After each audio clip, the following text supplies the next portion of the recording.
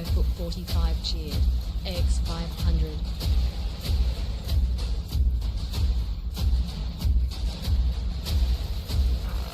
Another wretched foul is a thing.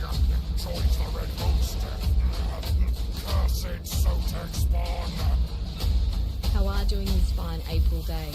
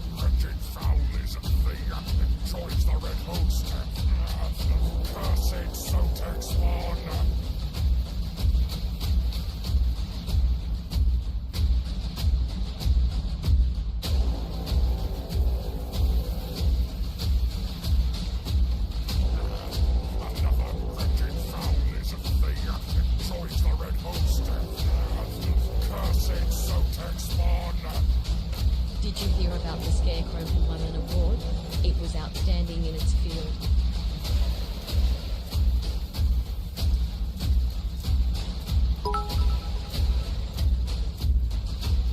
Num underscore captain underscore Hammond cheer. X100. 1, 2, 3, 4, 5, 6, 7, 8, 9,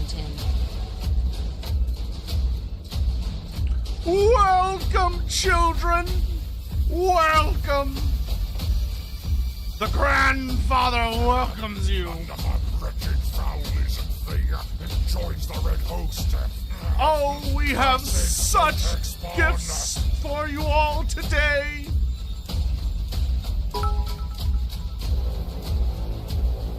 Num underscore captain underscore Hammond cheered.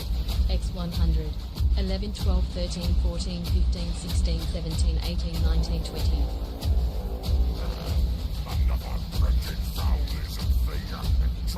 Also, holy shit, thanks for the golden kappa train on Twitch, guys. Golden kappas are rare! 20 months of We got a golden kappa! Give me all the nuggets. Just for Epidemius. Grandfather demands. Alrighty then. Num underscore captain underscore Hammond. How are we all X100, doing today? 21, 22, 23, 24, 25, 26, Hello, 27, hello, 28, hello. 29, 30. God, isn't the new lighting so much better? Isn't it nice that looking at me doesn't just blind everyone in the room? Real quick, before we get into it, as the music is playing out, I'm just gonna get caught up on all the super chats and shit and everything. Or the Twitch stuff, and we're gonna get into it. 32, 33, There is 34, 35, 36, so much 37, exciting 38, things to 39, show you. 40. So many exciting things to show you and discuss today.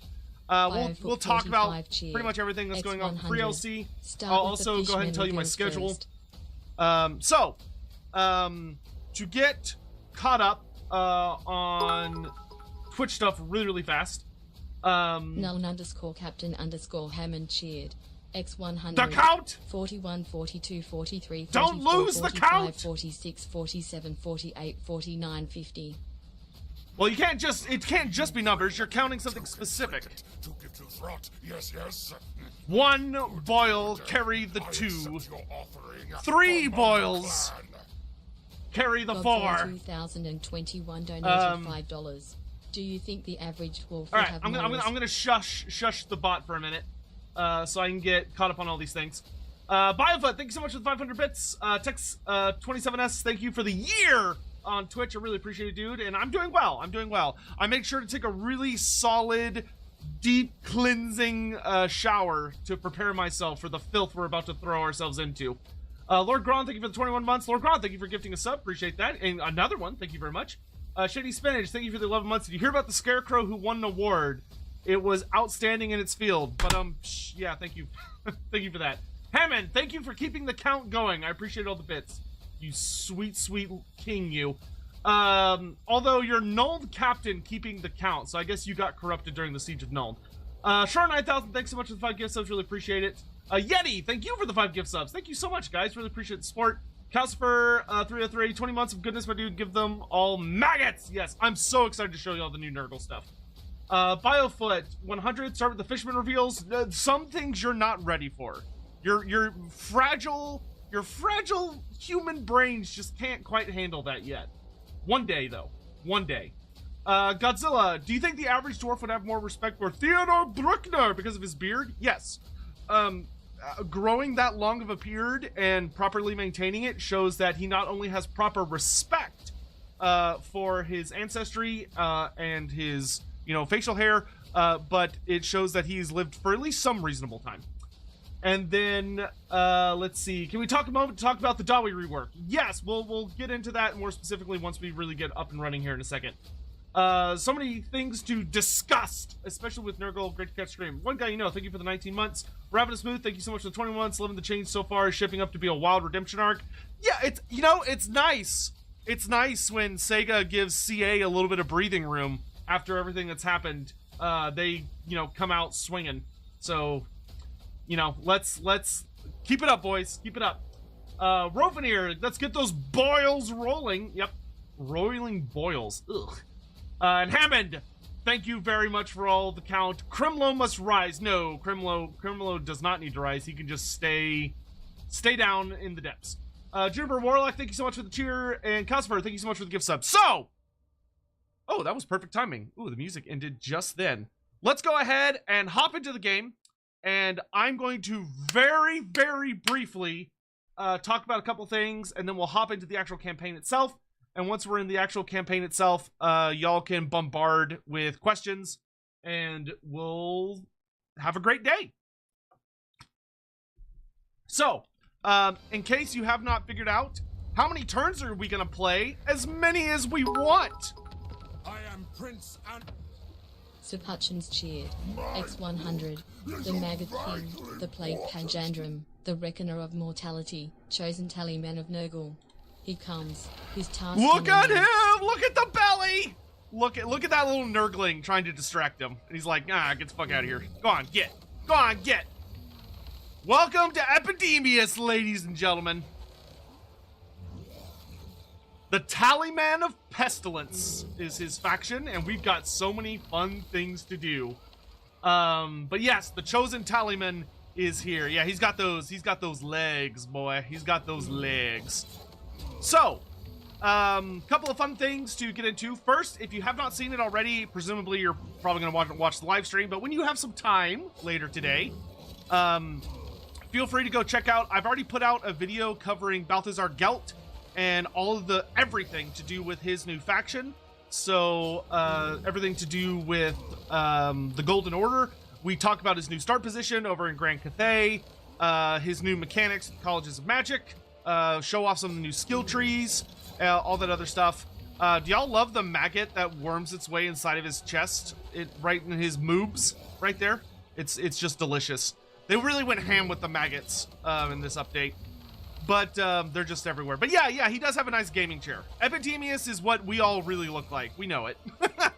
He is a true gamer. He's a true streamer, that Epidemius. Look, that's his Twitch contract right there. Yeah, that's what he's signing. He's becoming a Twitch partner as we speak. So yeah, Gelt, super exciting new campaign. Kugoth's Plaguefather is so much better because of the new Nurgle systems. The dwarfs are insanely fun. The Empire is a great time. There's just a lot. There's a lot of wonderful things. Y'all, Twitch chat, y'all are the Nurglings. Yeah, this is you. Big Aggie, thank you very much for 38 months. So, as far as what my schedule overall looks like, is that... Null_Captain_Hammond cheered. X100. Epidemius equals Asmongold. That's not nice. It's not nice. As far as my overall schedule goes, for people that are like, I don't want to watch a stream, I just want all the information. We'll show off a couple little things here at the beginning, but I'm going to have detailed videos coming out every day for the entire week and basically just leading up to the DLC. So today was Gelt. Tomorrow is going to be Karl Franz and kind of the more general Empire stuff. Thursday will be Thorgrim Grudgebearer.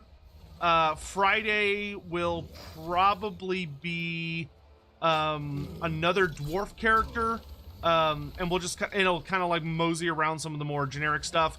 I don't really want to cover like Ungrim until the DLC can be shown off proper, because Ungrim benefits very, very heavily from all the new Slayer units. Yeah,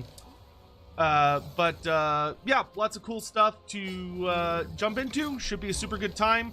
As far as we're going to be playing Nurgle today, and my goal, I don't know if we're going to be able to pull this off, but my goal today is to beat the Epidemius campaign. I don't know if we're going to be able to pull that off, but that's what we're going to try.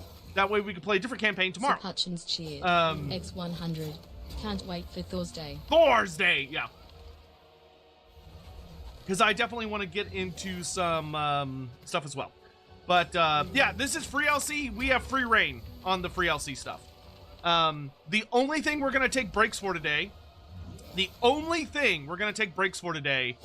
is I at some point will need to get lunch, and I will some point need to eat dinner. And if the weather permits, I would like to take Sadie to the dog park for like an hour, hour and a half, so she can get some exercise. And then we're just playing. We're just playing all day. We're going all day. So yeah, are we getting this trailer stream to tomorrow, or is Andy dealing with Nurgle? I think. Wow! Wrong greenskins, but you know we'll allow it. Thank you so much for the golden kappas, my dude. Look at that golden kappa. Look at that shit. So going over the basic faction traits for the new Nurgle stuff. So here we have Epidemius. So what Epidemius is really, really good at is he takes your plague bearers or plague bearer adjacent things and he makes them absolutely fucking insane, which is super duper duper fun.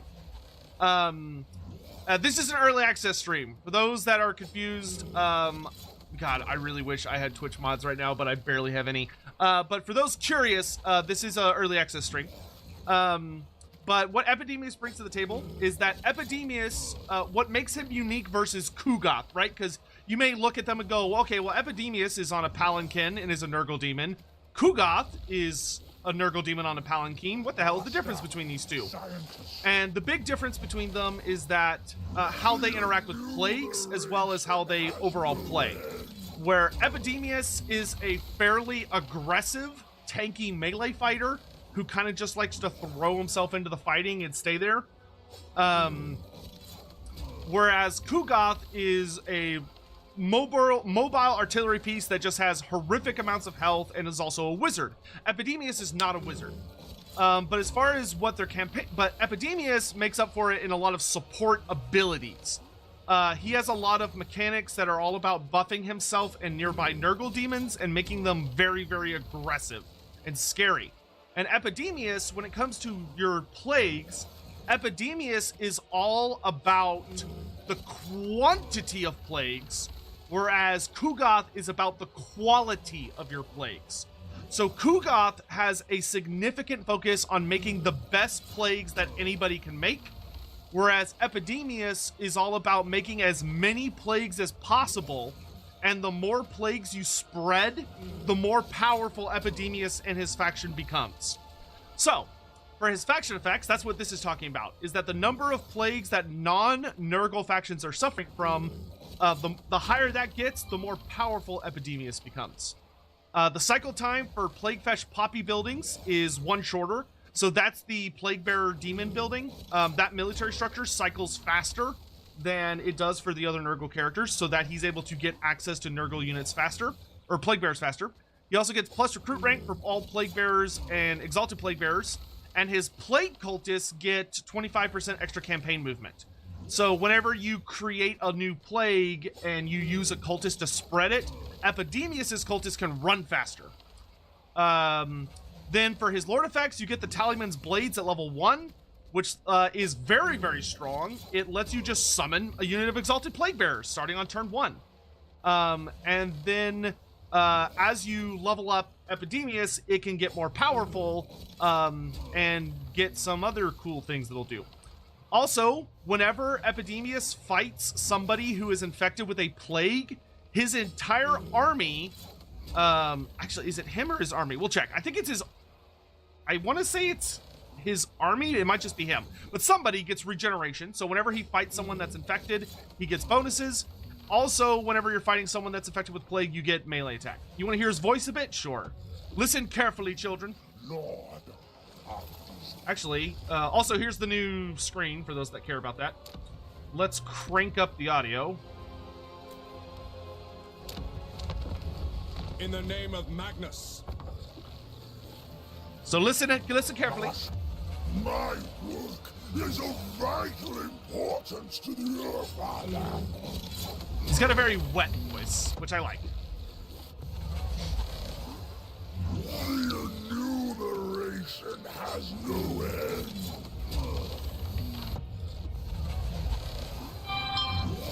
The honor of tallying the grandfather's boxes is mine.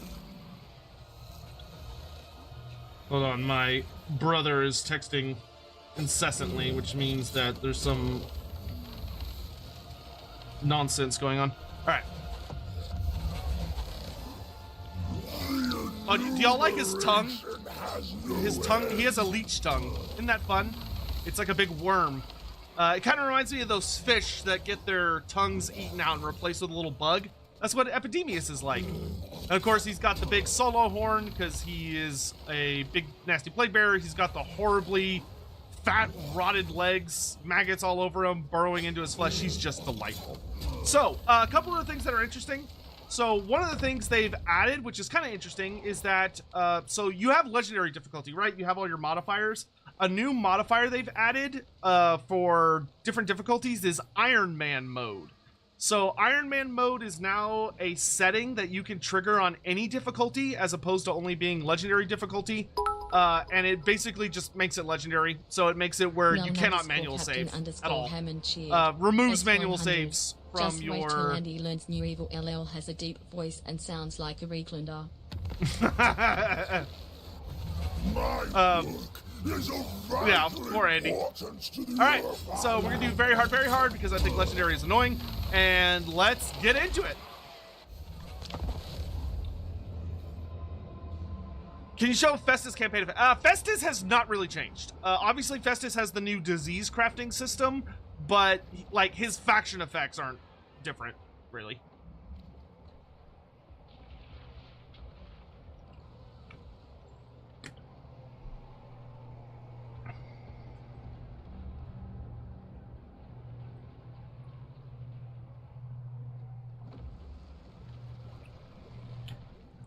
Festus does benefit from the new disease crafting, but other than that, you know, he's basically the exact same. All right, here we go. Let me know if everything sounds okay, everything looks okay. Make fresh victims, Tallyman. May the bells and gongs toll. Did anything change with Gotrek and Felix? Yes, Gotrek and Felix are very different. So Gotrek and Felix are no longer just like a random addition. Gotrek and Felix are now, you will get a quest battle. I want to say it's at level like, if you're playing a Gotrek and Felix faction, you get a quest battle when your character reaches like, You bring token trinket. oh god, when Yes, you yes. reach like, I want to say it's like level 15, level 17, somewhere in that ballpark. Clan. Godzilla And, 2021 donated $5. The new Steam Tank model is sexy as hell, especially the engineer mount with the shiny silver. Yes, the new Steam Tank is very sexy. Anyway, so, but yeah, Gotrek and Felix, you get a quest for them, and once you get Gotrek and Felix, they are permanent characters. They're both legendary heroes. Very exciting.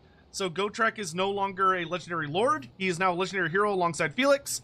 And they get like traits, they have skill trees, you can equip items on them, and they don't go away. Once you get them, they stay with you for the rest of the campaign. And they're very strong. So you may be asking, where the hell's Daniel? He's right over here. Daniel is just a smidge over this way, I think? Yeah, he's just over this little horizon. We'll find him very shortly. You run into him super fast with Epidemius. So, let's start by taking a look at the new skill tree.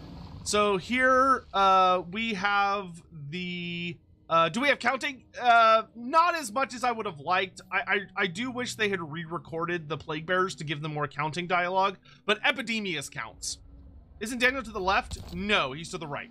He used to be right here, but now he's over here.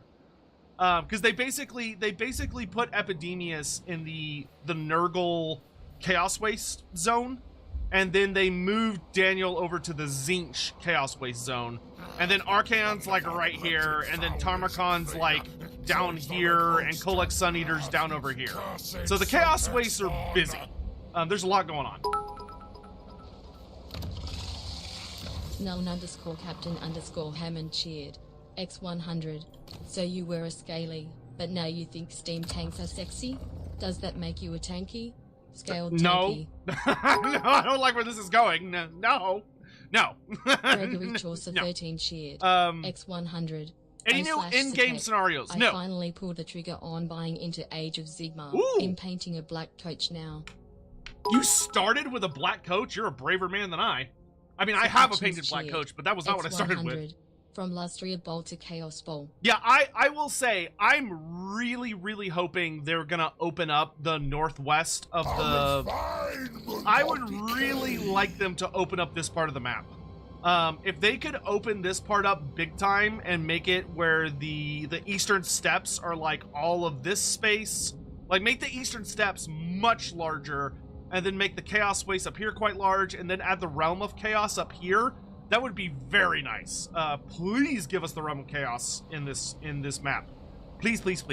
Some other interesting things about Epidemius, you may have noticed, Epidemius is exclusive to Immortal Empires. Epidemius does not show up in Realm of Chaos at all. He's not playable in it, you can't find him in it, he's not in it. One of the things that they did with the Free LC Legendary Lord is that, quite frankly, not a lot of people play the Realm of Chaos maps. They're a lot less popular, and they're much more story-driven. And Epidemius does not have a story. He's just kind of, he's just here. He has a campaign, but he doesn't have, like, cinematics or any of that other stuff. So, Epidemius and all future, I would say, of the Free LC Legendary Lords, when there will be Lords instead of Heroes, the Lords will be exclusive to Immortal Empires. You will not see them in Realms of Chaos. Because not a lot of people did it, so, what's the point? Can't wait to play, Todd.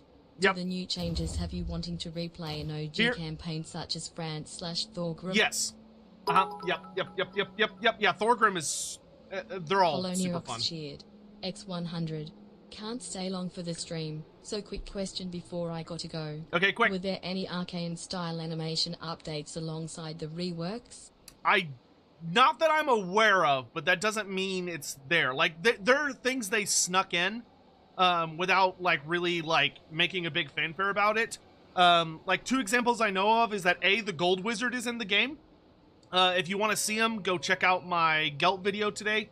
But the hero level Gold Wizard for the Empire has been added, so the Empire now has all 8 hero wizards. And then another thing I know is that the Lore of Life got a rework, which if I open the spell browser, and go to life. It's a little subtle. You kind of have to, like, Awakening of the Wood is just like far fancier looking. But Lore of Life did get reworks on the spell effects. So you can see, like, Shield of Thorns, you've got the little, like, thorn halos showing up over everybody's heads. And they've got little, like, thorns around their feet. It's kind of hard to see in the spell browser. When you do regrowth, it creates this, like, beautiful blossom that shoots out all these little petals. Earthblood creates these little, like, fairy lights around them and, like, swirling little thingies. Flesh to Stone, you just see sparks flying everywhere, and that, like, little rocks appear over them, and then they've got little, like, dragonfly light thingies. And then Dwellers Below is very similar, but they added, like, a big effect around it to make it more obvious where the spell is, like, actually taking effect. And yes, this is a new UI. So they added a Nurgle colored UI because the old one was just, like, Skaven colored. It was like Warpstone green. This is more of like a putrid yellow.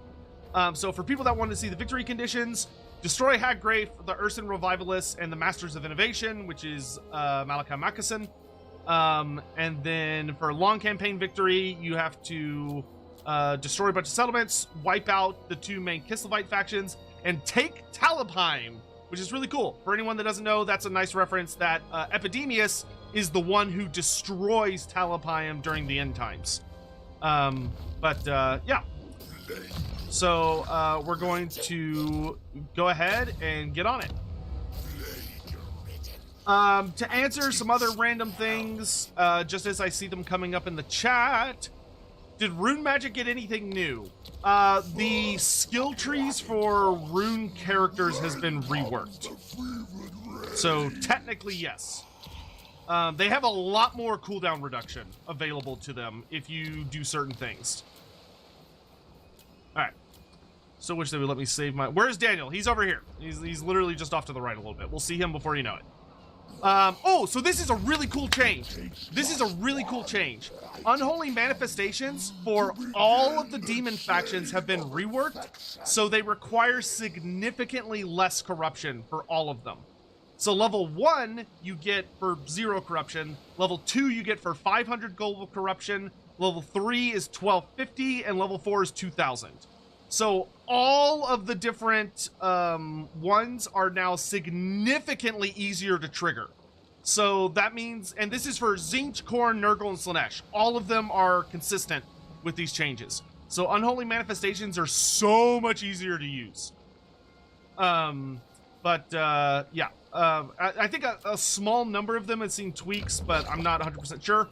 As far as the Nurgle build tree goes, you can see, you probably saw most of this on the blog, but you've got your Carnivorous Compost building set, which does recruitment cost reduction and recruitment health increase. Foot 45 cheered.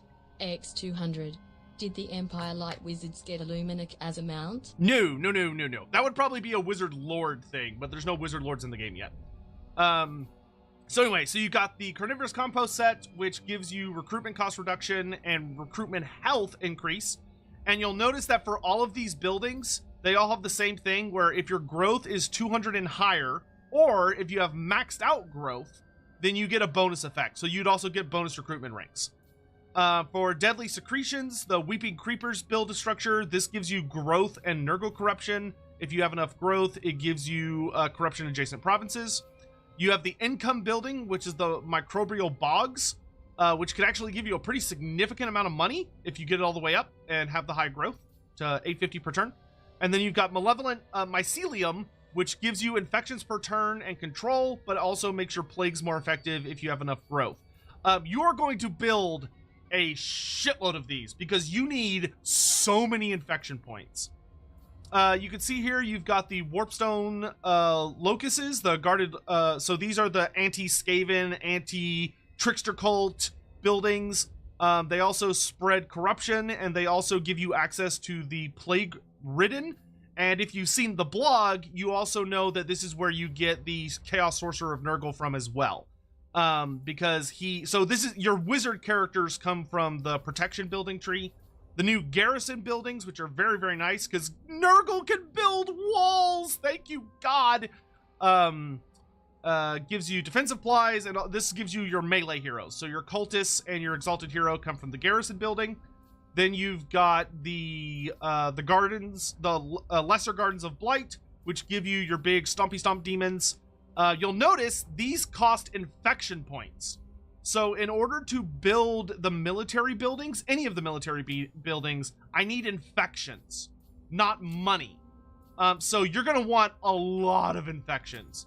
The big boy buildings cost 400, and they also increase the recruitment pool size for all units. And the small buildings just give you the units, but they cost 200 infections. And then you've got all of the resource buildings have been reworked for Nurgle as well. So different resources have different effects for Nurgle. So for instance, the medicinal buildings increase how long my plagues last in this region, and also gives them a higher chance of spreading, whereas gemstones give you access to all the heroes and extra recruitment. So you may be looking at this and going, okay, so what does Epidemius do? What is Epidemius's gimmick? And that's this. The Tally of Pestilence. So the Tally of Pestilence is as you create and spread diseases around the world, every single enemy settlement, non-Nurgle settlement or army that is infected by a disease gives you a tally point. And as you accrue enough tally points, you will get different buffs depending on how good your tally is. Quinn Swart, thank you very much for the super chat, by the way. Kev Gold, thank you very much for the 32 months. So, if you have 1 to 4 on your tally, you get a 10% research rate bonus. You get access to the Urfather's Blessing, which Urfather's Blessing basically turns Epidemius into Morgar. So if an enemy unit near him that is not a character gets below 10% health, he goes ba-ba, and he explodes them into Nurglings. Quite literally what is happening is that their bodies swell up and they explode into a bunch of Nurglings, and the Nurglings go blah, blah, blah, all over the place, is what's happening from a lore perspective. So that's fun. So you can create Nurglings out of enemy units, and as you can see, the damage it does is an insta-kill. He also gives -4 leadership as an additional effect from his plagues on enemies. Then you have the Surging. If you have 5 to 9 things infected, you get 20% research rate bonus. You get an additional use of the Tallyman's Blade, so Epidemius can use his summon ability an additional time. And then he gets the bigger version of the Urfather's Gift. So instead of an enemy unit exploding into Nurglings, they explode into a spawn of Nurgle unit. Hooray! Also, you get a bigger debuff effect, where your plagues deal -6 leadership, -5 casualty replenishment rate, and they also give Plague Afflicted, which is God tier. So Plague Afflicted makes it where if an enemy is at war, if a non-Nurgle faction has a disease on them and they're fighting you, they take 10 to 20 damage per second the entire time they're in melee. Think about that. Every second they're in melee for the entire battle, they're taking 10 to 20 damage per second. All of them. That's horrifying. That is horrifying. And that's just the level 2 version. Level 3 is the Rampant, which gives you a 35% bonus to your research rate. The Urfather's Boon gets even stronger because instead of Epidemius exploding a guy into Chaos Spawn once, he does it twice. So you get to explode 2 units into Chaos Spawn. You also get an additional use of the Tallyman's Blade, so you get more summons with Epidemius, and then they are now taking -8 leadership and -10% casualty replenishment. And then last is Epidemical, which Epidemical makes it where you have a 50% bonus to all research. You get the Urfather's Benevolence, where you explode an enemy unit into a great unclean one. You get to create a Great Unclean One. You get 3 uses of the Tallyman's Blades, and you get Greater Plague Afflicted, which does twice as much damage as long as the enemy is in combat. You also get increased casualty replenishment and minus leadership on them. Insanely good. When is the release date? April 30th, according to the blog they put out today. So, that is Epidemius. Now, you may look at that and go, wow, that seems really overpowered. Keep in mind, though, you have to get the Plague Afflicted, you have to have at least 5 active plagues infecting non-Nurgle targets all at the same time. And there are things your enemies can do to make their plagues not last as long, but they also gain immunity to plagues. So you do have to play your cards well with Epidemius. Also, that is his gimmick, is that he is a buff maggot. Like, he is all about buffs. So, this is his skill tree. You'll notice he doesn't have any magic. He's not a spellcaster. He's just a buff guy. He buffs. So, as far as his unique skills, you get Epidemic Outburst, which is basically his runaway ability. So, it allows him to do an okay amount of non-armor piercing damage to enemies around him. And he infects those enemies with a disease called Contagious Lethargy, which gives them minus 80% speed, but it's basically his runaway ability. So you blow up and run away. Then you get Epidemic Outbreak, which replaces that ability with a version that deals more damage. Once again, though, it's still completely non-armor piercing. And then the big version, you get Pestilent Decay, which is the deal damage as long as you're in combat, which is very, very good. As far as your abilities up here, you get Slime Trail level 5, which is just a really nice debuff. You get the Locus of Virulence, so he gets the I buff people around me to deal damage ability as a herald. Then you get this motherfucker. So the Tally of Pestilence is very nasty. Tally of Pestilence is a 55-meter buff that makes it where the more people that die around Epidemius, the more powerful he becomes, and the more powerful he makes his the demons around him. So you get physical resistance and melee attack buff on all demonic allies, which is great. And that's also really nice because since it works on anything demonic, it'll work on allied units as well, as long as they have the demonic keyword. You get the Tallyman's Host, which gives you cheaper upkeep on all plague bearers, weapon strength, and bonus ammunition for Deathhead units. Pox Seedling, which makes it where you get additional growth and population surplus on new settlements. Renitent, which increases the physical resistance even further for all demons and also increases their starting health. Plague Lord's Favorite, which makes it where plagues are cheaper to create faction-wide and enemy factions get immunity to plague for 1 less turn. And then Perpetual Pestilence, which gives him bonus health and makes it where that Tallyman's Blade ability, where he summons a unit of Exalted Plague Bearers, can show up globally on the battlefield. It's great. So without further ado, let's begin. All right, so what we're going to start with here first is we're going to get the growth building. We've already got the income building, but we want to get the growth building so we can start getting the bonus effects and also level up our settlements properly. And we're going to go ahead and run into a fight here, and we're going to fight these manually because we want to show off the animations for Epidemius.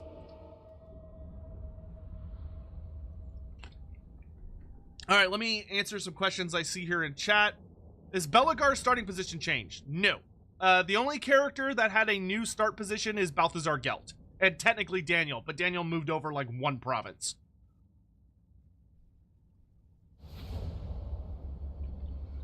So, let me introduce y'all properly to Epidemius.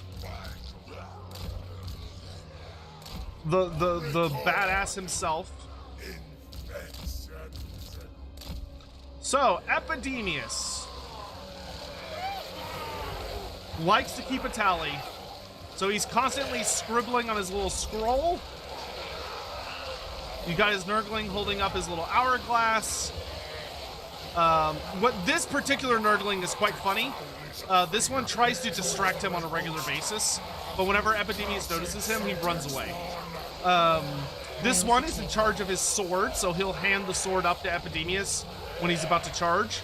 But look, he's got toes. You want to kiss him, chat? Look at those delicious, scrumptious toes. Y'all like feet, chat, right? Yeah? Yeah?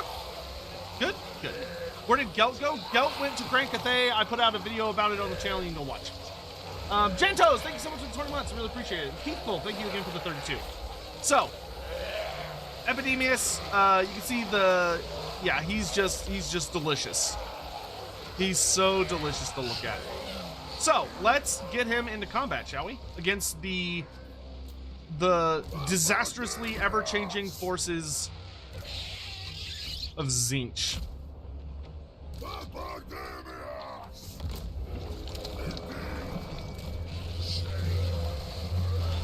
So his move animation is hilarious because the Nurglings are struggling to kind of maintain him. If you listen carefully, you can hear his bell clanging. But yeah, he does not move in a straight line. He's kind of wandering around. We're going to make sure to approach with a little bit of caution. I don't want to eat free fireballs if I don't have to.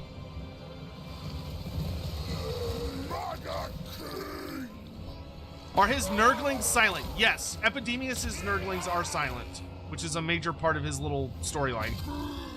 That they're too scared to really make a lot of noise. Or at least they're very close to being silent. They don't make a lot of noise. Put it that way.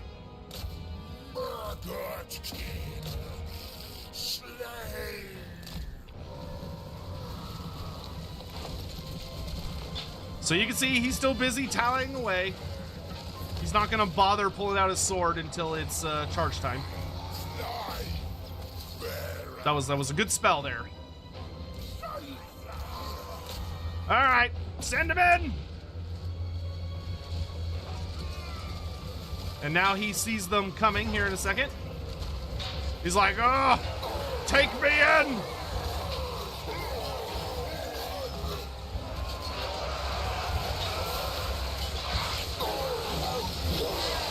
He's heavy. He'll literally just surfer dude right through. Not a care in the world. Not a care in the world for those Zongors. Right back to his paperwork. Didn't even pull out his sword. He was like, take me in! Why are they scared? Epidemius kills Nurglings that bother him. He takes his job extremely seriously. He's not fun. Like Epidemius, so now he's got his sword out. So Epidemius does not enjoy interruptions. He is notoriously cantankerous. Where like Who Got Plaguefather is very jolly and almost Santa Claus-esque. And that he's like, ha ha ha, I'm having such a good time, everything's great, Nurgle's so wonderful. Epidemius is pissed off, like, all the time. Because his job, like, he's a bureaucrat, and his job is literally endless. It's basically impossible to do. I should probably pay just a smidge more attention. That way I don't lose any unnecessary units. Here, let's summon...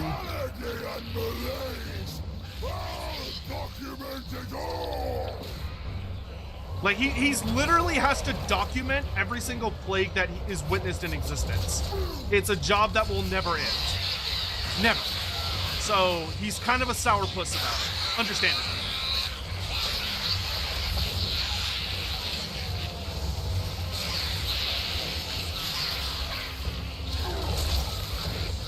I love that he never puts his scroll down. He's like, do not get blood on my paperwork, I swear to God.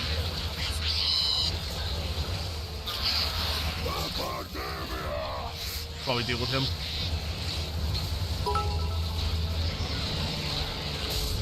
Firefoot 45 cheered. X200. Where is the Rainfather on the Jolly scale? Where's the Rainfather on the Jolly scale? Pretty high. I would say the Rainfather is pretty high. He's a happy fellow.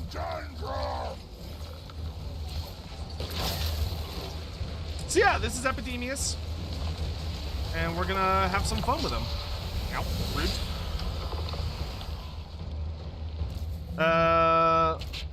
Deal with those mortals, please. So, something else that's worth noting about Nurgle, as we're letting Epidemius wrap things up here. So your Nurgle abilities have received a very nice change.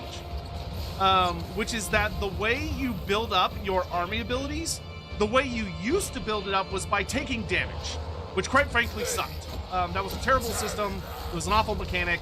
because it basically rewarded you for taking damage and not being like good, which is not good gameplay. So they've changed it. The way that you build up army abilities now is through you generate points based on the number of enemy units that are being debilitated by any kind of debuff. So contact effects such as poison or charm or anything like that. Any abilities, so like if you have slime trail, that's going to build up points because it's a debuff. Or if you have like glittering scales as a piece of armor, that's going to build up points. Also spells, so any spells that have a debuff effect. So for instance, if I cast Miasma of Pestilence on someone, that's going to build up additional points. So you're able to build up lots and lots and lots of points by just unleashing tons of debuffs or throwing in enemies to really lock them down. So you build up points so much faster, which is very, very nice. And it's also nice because this first ability, Curse of the Slug, what makes Curse of the Slug kind of unique is, so it spreads to 5 enemies, but Curse of the Slug is a debuff. So that means that it will build up the meter faster than it would if you were not using Curse of the Slug.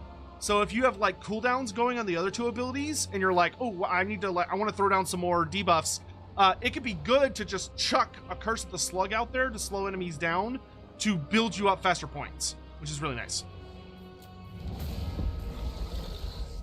What is the black smudge to the right of the screen?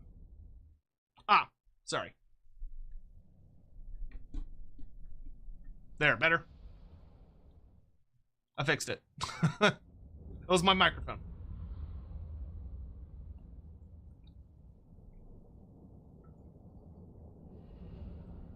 Could I fix the green screen over my left shoulder? You know what? I'm going to move this over a bit. Let's see if maybe that's a little better. Let me know if that's better. All right, so we are going to incubate captives because in order to unlock our plague cauldron, we need to earn 200 plague points. We've got 87 so far. We need to build up to 200. The reason they give you a starting amount of 200 is so that you can use it to build one of the military buildings. All right. So we're gonna grab Route Marcher right at the start. We're gonna take Replenish Troops, which Replenish Troops is just so nice on Nurgle. So nice on Nurgle. And then we're gonna march our way over to go punch Tzeentch in the face. Ooh, do I want to move that far? I didn't. Yeah, my border ends there, so never mind. I'm gonna move it right there. And because we're Nurgle, we get instant recruitment. But our units obviously start off damaged. Yeah, I'll take the Nurglings. May you treat us with your favorite Nurgle fact or story? My favorite Nurgle fact or story. My favorite Nurgle fact is that Kugoth Plaguefather saved Bretonnia once. There was an incident. I'm going to go ahead and use Pestilent Growth to get Epidemius maxed out on health. So let's do that. He won't be able to move for 2 turns, but it's fine because he's going to heal a bunch, which will put us in a good position. So there was an incident where Kairos Fateweaver wanted to pull off a horrifying ritual that would forever twist and doom the future of Bretonnia. And so part of what Kairos Fateweaver did in this big ritual is that he went around and stole all of the artifacts of the various companions, the 12 companions of Gilles Le Breton. And he was very successful. He successfully stole all the relics that he wanted, and eventually his little campaign led him to go deal with to the city of Mousillon, the city of the damned, it's also sometimes called, even though that's usually what people refer to Mordheim as, but Mousillon is kind of just as shitty as a place, to be honest. So over in Mousillon, when the forces of Kairos Fateweaver arrived and the demons of Tzeentch were threatening to burn it all down and take it for themselves, Nurgle looked down at that and went, excuse me, no sir, because Musion had been where many of his most delightful and favored diseases had sprouted up over the years. Also, I will say, God tier change for Nurgle is that Fecundy, so the healing army ability you get after 2 turns. Isn't that nice? Isn't that a good change? So anyway, Kugoth Plaguefather, Grandfather Nurgle turns to him and goes, I charge you to protect Musion because it's one of my favorite places and we must protect it. We have to save all the precious diseases there. And Kugoth goes, gotcha. So when the demons of Zinc show up outside the city of Musion and are like, yeah, we're gonna take it down, it's not the Bretonnians or the undead that show up to save the city, it's Nurgle. And Kugoth Plaguefather leads a giant army out to take the fight to them, and it's hilarious and awesome. And Kugoth Plaguefather successfully manages to fight his way to Kairos Fateweaver and kills him. He had a mace at the time, and he swings around a big mace and goes pop, and he flattens. It literally describes Kairos Fateweaver just being like poofed, like you just see feathers, his wings just like fly because he just gets crushed into the ground by Kugoth. And then Kugoth's like, all right, job done, and he gets run through with like a dozen lances from a bunch of knights that followed them, and he dies. But Kugoth dies chuckling because he did his job. All right, so really cool stuff about this tech tree, right? Check out some of these new techs for Nurgle and tell me these aren't sexy. So for this tree, the military tree, you have 3 pockets, 3 buboes, right? And from the 3 buboes here, you have the Yeti infantry 13 tree. cheered. X100. Come, Mr. Tallyman. Tally me banana daylight. Come, and me Mr. one go home. Tallyman, tally me banana. Fucking love Beetlejuice. So, you have the infantry bubo, you have the cavalry bubo, and you have the monster bubo. Alright? So, in the infantry bubo, we've got Monstrous Abundance, which is recruit rank, +1 for all infantry, and plus 10% speed. Then, plus 20% mass for all demonic infantry, and expert charge defense for all demonic infantry. All of your Nurglings and Plague Bearers get fucking expert charge defense. If you're playing Epidemius or Kugoth, you rush this shit. Because anything that charges you, you just go, haha, that's cute. Because they just slap into you and do nothing. It's wonderful. You have Highly Infectious, which gives you leadership and physical resistance for your demons. Null _Captain _Hammond cheered. X100. Every man loves 3 big juicy bouncy buboes. Better than 2. I don't know if the math checks out on that. You have Strain Resistance, which gives you melee attack and weapon strength for all non-demonic units. So if you're playing as Tarmarcon, that's usually good tech to go with. Humanity is a virus, which, you know, true. Gives you armor and melee defense for all non-demon units. Revel in Malady gives whoever your faction leader is an army ability so they can summon additional plague bearers on the battlefield. And then Growing Buboes, which costs 600 infection points, but it gives you plus 10% weapon strength and experience for all characters, faction-wide.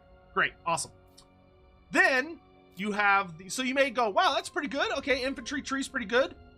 Show me the cavalry tree. Let's see the cavalry tree. Demons already have physical resistance? Yeah, so it stacks, right? So if your demons have a starting physical resist of like 20%, this would pump you up to 25, etc. So you have Specimen Collection, +1 recruit rank and plus 10 charge bonus for all beasts and cavalry and chariots. Neat. Ravenous Tadpoles, 20% mass and 15% charge bonus for all non-flying werebeast chariots and cavalry. Very nice. 20% mass is going to make those charges punch. Overcoming Resistance, leadership and melee defense for all cavalry and chariots and warbeasts. Contaminating Claws, missile resistance of 10% and 10% weapon strength for all flying units. Nice. Fleshy Growths, armor and melee attack for all of your cavalry, chariots, and warbeasts. Eye Crusts, which is where you get Rot Glorious Rot, which is your max strength army ability. And then Avatars of the Plague God gives you minus 15% vigor loss reduction faction-wide and a 5% ward save on all of your units. Neat. Then you've got the monster tree. So you got Plague Beasts, which is +1 recruit rank and +4 melee attack for all of your monster boys. Pox Tally, which is melee defense and leadership for all your monster boys. The Touch, which is a ward save and weapon strength for all your monster boys. Rancid Boils, which gives your Great Unclean Ones Blight Boil and Rancid Visitations, which is their damage spells that they're missing. Leprous Flesh gives them the healing spells that they're missing, or the buff spells. So Curse of the Leper and Fleshy Abundance. And then Viral Incubation gives you your Winds of Magic and cooldown reduction on your spells. And then Plague Paragon is plus 5% hit points. 5% hit points to all characters. 10% healing cap to all armies. Very nice. And an additional use of all spells for your Great Unclean Ones. Very cool. So we're going to rush to Children of Nurgle because we really want that expert charge defense for all of our Plague Bearers. Now, of course, you want to see the fly tree. So you can see this one's in the shape of a fly's head, and it's got 4 little branches. You got the 2 little starting tendrils, and then the 2 big tendrils. So, for these techs, you've got magic drop chance and casualties captured post-battle. This one's really good to get early because this means you're going to get more infection points after battles. Wasn't Epidemius a wizard in tabletop? No. No, Epidemius is not a wizard in tabletop. He's just a herald, but he did not have access to spells. Creeping Corruption, Nurgle Corruption, cool. Maddening Crowds is campaign line of sight and control. Carcinogenic is growth, gotta get your cigarettes. Fetid Corpses is campaign movement. This is nice, so if you go Nurgle's Blessed, you get diplomacy with all chaos factions. If you go Despicable Rivals, you get bonuses in combat against all chaos factions. Of course, you can get both. Contagious Horde gives you casualty replenishment rate for everybody. Fever Incubation improves 2 of your commandments, whereas Locus of Virulence improves your other 2 commandments. Tumorous Squirt makes your basic military buildings cycle faster and you get additional recruit ranks. Plague Incubation gives you better starting health on newly recruited units and lowers recruitment cost. Metastasis gives you a shorter cycle time on advanced military buildings and also gives you cheaper rush cycle costs, which we'll talk about in a moment. The Festering gives Lord and Heroes +3 ranks. Soldiers of Pestilence gives you cheaper recruitment construction costs for military buildings and even more starting recruitment health cost. Once you get most of the techs and your Lord's skill tree upgrades, you could quite literally get units pretty much at like 100% full health. Temperate Strain gives you more defensive supplies and less attrition damage. Sickening Winds gives you a bunch of magic and additional winds of magic per turn for all of your stuff. Curse of the Slug is upkeep reduction and another recruit rank, so that's the 3rd for all unit types if you've been keeping track. Gates of... oh, this one's so good. Gates of Rot makes it where any cultists of Nurgle in your garrisons, so not in your armies, but your garrisons, can summon greater demons of Nurgle. So you can summon greater demons to help defend your settlements. Very nice tech. Even though it is quite high up the tree. Plague Sight gives you line of sight where your diseases are. Cyst Growth makes it that whenever your diseases spread, you get money and additional Nurglings.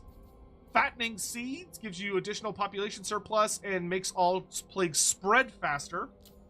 Come to Grandfather makes it that when your plagues spread, they generate extra infection points, as long as they spread to your stuff. And also you get additional blessed symptoms, which we'll see soon. I Rot Incubation makes your buildings cheaper if they're infrastructure and gives you more Nurgle corruption. Spore Diffusion makes it wherever any of your buildings are cycle, whenever they complete a cycle point, they give you money, which is really nice. Rot Incubation makes diseases spread easier and cheaper to make. Favorite Children gives you more infection from buildings that generate it. And Preferred Strain makes it where your plagues last longer and enemies are immune for less time faction-wide. A great boon. All very nice. So, now you may be asking, wow, that's a lot of Nurgle corruption stuff. I wish Nurgle corruption was better, but it is, children. So Nurgle corruption has received a slight rework. Now, when you have high Nurgle corruption, it increases control, makes recruitment costs much, much cheaper, improves the starting recruitment health of newly recruited units, and also increases the chances of plagues spreading. So having high Nurgle corruption means that you can recruit a brand new army, and it's much cheaper to recruit that brand new army, and they're going to start off at very, very close to max health so they can get right into the fighting. Isn't that nice? All right. Let the miasma spread. Isn't he fun? Do they have new landmarks for Nurgle? Yes, I will do a landmark video. It'll probably come out tomorrow. I'll probably release the new landmark video tomorrow. But yes. See, there's Daniel. Yeah, he starts off like right over here. He literally just got moved one thing over. Fucking hate Daniel.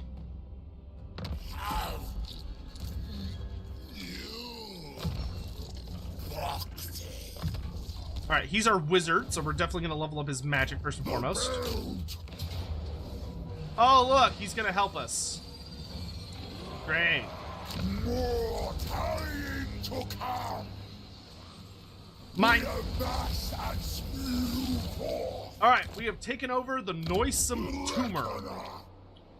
So, also here you can see the new provincial commandments. They're new now. So, Plague God's Greenhouse makes recruitment costs lowered by another 10% and also improves the rush cycle cost reduction by 10%. Plague God's Misery increases growth by 20 and control by 4. Plague God's Pasture makes diseases last an extra turn and have a 10% higher chance of spreading. And Foster Cults increases Nurgle corruption and gives you infections per turn. So for me, I need infections right now. So we're gonna do Foster Cults. And at the Tower of Flies, we're gonna get the Plague Flesh Puppies building up and running. Let's go ahead and get Epidemic Outburst so I have the ability to free myself from a bad situation. Also, the nice thing about Nurgle is you get the upkeep reduction. The upkeep reduction skill set is in the first batch, which is very nice. Rohan, it might still do that. I don't know yet. When we get up to 100, we'll check. So let's go ahead and start getting cheaper upkeep. Because we're going to want to have some big old armies. We have need of new recruits. And if you think I'm not going to murder Daniel horribly immediately, you are in for a horrible surprise, I'm afraid. Epidemius looks more fun than Kugoth for not just fighting Gorst and Kithay off the bat. Well, Gorst is going to have a much, much, much harder time against Kugoth now. Kugoth is nasty now. Because the thing about Gorst is Gorst's gimmick is that, oh, I'm immune to attrition caused by disease. But Kugoth can literally just turn around and go, all right, my disease means now is that you have 20% lower max healing cap, you're losing 5 winds of magic per turn, and you're at minus 10% weapon strength.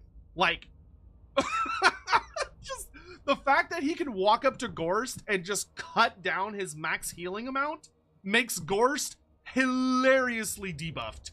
Like, Kugoth can just curb stomp on Gorst once you design that particular disease. The reduce healing cap disease is nuts. Poor Daniel. No, poor Daniel. Listen. The day Daniel will be good is the day that they move Be'lakor from being a Warriors of Chaos character to a Demons of Chaos character.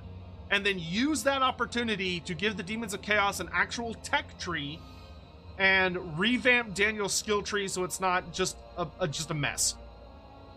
Isn't his army immune to contact effects as well? Yes. Yeah, Gorst's army is also immune to contact effects, but that doesn't help much against that. Alright, let's kill the Demon Prince. Unfit even for conquest. Sir Hutchins cheered. X100. Gorst, I cannot be killed by disease. Lol said Kugarth Plague Father, Lamau. Yeah, Lamau. don't have to kill you. Can Epidemius vassalize Tarmacon? Any of the Nurgle characters can... Wait, vassalize? I don't know. Confederate? Yes. So, like, Kugoth, Epidemius, and Tarmacon can all confederate each other. Alright, Daniel. I'm here to kill you. Come and play.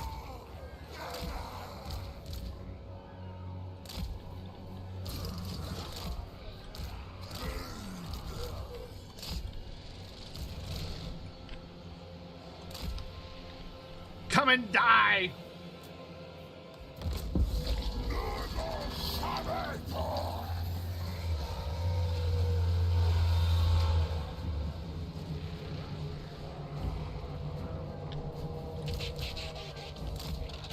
Go have fun.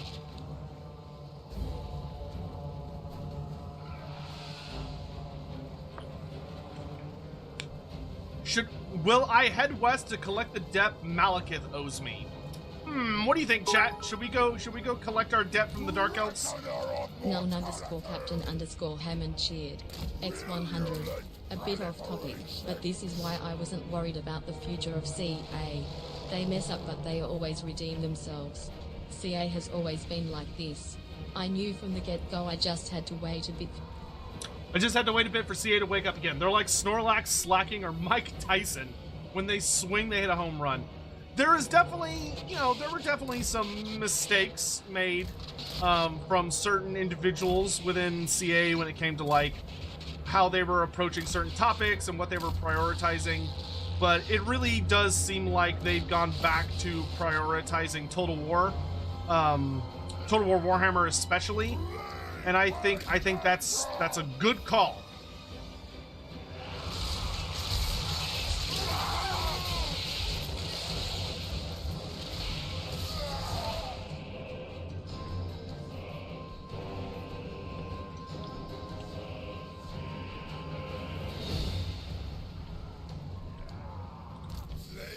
Oh, so something really cool. So Miasma of Pestilence has changed. So it used to be that when you overcast it, it was just a big, like, AoE, right?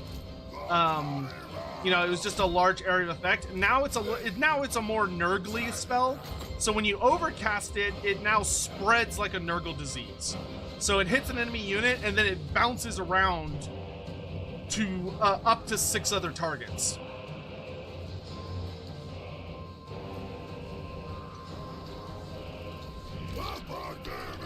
He's so focused on the fly fight.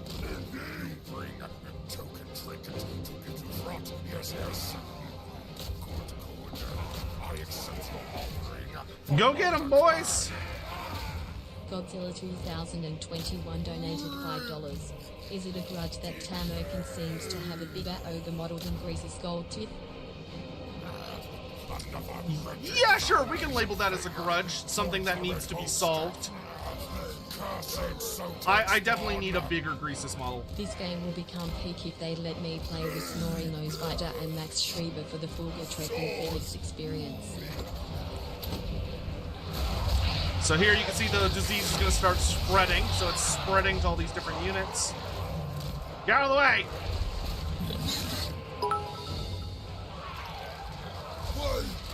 Hutchins cheered. X100. Very early to be asking, but how does this make you feel for DLC going forward, especially with all the rumors going around? I think a lot of the rumors are absolute bullshit, to be frank, based on, like, things I hear from my sources and the people that I talk to. I'm feeling pretty confident and chill about what the future holds for us, and I'm excited to see where it takes us. I definitely think that CA probably had some really ugly internal meetings, leading up to everything that we're doing now. I'm sure that there was a lot of holy shit, we gotta get our shit together, guys. But I think that they're working on that really well. As long as they keep it up and they keep working hard and making stuff like this, I think we'll be looking at something pretty cool. X100. Make it rain, Nurgle. Dude, Death Heads do so much damage, and I love it. Okay, we won the fly fight. That's good. We've summoned our next unit of Exalted Plague Bearers. So we're just gonna keep throwing heads at this nerd.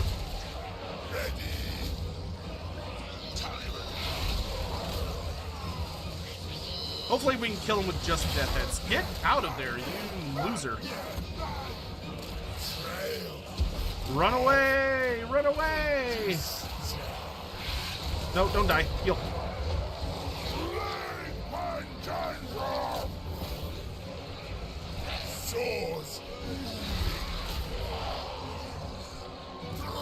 Alright, we've got the flanks under control.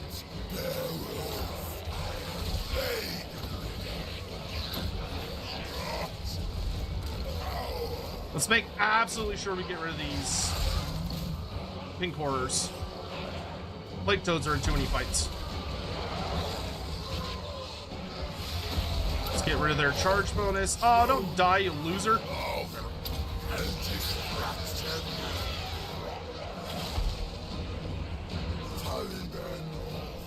It's unfortunate that he managed to get in combat with them.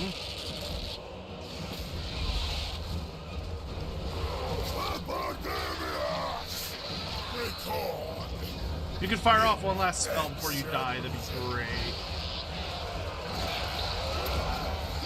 Nice, good job. Just in time.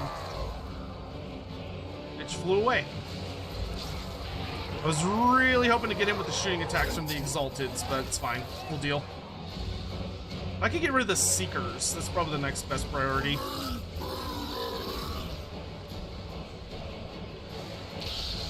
Let's fall back a bit. We got another big fat heal coming up. Row, run away. Let's go hang out over by Epidemius.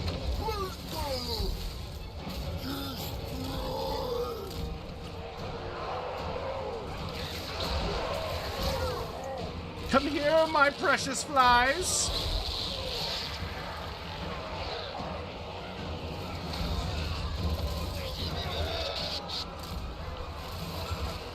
I want Daniel in the Beast of Nurgle aura. Alright, get him! Oh, is he gonna fight Epidemius? Oh, he's gonna regret that. Explode! Alright, get rid of these demons so I can get reinforcements. Spread disease, children!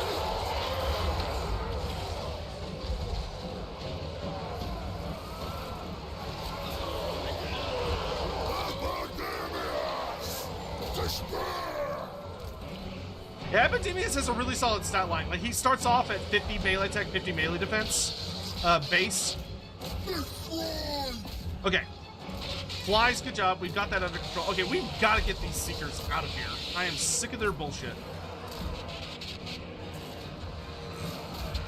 Because if I can bust them, then he can't run around me anymore.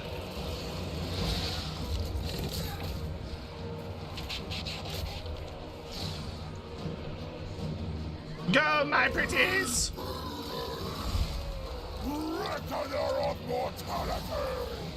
Yeah, where do you think you're going?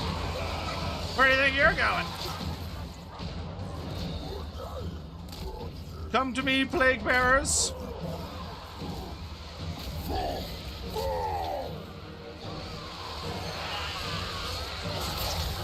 Mess him up, Epidemius!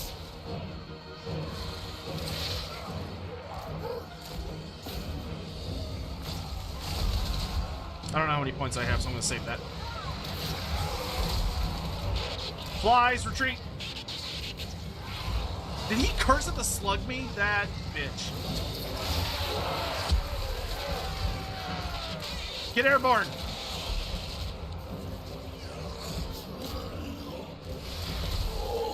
Up, up, up! Chased by the damn Seekers. Actually, no, stay on course. Come here.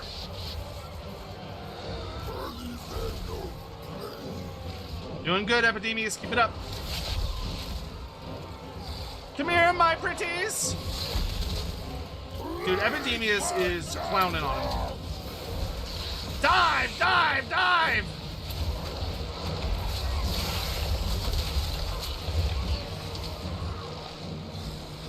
No. You stop running around.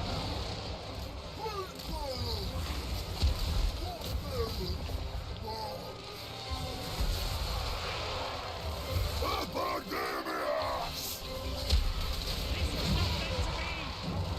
The loser's falling apart. Pity that. Get out, bitch! Mega King! Alright, clean up what's left.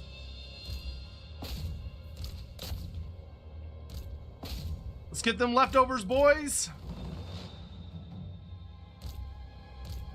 You know what? She's done.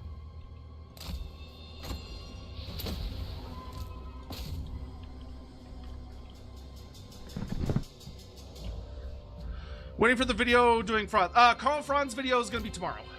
Let's see. We'll blow up here in a second. If I can get Epidemius more like over here.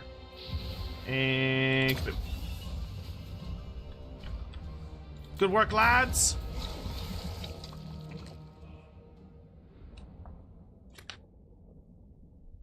What a useless plague ridden. Do I think Realms of Ruin is a failed game? I don't know if I'd call it a failed game. I would say that it's I would say it's probably less successful than they were hoping for. It's one of those games I need to sit down and do a full playthrough of. I still haven't done that yet. Warmth aggressive, make it rain Nurglings. I don't have that ability. That's locked to Tarmacon. Alright, very nice. You got absolutely dog shit trait. But that's okay. Alright, so we'll get Slime Trail, which will give us a permanent debuff around us, which is good. And let's go ahead and grab Inspiring Presence. _Captain_Hammond cheered. X100. What did Dwarf Mr. T say when the made wrench broke? I pity the tool. I pity the tool. Ugh. Alright, so in Volcano's Heart, I don't have enough infection points to make a new basic military building. So, we're gonna do a fungi of defilement building, which will give us infections per turn. Because we need lots of infections. We need lots of infections. Because that'll let us rush the build cycle. Did anything change to Kugoth? Yeah, a shitload changed to Kugoth.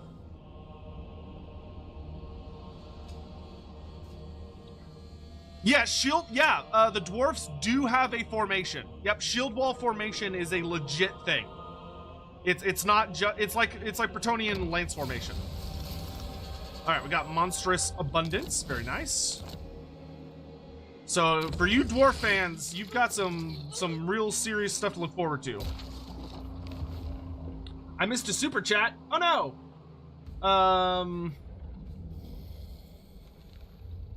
Crimlo stream when I'm fucking dead. That's when they can play it at my funeral. When we see a Dawi live stream soon, like Thorgrim? Yes, hopefully tomorrow from me. I'm hoping we can finish Epidemius today.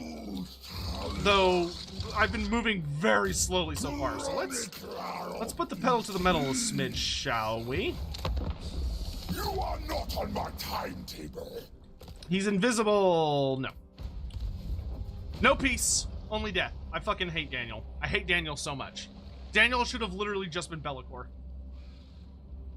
And I will continue to punch Daniel in the face whenever I see him until the day Be'lakor is added to the Demons of Chaos faction.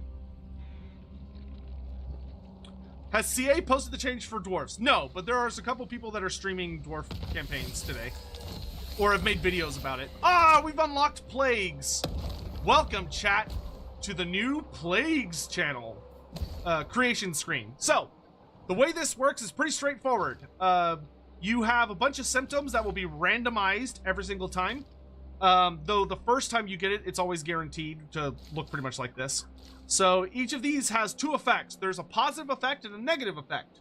If you are a Nurgle faction, you get the positive effect. If you're not a Nurgle faction, you get the negative effects. So, for instance, this one would give me bonus casualty replenishment, but if it infects an enemy, it gives them attrition damage.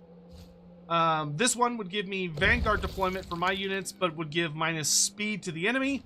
And this one would give the Lord in the infected army the Fleshy Abundance spell as a bound spell, but lowers the enemy battle healing cap by 50%. Think about that. Their healing cap goes down by 50%. Slap that on Gorst and just laugh as he like reaches his healing cap in like 2 seconds. You'll notice though that this one's all fancy looking. It's got all these buboes around it. This is a blessed symptom. So blessed symptoms are empowered, which means they're twice as good. So normally this is only plus 25 growth, but because it's empowered, it's plus 50 growth, which is, you know, a lot.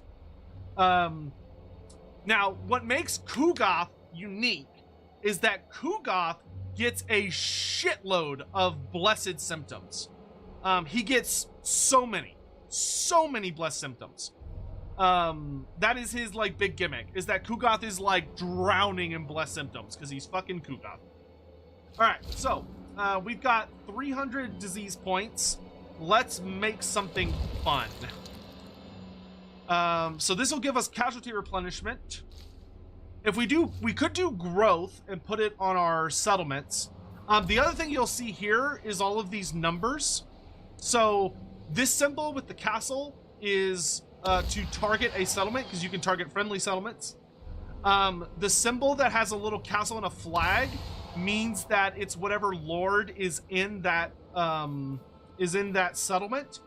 And the percentage that you're seeing here, so like the 15%, this tells you what is the bonus chance that a plague will spread to this place. So for instance, if I put a plague on Epidemius, there is a bonus 15% chance the plague will spread to this settlement, and then to this settlement, and to this settlement. But there's a 0% bonus that it would spread to Volcano's Heart. Okay? Now, you can modify this by spending extra infection points to increase the chance that it'll spread, increase how long the disease will last, or decrease how long people are immune. Because one of the things they did is, because diseases are so powerful now, one of the things they did to make it not horrible to play against is that when you're infected with a disease, once the disease wears off, you gain immunity for a certain number of turns. So you cannot be infected by any diseases at that point until the immunity wears off. But for Epidemius, why don't we do casualty replenishment rate?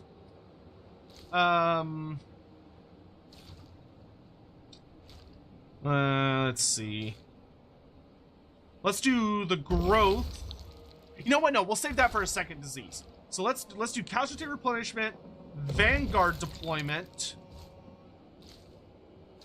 and a free fleshy abundance. And we're going to target it on Epidemius. It has a base chance of 25% to spread.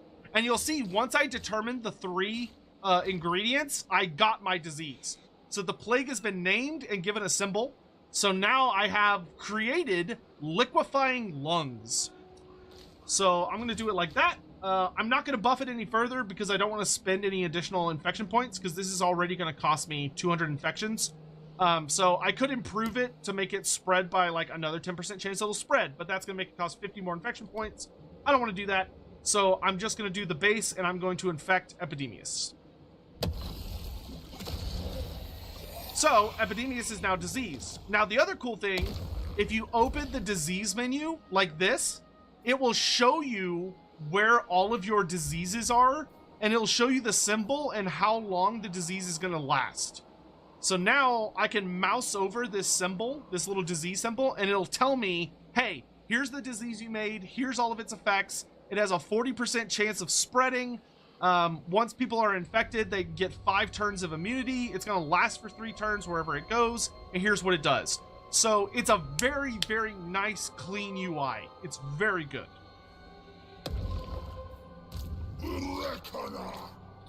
So we're going to head south and see if we can start a fight before they have the chance to recover too much. Null_Captain_Hammond cheered. X100. If we travel to Cathay, can we create Coffee 19? No, I think that'd be a little too topical. Does that have a cap? Does what have a cap? Will CA add Nippon? I think that there's a chance. I don't think it's a super great chance, but I think there's a chance.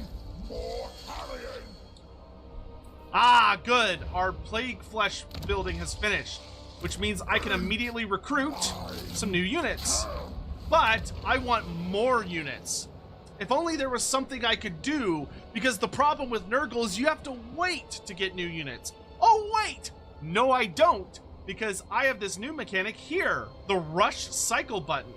So instead of waiting for this cycle to complete, I can spend 100 infection points to rush the cycle so it goes back to tier 1, and I now have more units. Oh, isn't that nice? Isn't that nice? Have I showed items yet? Oh, no. Here you go. Here are the 2 items for Epidemius. You get the Purveyor of Mortality at level 7 after doing a little mission, which gives you 10% weapon strength plus 15 bonus versus infantry, another 10% physical resist, and 2 Nurgle corruption. Sands of Sickness is your quest battle item, which gives you plus 15 diplomacy with all the various demons of chaos.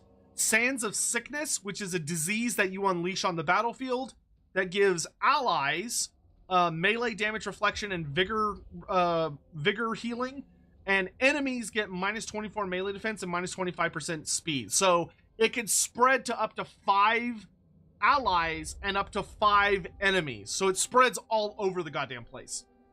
You then get minus 2 wound recovery time. So you come back faster, 10% casualty replenishment rate, and 5% upkeep reduction. Very nice. An improvement! Esteemed herald.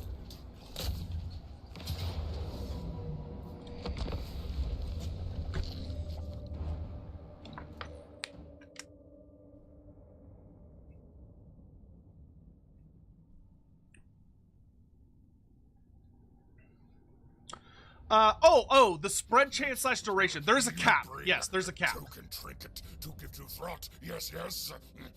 Good.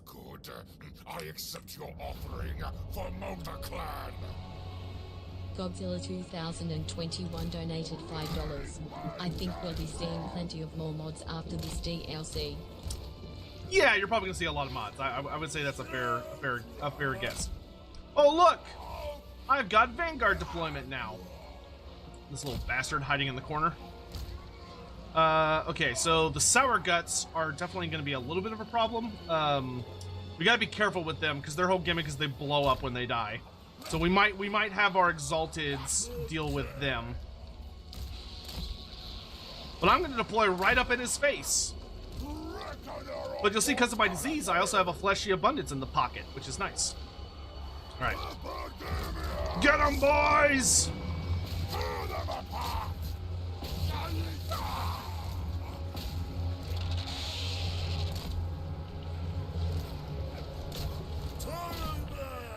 Y'all go around the side.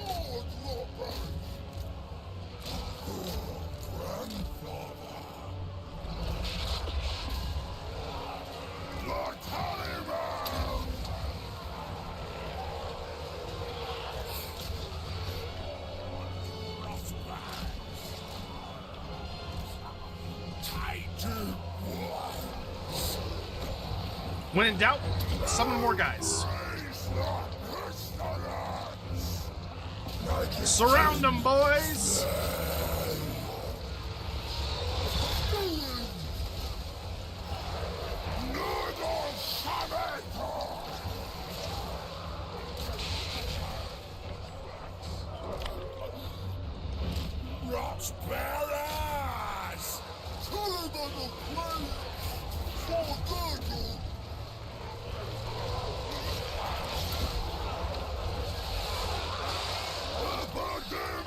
Delightful disease!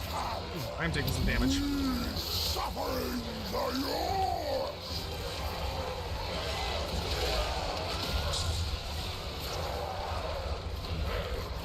Alright, nice. They're on the Sour Guts, so will explode, but that's a summoned unit, so who cares? Tallyman of flame. Alright, y'all finished off the Furies. Let's clean up... let's clean up these nerdlings. Epidemius is kicking ass and taking names. Let him have it! Death heads!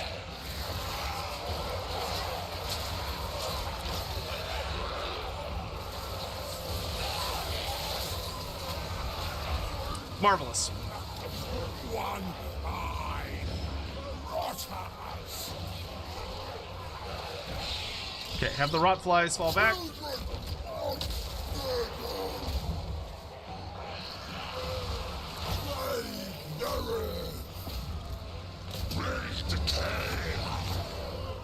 Okay, good. They're staying in combat, which is all I really care about. Bring on the healing, boys.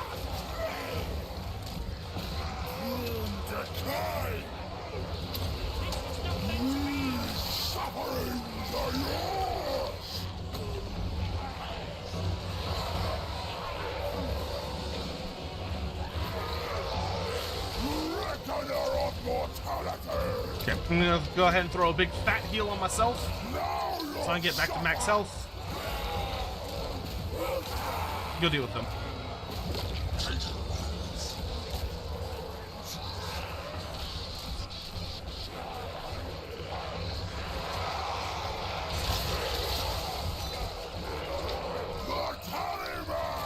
So much health!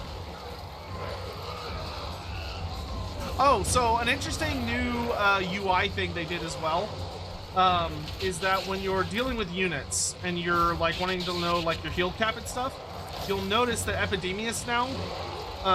So when you mouse over your hit points, it shows you your hit points versus your max hit points. But if the unit is healing for any reason, like this regenerating unit, I'll read that off in a second, Hammond. There's a little green thing here. And when I mouse over that green thing, it tells me what my heal rate is, in this case 0.1%, and it shows me how much health I'm healing, which is 6.4 per second. And it also shows me, like, it'll show you your max if your cap is approaching. So they reworked the UI a little bit when it comes to your, the way your health bar is presented.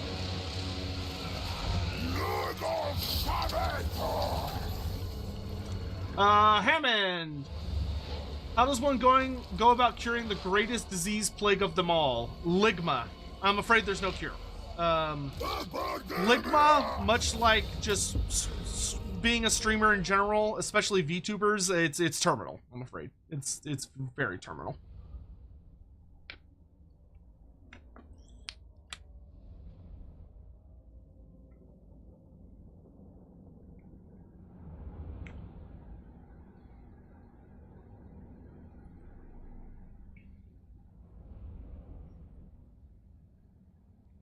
But anyway, how are y'all, by the way? We hadn't done that yet today. How is everyone? How is y'all's day going? Are you well? I'm gonna sack it because I want the infection points. Let's go ahead. Okay, let's go ahead and max out Blessed by Blight so we have 9% or 10% upkeep production. An improvement. Fresh victim. I'm gonna loot and occupy, and Daniel's permadead. And done. It's that easy. It's that easy. Okay. So now I'm a little more interested. Well, we're gonna have a bunch of new buildings building, so I guess we'll leave it as is.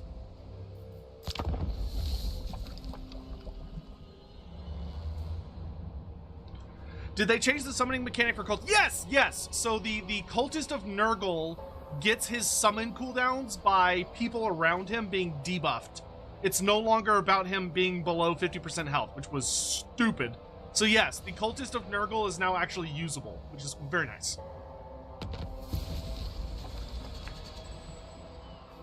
Kill 3,000 enemies. You got it.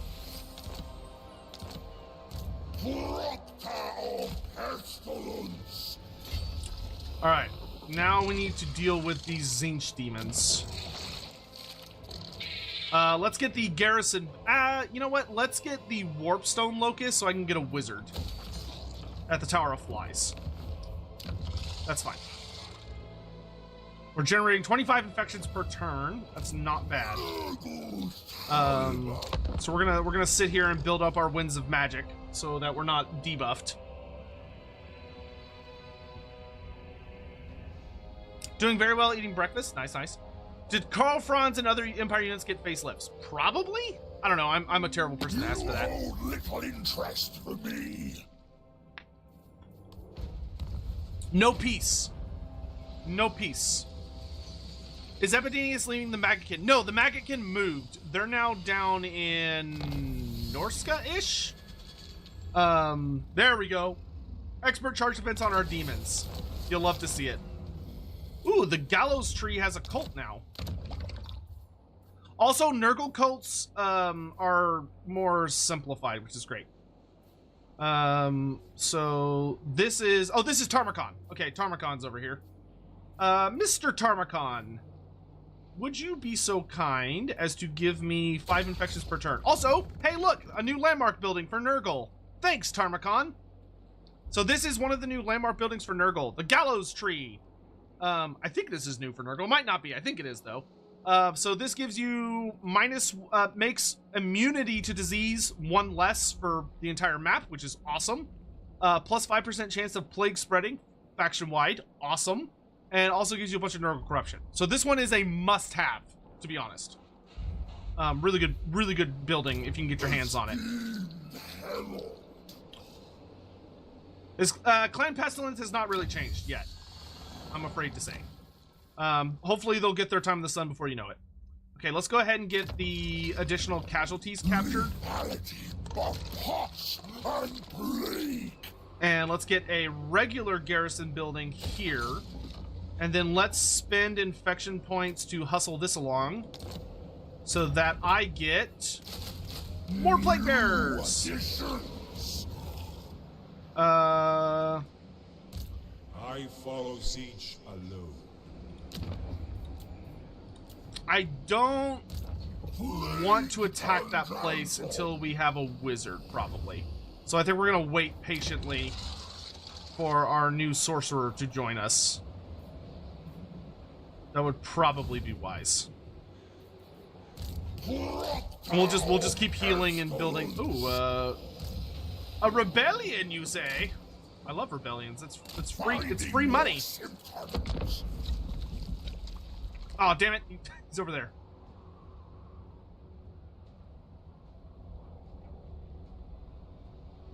Any change to unholy manifestations? Yes, they're much easier to use now.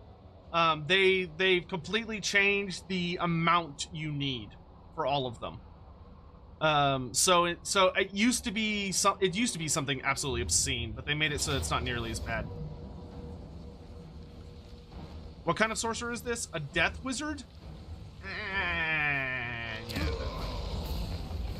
Oh good, he took it. That's more people to kill. Delicious. Okay, so this is done, so I can get me a new... Also, Nurgle got new starting traits as well, which is really nice. So we have Infectious here. Infectious is really good. This is really good. 15% experience, minus 10% to disease cost for targeting this army with diseases, and minus 5 control to enemies. But Fomenter is Nurgle corruption, minus 4 enemy leadership in that province, and plus 5% campaign movement. So this is really good on like a cultist that you send out somewhere else. So let's do Infectious. Captain on Tox Hammond cheers. X100. So let me get this straight. A death wizard, a death seeker, and a herald of the god of death and decay. You think it's a sign? See her trying to say they almost died as a company? Lol JK. Alright, I'm gonna get rid of this building. I just wanted it really briefly for the wizard. We'll build one of those later, but I don't tend to prefer them in minor settlements.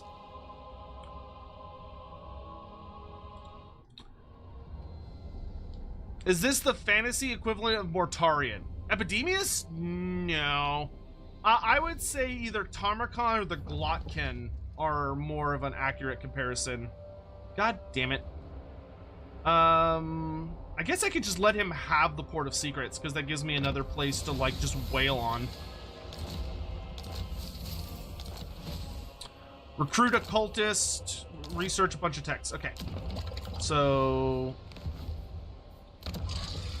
Oh, that building's not done yet. Okay, that's fine. Let's do the give me more infections building. Join my army. Let's get maddening crowds and carcinogenics so we get the extra growth. Damn it, it's too far away. He's too far away. Alright, I'm willing to let him have the Port of Secrets for now. So we're just gonna stay in Arcane stance and just keep juicing up our Winds of Magic.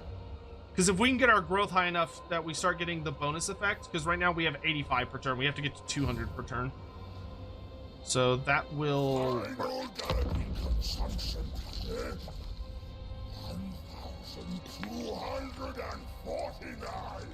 There he is counting!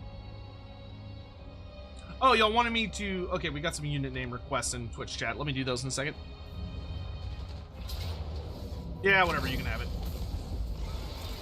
I only went there to kill Daniel anyway. You'd love to see the Glotkin? I would be willing to bet anybody in this chat a lot of money that you will not see the Glotkin in Total War. At least not until, like, AOS.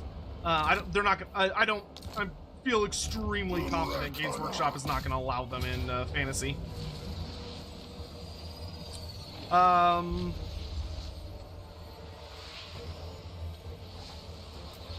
So question for y'all, chat. Would y'all prefer us to auto-resolve where possible to kind of keep things moving along? Or do y'all want to see more, like, fights? Just curious. End time? No, I don't think there's gonna be an End Times DLC. I don't think that's gonna happen.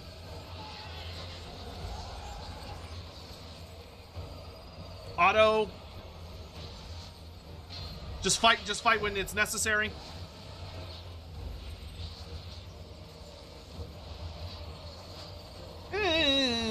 Okay, well, I'll resolve this one.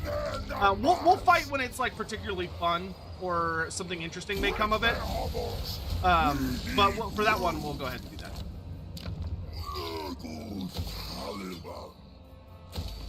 More infection points!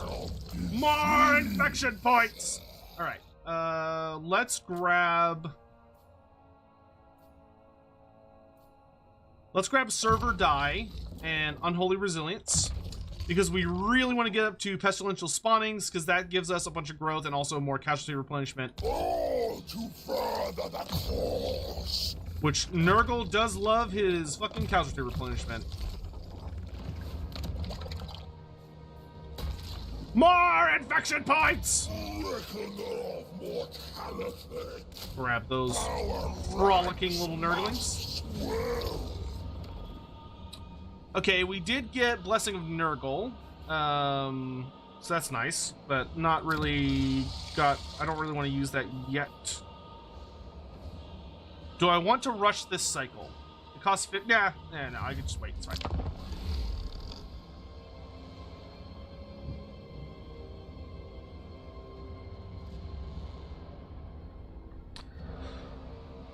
Why does he sound like a wet fart? Because he is a wet fart. Look at him. Oh, Vendex, you shouldn't have done that. Why is there a Zinch demon named Windex? Alright. Oh, he donked up, chat. He donked up big time.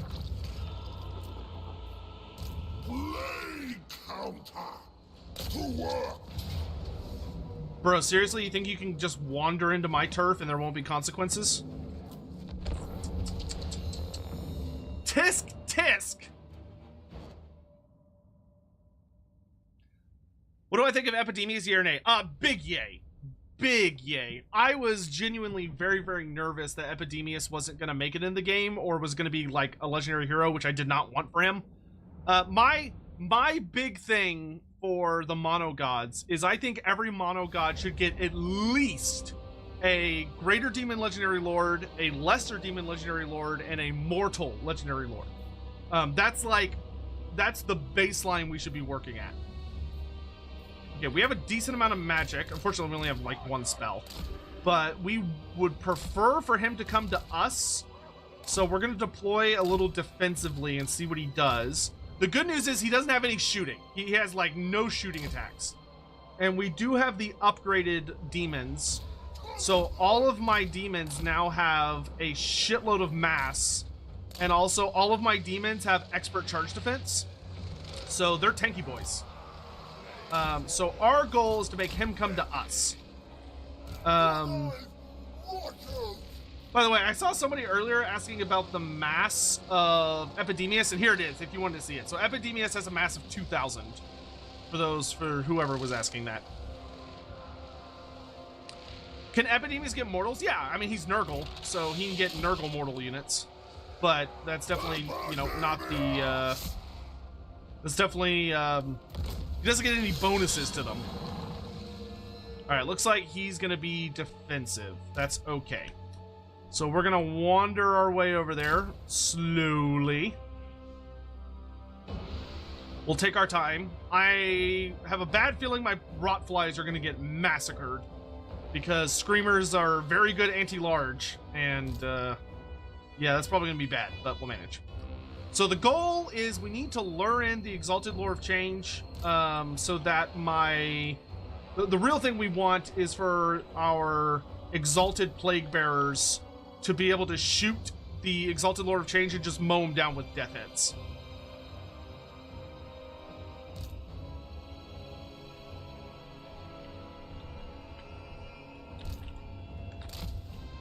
Come on, Zinch, take the bait. I concur. Come here, you big bitch. Alright, fuck it. Go get him, boys.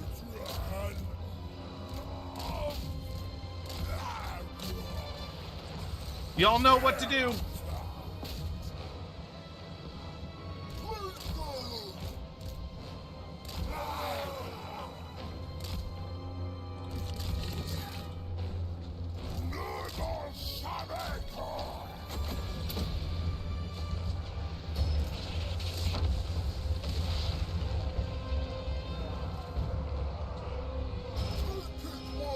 Here he comes.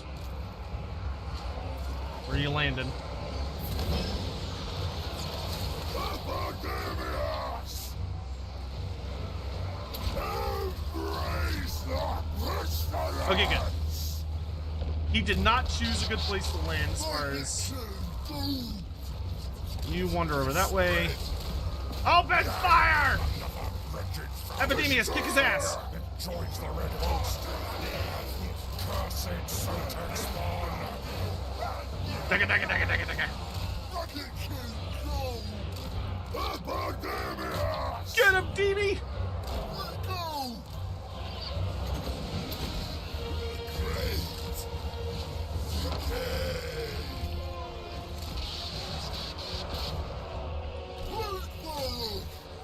Mow him down!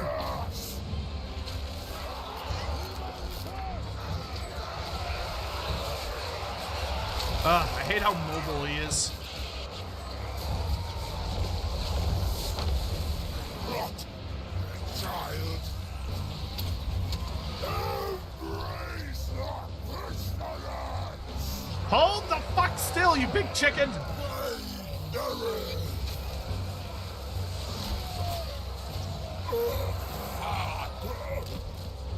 Asks. Epidemius.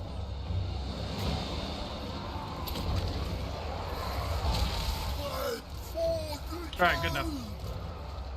Kill him!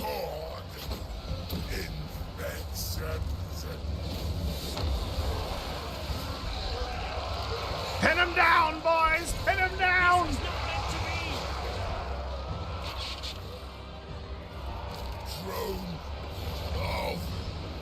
The funny, Epidemius is so heavy, he can literally knock over the Exalted Lord of Change, which is really funny. Like, Epidemius on the charge is just ludicrously heavy, which is hilarious. Yeah, no, You're heavier than me, but I'm gonna be able to bonk you a bunch before you get out. Actually, let's slug him so he can't get away. Reckoner of mortality!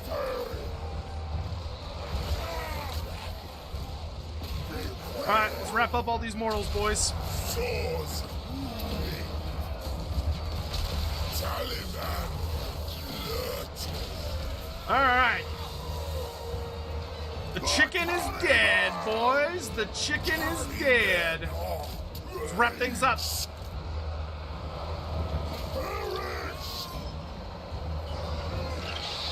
Epidemius!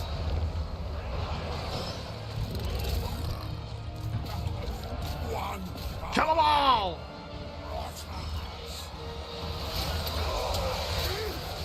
from the earth order! Epidemius! Malady and malaise! I'll document it all! I know! Decay! Alright, let's deal with these screamers.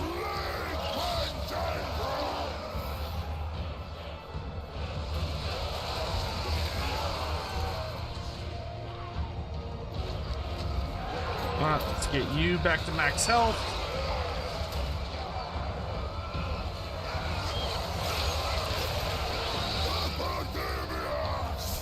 Good! Good!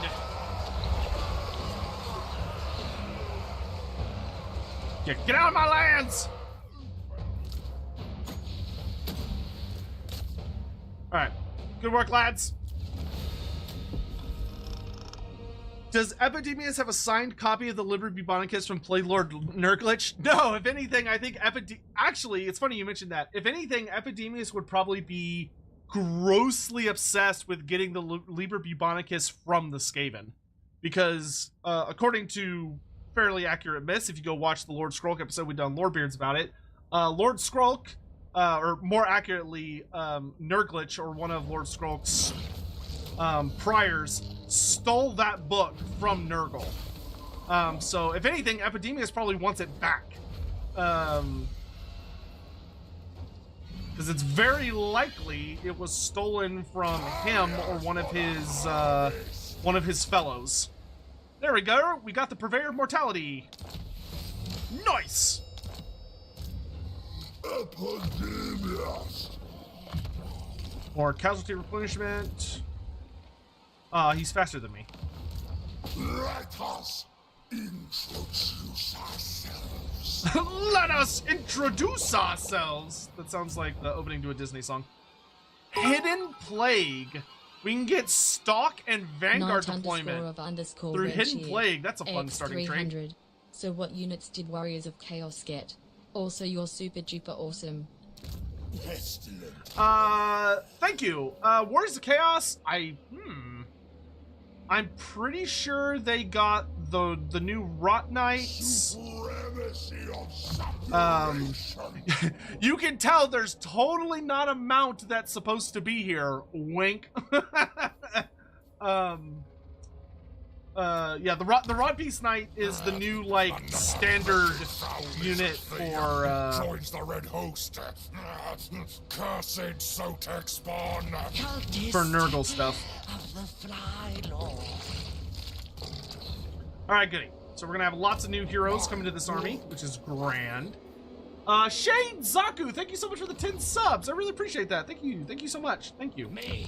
Really, really appreciate that. Thank you very much for the support. Always deeply appreciated. Okay, we need more growth, so let's switch this out for Plague God's Nursery. And, yeah. I pray his rot will take me. Now we are at 90. Is the Nurgle roster complete now? Yeah, pretty much. You know, obviously it would be nice to get, like, generic, Giants of Nurgle, just like with the other marked, guys as well. But I would say, yeah, you could say Nurgle is done. The only thing... I'll take more Plague Bears. I would say, quite honestly, the only thing that really Nurgle still needs to have added that I would like to, I don't need it, but I would like it, would be if we could get access to Valnir the Reaper. If we could get Valnir the Reaper as a like a legendary hero, or maybe a Warrior of Chaos Lord, one of the two, I don't care which, but get him in some capacity I think would be really nice. But I don't need him. I'd love to have him, but I don't need him. You know, I'll take what I can get. Alright, so we'll spend one more turn healing and building up our Winds of Magic, and then we're gonna wipe this guy out at long last. And then, alright, chat, here's the decision. So I'm gonna do a poll. I'm gonna do a poll on YouTube chat, and if there's a YouTube mod, if we could do a poll as well. For Epidemius, where should we focus invasion? Would y'all rather collect Malekith's debt or drown Talib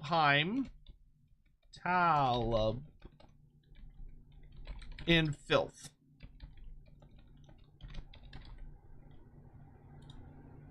All right, I've started the poll on YouTube. If someone could start it on Twitch, that'd be great. So, would y'all rather us go to Naggaroth with Epidemius, or would you rather us go to the Empire with Epidemius? Are there new achievements? Not that I'm aware of. But those are usually not something they communicate to us about. Those kind of just show up. I don't think there will be any. But you never know. Our domain expands. 6, 7, 8. Mornington Crescent Cheer, X100, Spike Carly France. Spike Carl Franz? You want me to spike him? Just throw him into the dirt? Actually, you know what? I don't want an exalted hero in this army. This is no time to march. Yeah, no. I will put him in a different army because he ruins my aesthetic. I want a pure demon army. Speaking of demons, I think it's time for us to... Oh, you know what? I want at least one more turn of plague points. Yeah, go vote the poll. Go vote the poll. Let me know where y'all want to go, where we should invade, who we should mess up. Let me know. The cultist, we will allow the cultist, because the cultist will summon more demons. So he gets through on a technicality.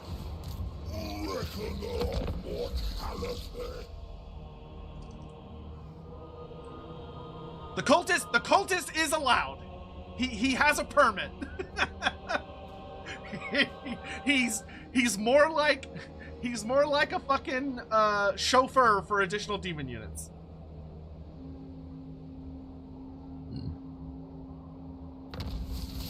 There we go. Plus 15 growth. And then we'll get fetid corpses, which will give us 5% extra campaign movement. Of decay. And we can actually use this hero to try and butter up this dude a little bit, but he failed me. Mortals. Can't rely on him to do anything. He's outrunning me? That's not very nice. Well, I'll just trap him in here. Let the miasma spread. Alright, so now our growth here is at 120, so it's coming along. It's coming along. Why don't we spread a disease on our home turf? Let's do... So you can see, last time... So this is... Pay attention. Hey, pay attention. Don't make me... Here. Yeah, jiggle keys. Pay attention. Pay attention. Alright, so... last time when we created a disease, we had to start at the center, because that's the only effect that was open. But because I used these 3 effects to create my last disease... Trinkets. Yeah, trinkets. Because we used these 3 effects to make our last disease, now I can start at any of these spots and work my way from there. So the diseases, the effects that you use to create diseases help determine what diseases you'll be able to recruit, to build later. So I don't have to start here now. I could start down here and go like that. But for this one, I want the growth, so I'm going to do this. Hammond cheered. This. 100. So you're saying he has a green card? Yeah, he does have a green card. All right, so Twitch chat wants us to go to Naggarond with 170 votes. And YouTube wants to go... all right. We're going to go to Naggarond. So, we've created the liquefying bowels. Now, I would like this disease to last for a minute and hopefully spread. I don't have enough points to get multiple buffs, but I'm going to choose to do... I'm going to choose to make it last longer because I'm more interested in the growth effect. And I'm going to target it on the Billis Cliffs and unleash it. Straight from the earth, Father. And then we are going to change our commandment to Plague God's Pasture to give it a higher chance of spreading. And, you know what? Just to make things extra fun, we're going to summon another Demon Lord. Oh, we got a Contagious guy? Holy shit, Contagious is really good. Oh, but so is... Wow, the Nurgle traits are so fucking good now. See, Beastly is +3 recruit rank for monsters and war beasts, and 25% lower recruitment cost. But look at Contagious, man! +8 melee attack, Is Aura there any of web release that Pestilence. Nurgle can give now? Feel like that Aura be of really Pestilence effective. is so good! And then, but Plagueist buffs the fuck out of our Plague Bears. But I'm gonna do Contagious, because Contagious is just amazing. So we're gonna do Contagious. And since we summoned him here, and there's a disease in this area, I'm going to use the Blessing of Nurgle on him, which improves the chances of disease spreading by 25%. So he's just gonna spread even more! Peasant! Peasant! Don't you fucking start with me, chat. More disease! Morning to, thanks for the bits, guys. Bane Porpoise.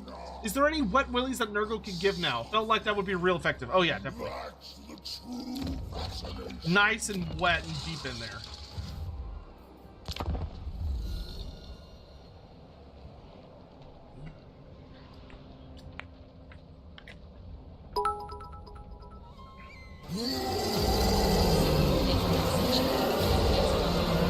I'm so excited for Wow. the Dwarf DLC. It seems so good and we can finally Oh, take CA out you of the little book.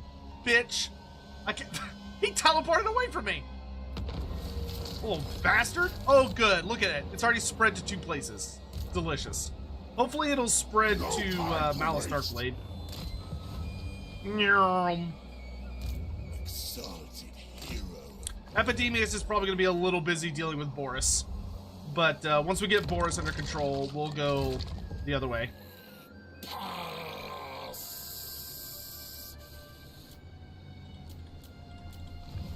We're not going to add any units to him just yet.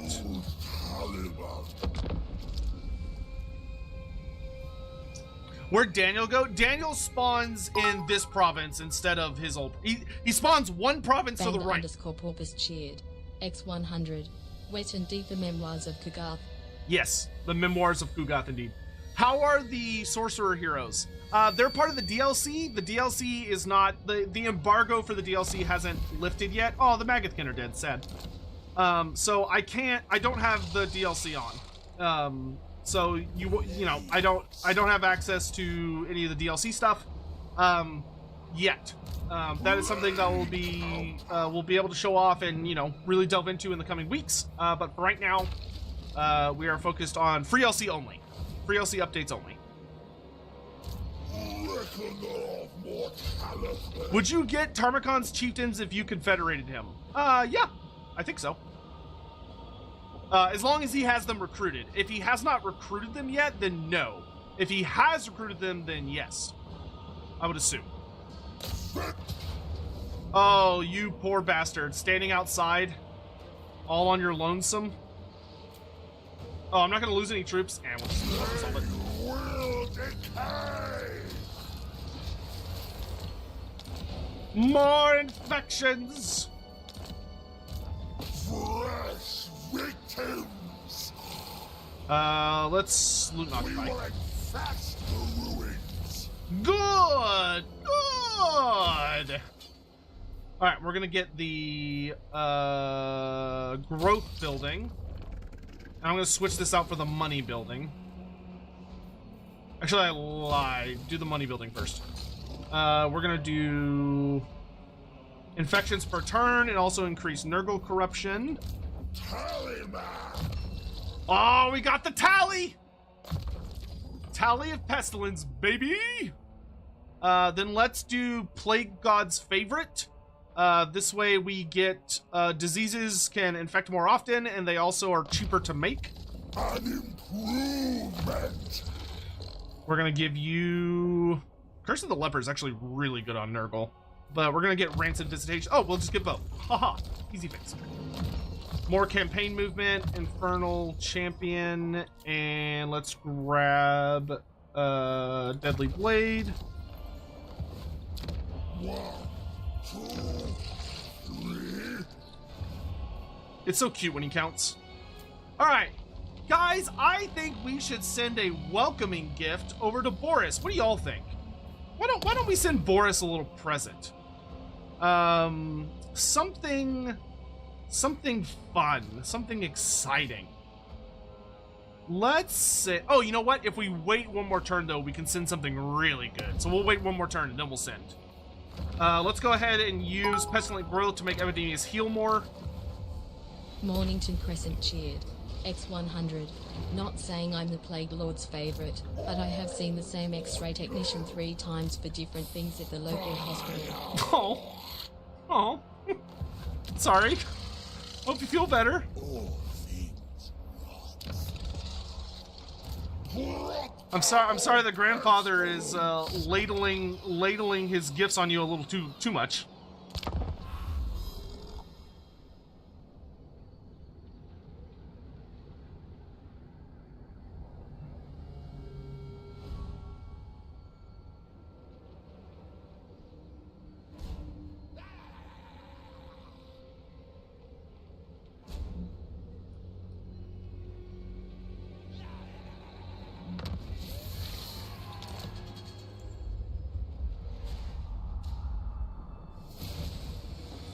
The Sands of Sickness.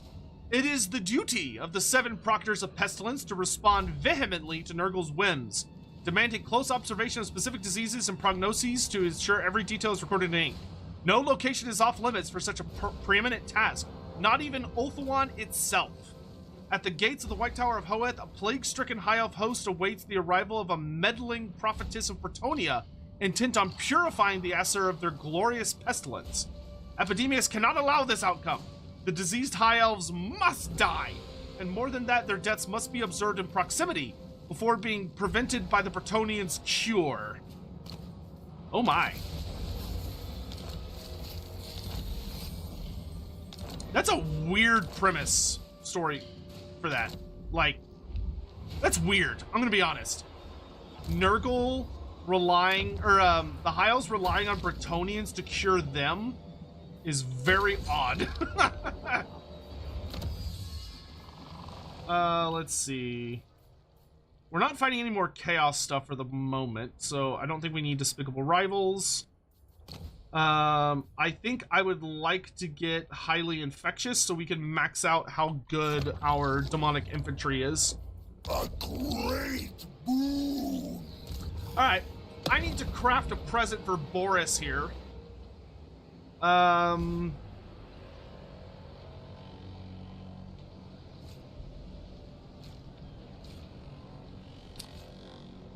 We're not going to be able to send him anything super amazing. So I think let's send Nurgle Corruption, Weapon Strength debuff, and Campaign Movement reduction. Let's make it last for an extra turn and have a 10% higher chance of spreading.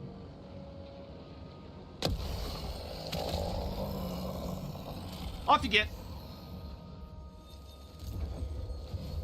Because importantly, that'll activate my tally. My place now.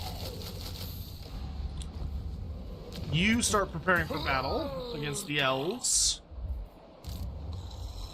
Here, just stand outside in arcane stance, build up your winds of magic.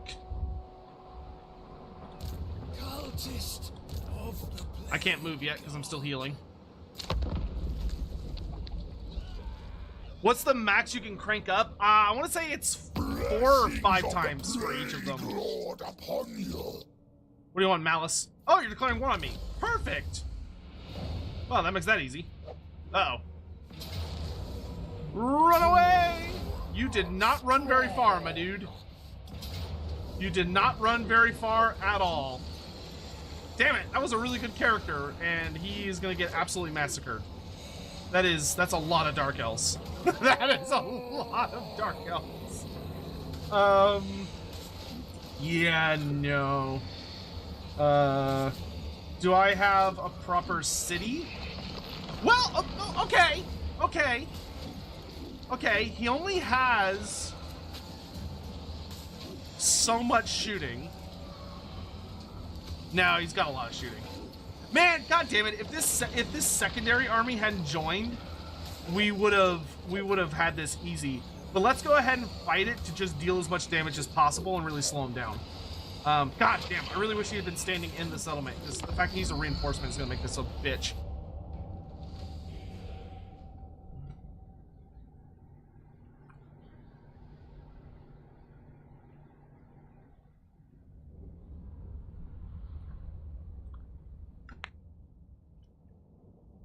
So he's coming in from this direction, but the Dark Elf reinforcements are not coming in from a good direction to counter him, so that's nice.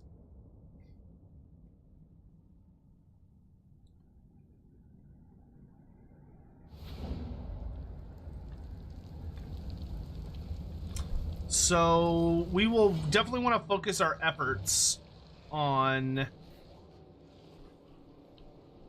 What kind of wizard is this? Ah, it's a beast wizard too. Bleh. Bleh. All right, I think we're just gonna focus our efforts on punching through this little squad. That way, we could just rally everything up together as one big swarm, and we'll focus our efforts on protecting this particular minor supply location. Unfortunately, I think that's gonna be our best tactic. Oh god, that's brutal because it just does not have very good access to defending backwards, is the problem. Like, this one would be a nice one to hold out because then we'd have this barricade. I guess I could hold here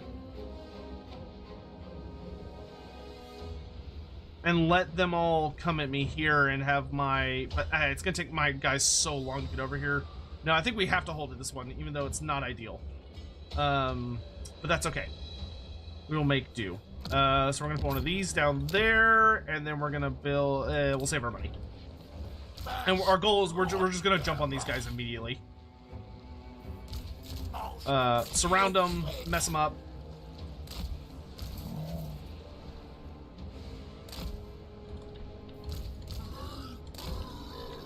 And clear out this post for our coming reinforcements.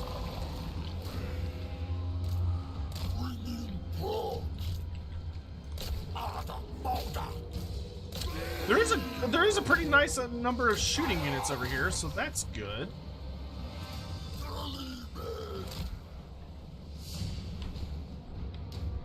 Get to work, you slackers!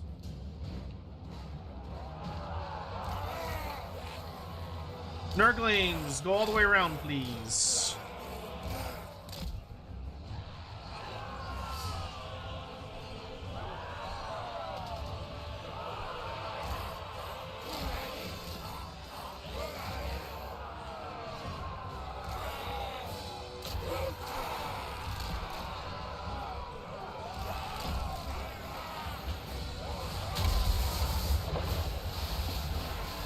Ooh, good dodge.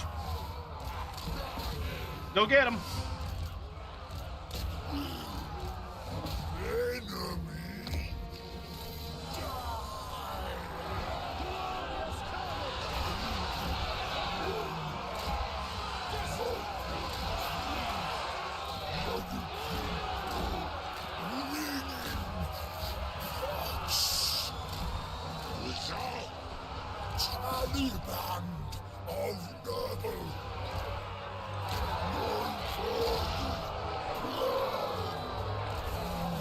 A nice, good surround.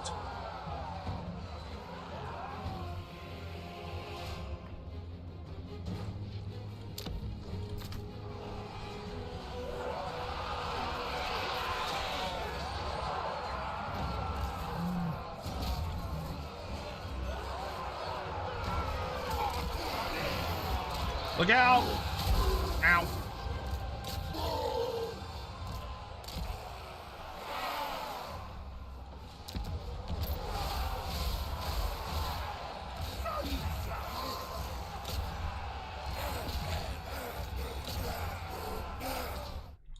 Oh good, you're here.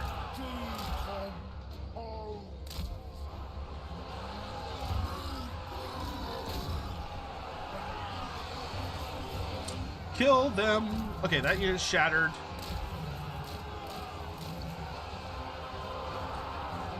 Who do I recommend as the first Lich campaign for someone who's never played them before but isn't new to Warhammer 3? I would probably say Kraka or Mazdamundi. You can't go wrong with. Unless you're just wanting, unless you're like, there's a faction you're so fond of that you want to really have their allied recruitment available to you. In which case, you know, going to wherever that ally is might be a good idea. So if you're like, oh man, I really love Cathay and I'm really used to using Cathay and I feel really confident with them, then, you know, okay, it might be worth doing like Nakai then, because he's, you know, fairly close.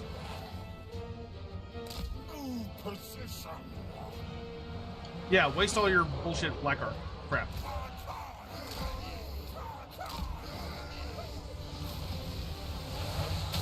Ow. Okay, so that should be it for his black art. He should have blown his load, so to speak. And our tower just finished. How delightful.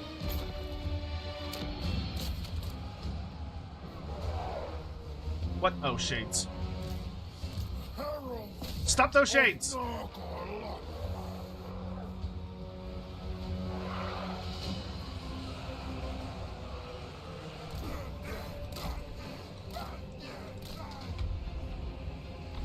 Oh, we're so slow.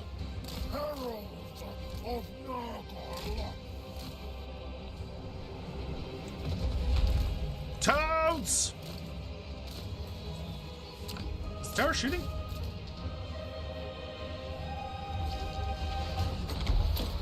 Oh yeah, it's shooting.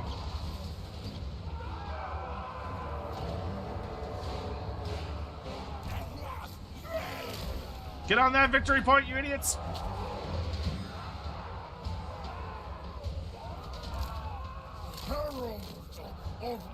There we go. Okay, we're safe. The good news is we caught a lot of the ranged units, so that's nice.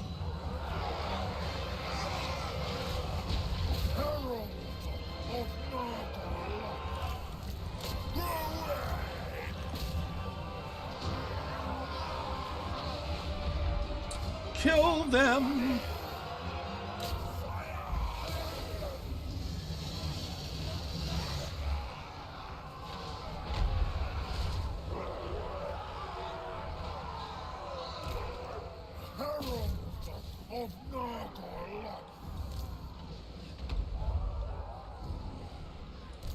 Come on, guys, through the little choke point. I know you're fat. Let's go.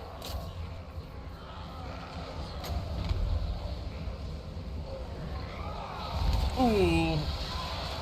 Okay, yeah, she needs to go like yesterday.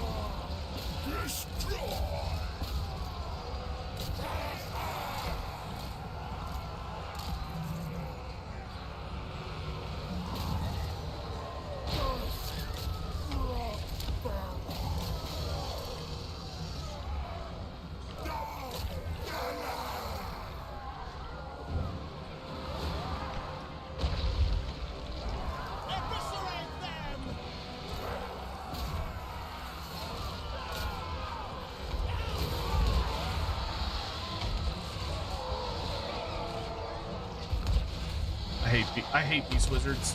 Ooh. Form up! Let's make that charge defense against that expert charge defense. Ooh, God.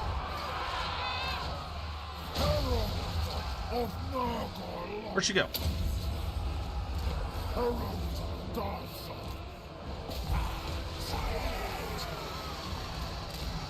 Yeah, I need to stay in the fight here.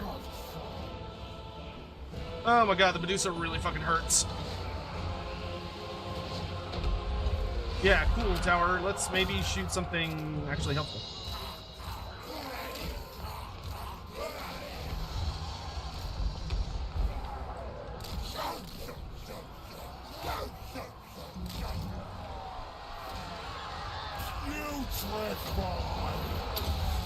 Oh, start working on Malice.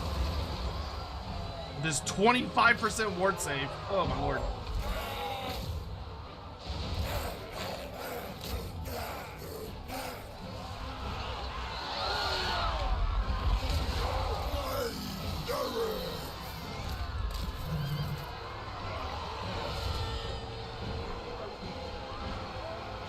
If we're smart, the best thing to do is going to be to cycle our units around the heal things.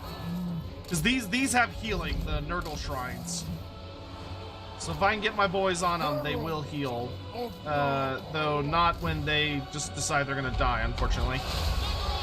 Walking rot. Decomposition.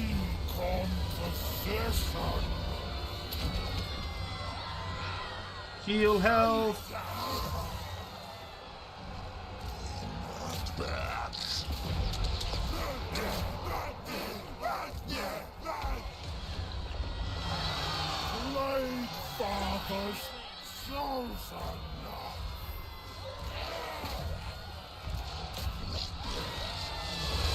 Just do as much damage as we can, boys. Alright, why don't y'all see if you can fall back and heal a bit.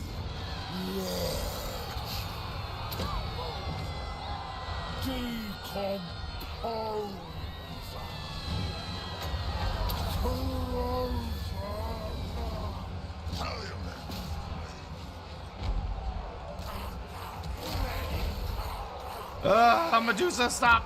It hurts. It hurts so much.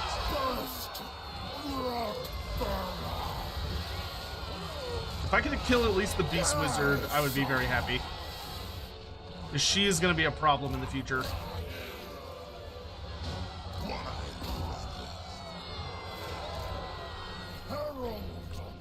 I will say it's not looking super great, but, you know, we'll do what we can. Wait, why is my tower downgrading? What the? Oh, did I accidentally click that somehow? Oh, that's unfortunate. Not sure how I did that, but...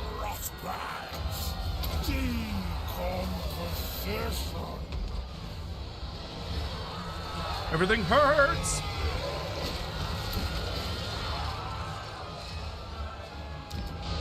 Man, what I would not give for my tower to have been shooting this entire time.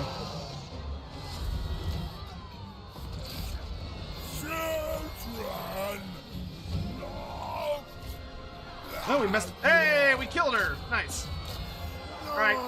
Now I'm just gonna let my little lieutenant guy here just deal as much damage as he can before we inevitably get chopped to pieces.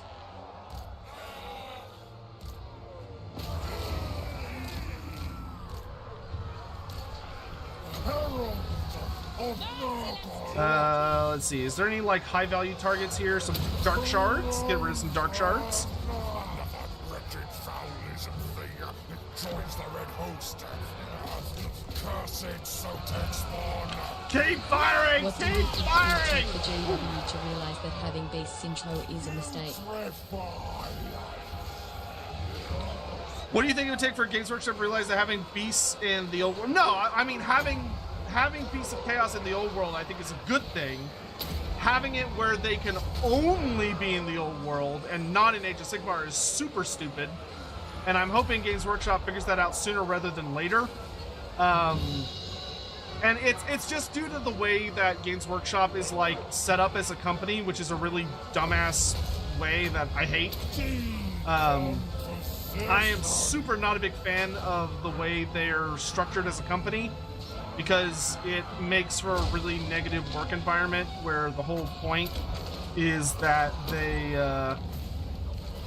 they're like competing against one another, which leads to a really ugly internal atmosphere and leads to them doing really anti-consumer practices, like making it where some factions are only available in one setting and not the other. And the only reason they're doing that is because of this internal bullshit where they're trying to track sales of one setting versus another. And it's a really brutal cutthroat system. That's just, it's so anti-consumer, which is just not great.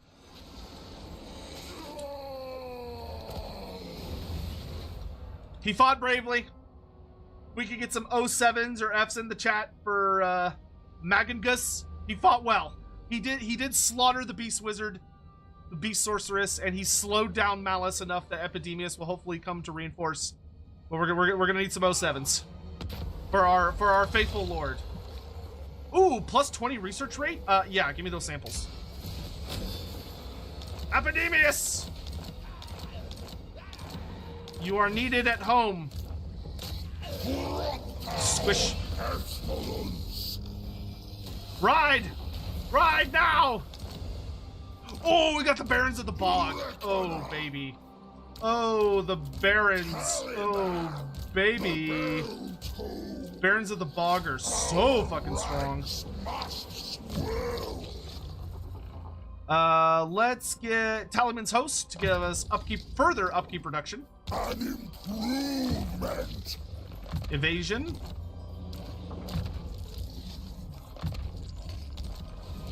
I have a Slanesh demon inside of a elf who needs a reminding of his position.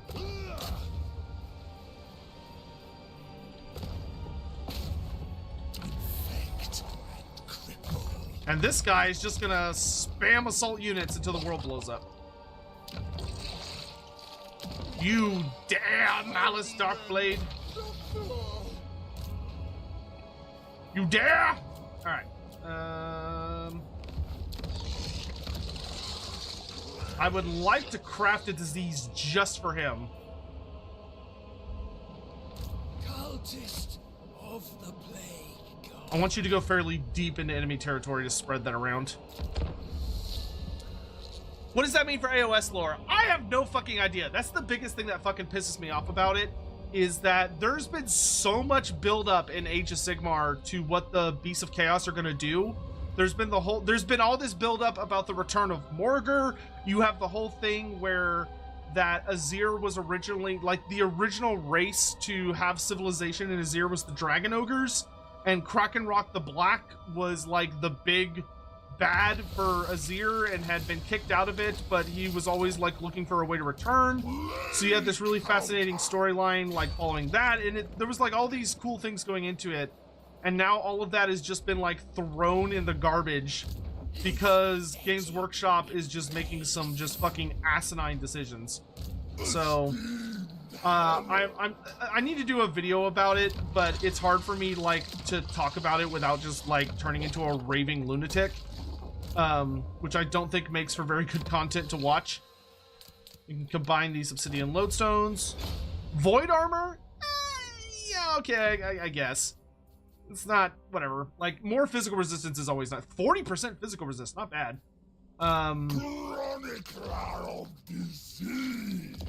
Take that.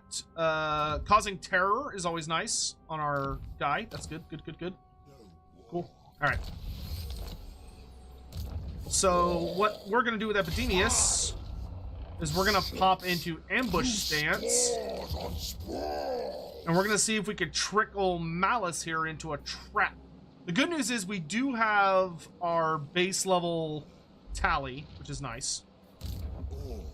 And it's about to get bigger. And you're just gonna keep bullying Malice as best you can.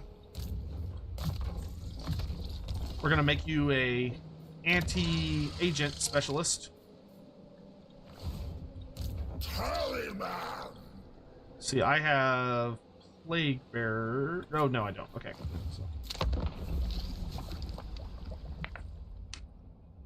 How strong is Zarkan in the lore? He's pretty fucking powerful. Oh, he went to my capital. That's not very nice. What are we looking at here? So it's a siege battle. I don't have a character. He's not going to have any siege equipment. So the only way he can reliably get in is through the Bloodrack Medusa or Malice knocking down the door. God, if I actually had a garrison building, this would be an easy win.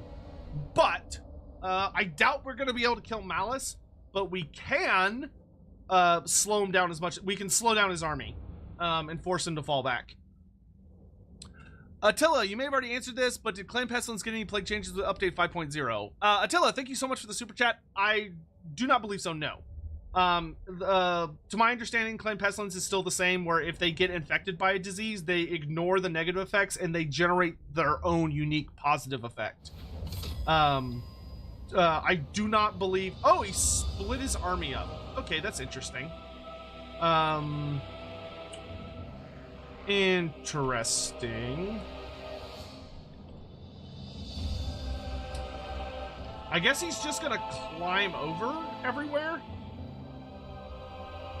Yeah, see, the thing is I just don't have enough bodies to hold him off. But what we can do is basically pick a direction and curb stomp everything in that direction. On an unrelated note, so do you I have vote know this a way. good place to find lore videos on Nighthaunt? Gregory, not really, unfortunately. There's not a lot of, like, there's 2+ Tough. 2+ Tough does some Age of Sigmar videos. So maybe see if he's done anything for Nighthaunt in recent times.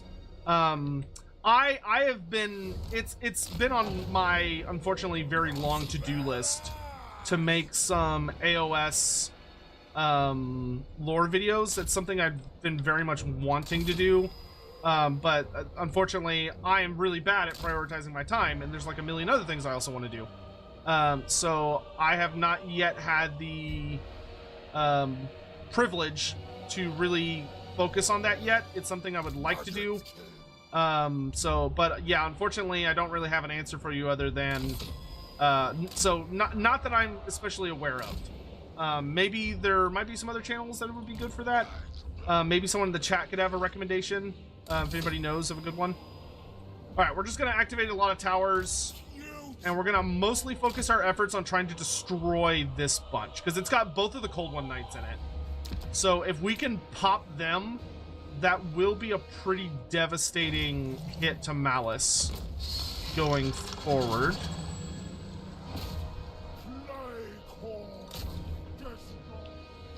Okay, interesting. Malice is attacking with this batch. Oh god, are these just arrow towers? Hey look, it's Tarmarcon. Oh. Okay, no, okay, they do have explosions. Okay, good. As long as they've got explosions, they'll be fine. Just mess up the dark shards as much as you can. I hate that stupid Medusa. And... build. Move up!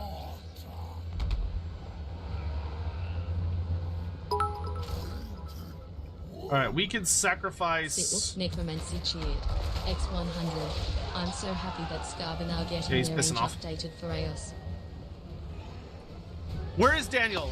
We killed him already. But Daniel starts a province next to... okay, we need to move over here. Daniel starts a province next to Epidemius. Actually, you know what? I don't actually think it's worth seeding the tower. I still want the tower. I would rather have the tower. Oh, his archers are climbing up. How delightful.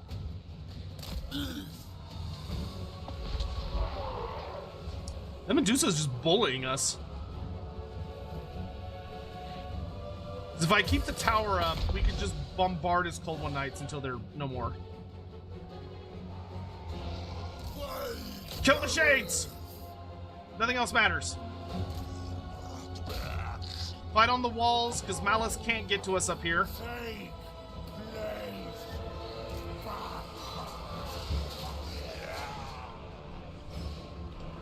What is a Dread Spears? Red, Gelt's Wondrous, rework yet or after the stream? Mandatis, I have an entire video on my YouTube channel that goes very into depth on all of the changes for Gelt and shows them. So yes, I not only have I seen them, but I've done a video detailing everything about them. So please check that out when you have some time.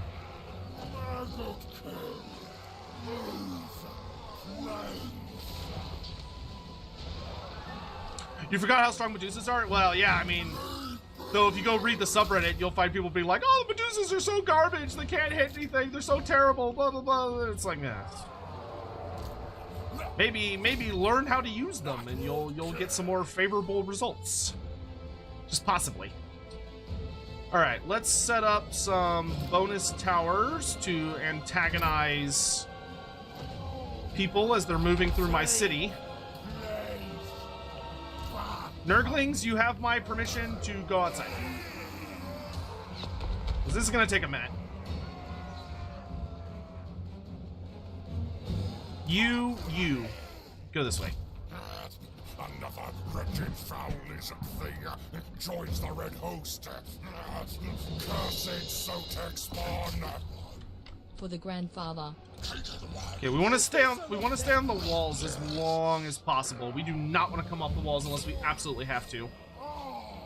The second we come off the walls, we have to deal with Malice. And I don't want to deal with him. Saru, thank you so much for the 22 months. Really appreciate it. Golemy Precious cheered. X100. Hello. Just arrived on stream. Does Epidemius has some unique mechanics? Or is he vanilla FLC Lord? No, he does have very unique mechanics.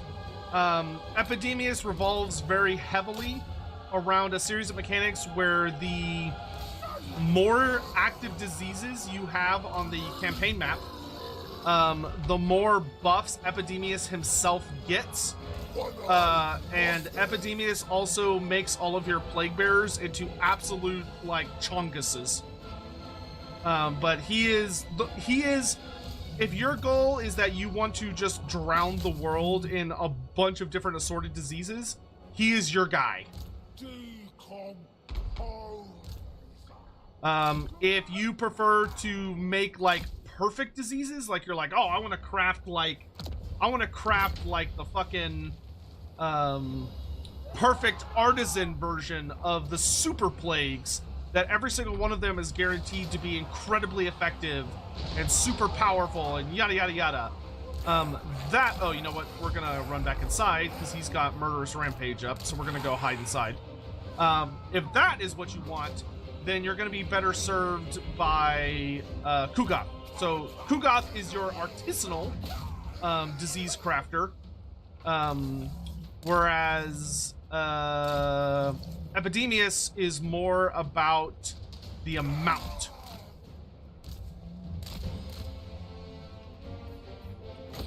How about you slow your roll? And how about we isolate you as well?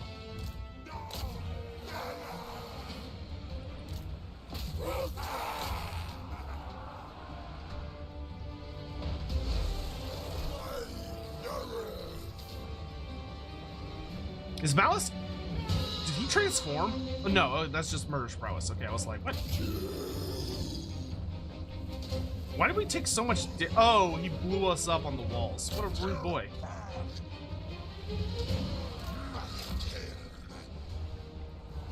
Taliban of Nurgle. Born dropbacks. That was very rude of him. He just exploded in the gate and just killed a bunch of guys. Up the stairs, lads! Taliban of flames.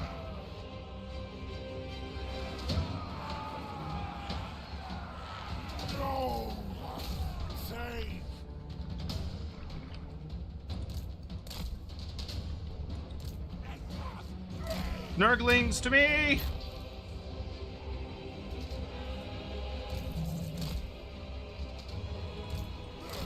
To me!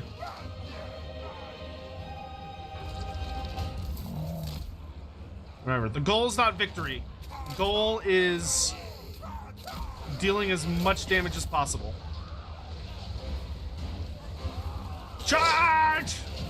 I really wish he was on foot. Blake Toads would be having a much easier time if he was on foot. He's got shades capturing towers, which is not ideal. Okay, as long as y'all aren't fighting Malice, you can do whatever you want. Hoo! I think he took that gate from me, which is not... Oh, no. It's... I mean, unfortunate that it's kind of open, but whatever. Nibble him! Nibble him to death, you little bastards! Just keep nibbling on him till he dies. Go, Nurglings, go!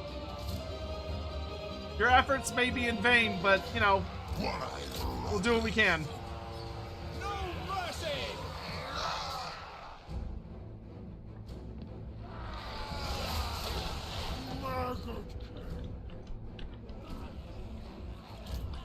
Plague Toads, surround him.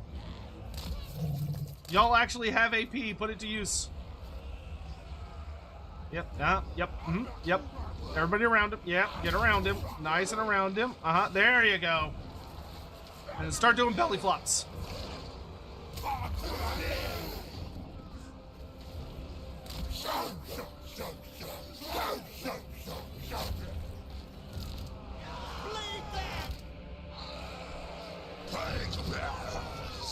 They're actually doing reasonably well over here, because Malice, luckily, is just sitting there ominously in the gate. If it wasn't for this damn unit of shades, I'd actually be feeling moderately okay.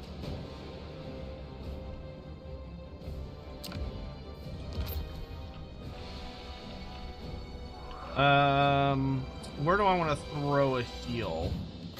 Probably on these guys, because they're kind of like back to back. Do I think Epidemius approves of Kugoth? Yeah. I mean, there would definitely be, you know, little contentions between them, because demons are almost never friends, and they're always competing, no matter what. But I do definitely think there would be some respect between them.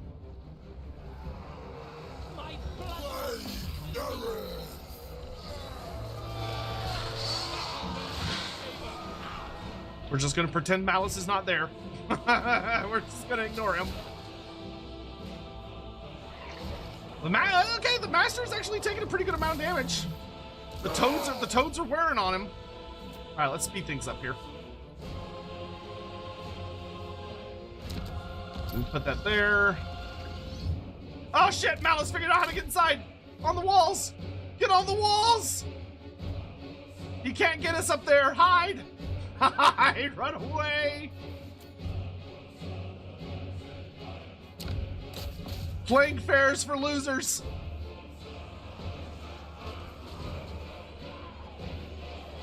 Oh shit, we got Cold Knights coming in. Okay, they're taking the center objective. Poor tower's having a hell of a time hitting anything. Nurglings, hold the line.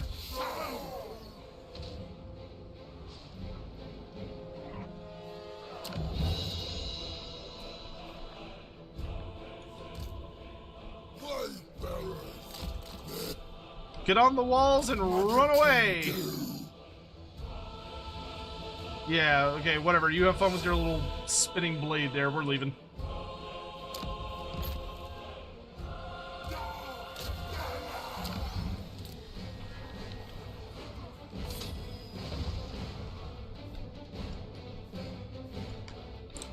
Tower needs to work on its accuracy. I've almost got enough for another big heal. Yeah, we're just gonna run away. We're going this way. That is a textbook definition of a fuck this shit, I'm out situation.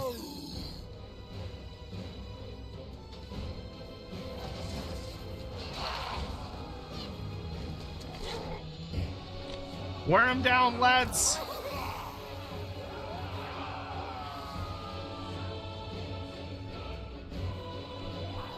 Just buying time.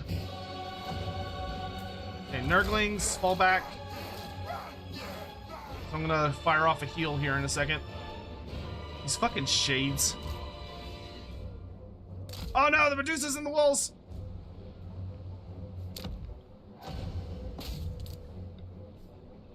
That's not good.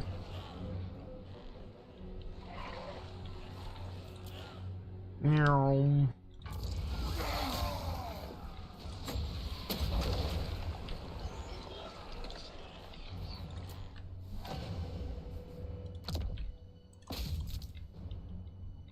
Oh, the city is falling. Kill the master, boys! Still got over 1,000 health left.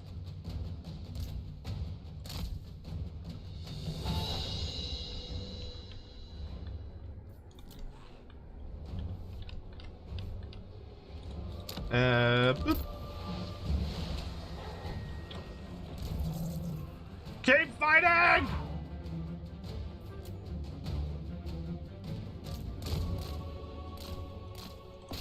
Oh, get him, get him, get him, get him!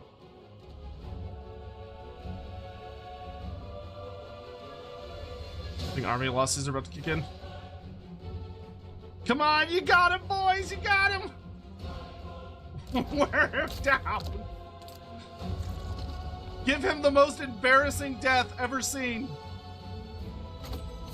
No, you're not coming to help. Oh, don't let him get away! Don't let him get away!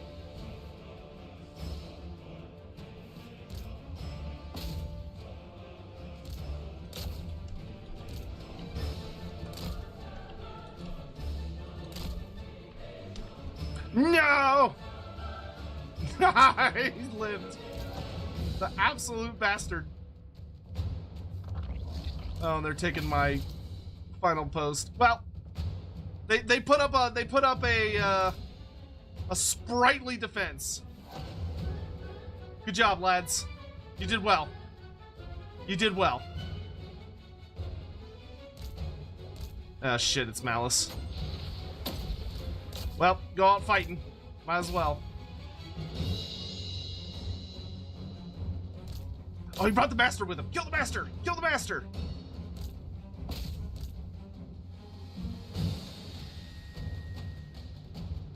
Oh, we got him down to 240.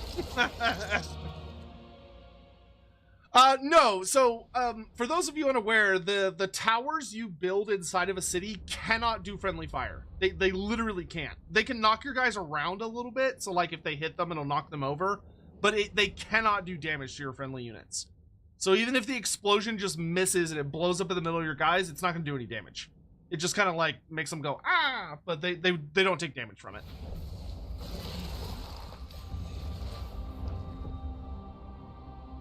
Yeah, you better run, you little bitch. What faction am I most excited to have added to Total War? If I got to have every single faction I wanted, for me, it would probably be Araby or the Naga of Koresh.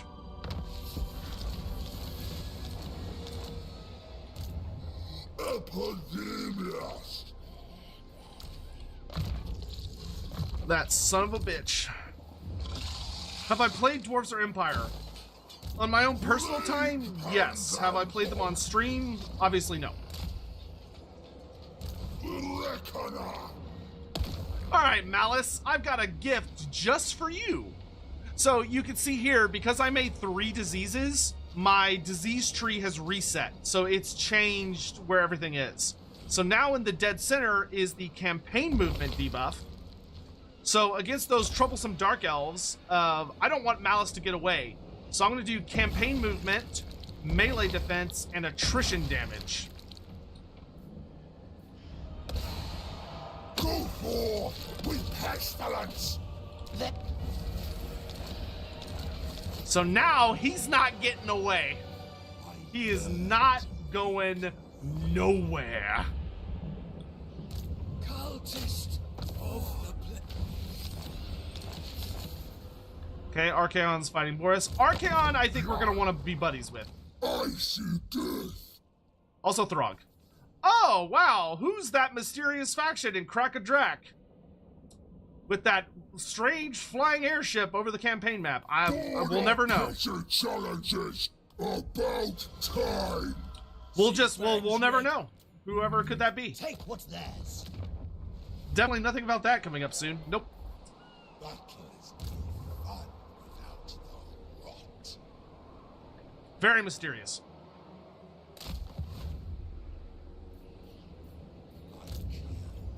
What's that? Norscan dwarfs may have a character? What? No, of course not. That'd be silly. Nobody was desperately hoping we would get some representation for Norscan dwarves. Ah, that'd be silly.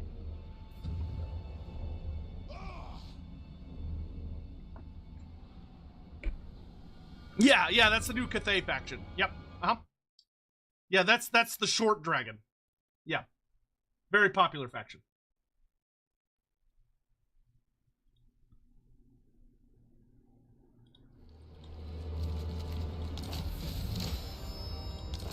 Ooh, Talisman of Preservation? Talisman. Give me that.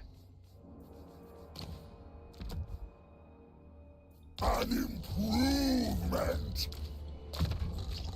We'll take, you know what? As much as I would love to have replenished troops, I really want, Blight Boil. Malice! You piece of shit! Come here! I'm gonna do this personally! Oh, do y'all see his master died to attrition damage? He died of sickness. You would love to see Chockox? Oh, dude.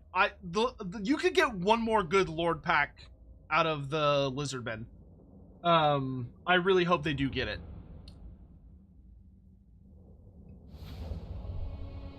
Oh, I am going to punt him into the center of the earth. Epidemius. Plague sword. We will send a token representation of Plague Bearers and Rot Flies to go deal with that nonsense. Yeah, y'all go, we'll send the Cultists with them as well. Y'all go deal with that. I will deal with Malice personally. Plague ridden.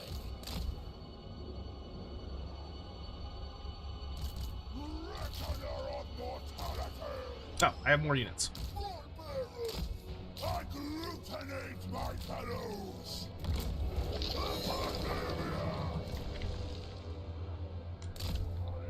come to bring the pox that filth and scum. I'm going train. Oh.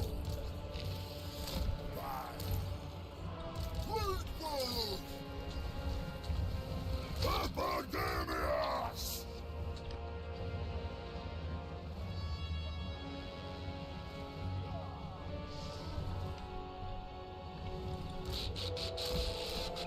Praise the Fly Lord. Slow your roll there, buddy.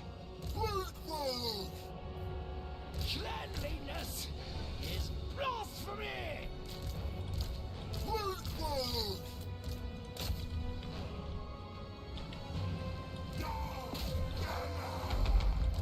Ow!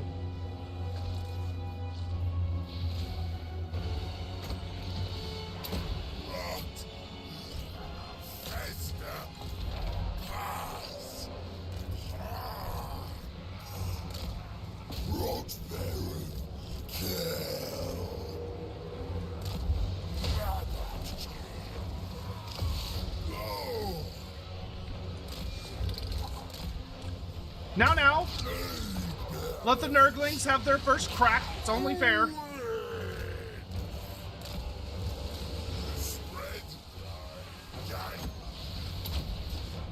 Get rid of that harlot.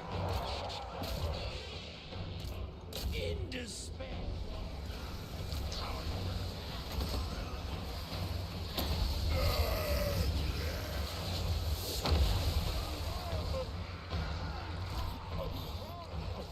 Rot bearers! Let's get some damage reflection on our precious Nurglings there.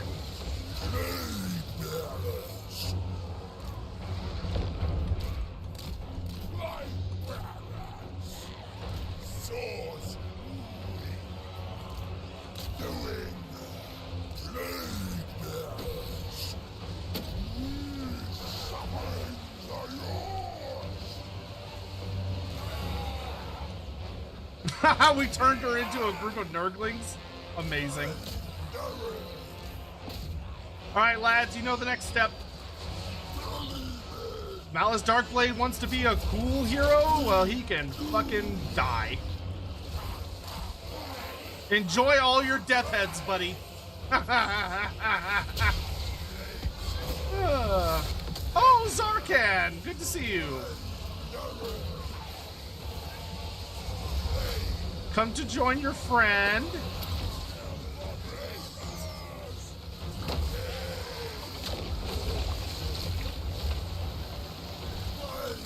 Oh, not yet, boys. Not yet. Gotta wait till we're out of heads. Oh, hello there.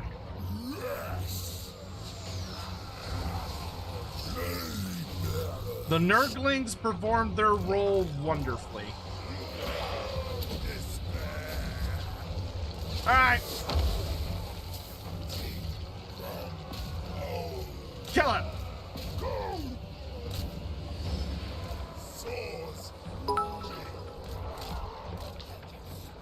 Yotam 9 shared. X100. Did Kugath get any changes in his skill tree? Yes, Kugath did get alterations to his skill tree.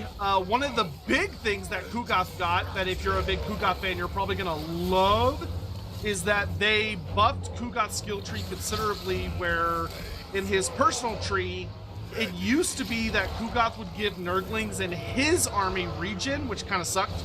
Now, Kugath gives regen to all Nurglings faction-wide, which is much, if you think about it, that means all the Nurglings in your garrisons, all the Nurglings in all of your other armies, just all Nurglings have regen with Kugath, which is so goddamn strong. Goodbye, Zarkan. Death tolls for thee.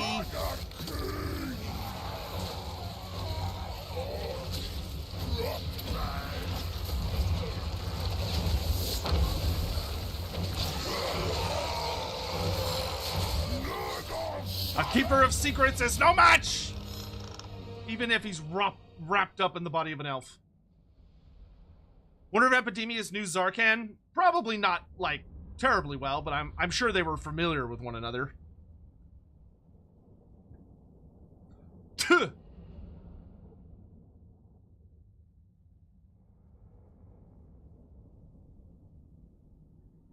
Did Daniels get moved? Yes, he moved one province to the right. It was not a very big move.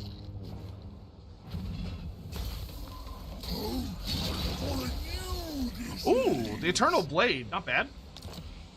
Ah, plus 30 AP damage? Hell yeah, I'll take that. Epidemius.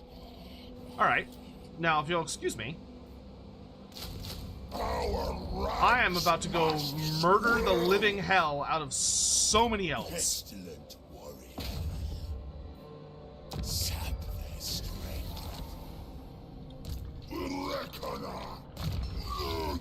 Let's get Renitent, so we get even more physical resistance for all of our demons. An improvement. And then I would like to get... let's go ahead and pick up Nurgle's Blessed so we can get... A great boon. We can get some positive diplomacy going with the other Chaos factions and be like, hey, we should be friends. And hopefully they'll be like, yes. And not like, get out of my house. Alright.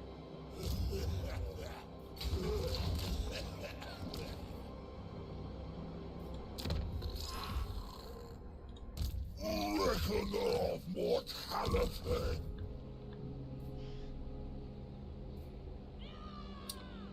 Oh, I have enough infection points for a new disease. How exciting.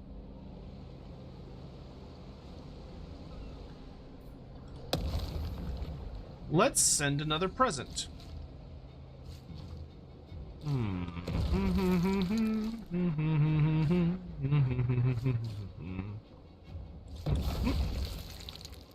Plant the seed of melody. Off you get. The march of despair.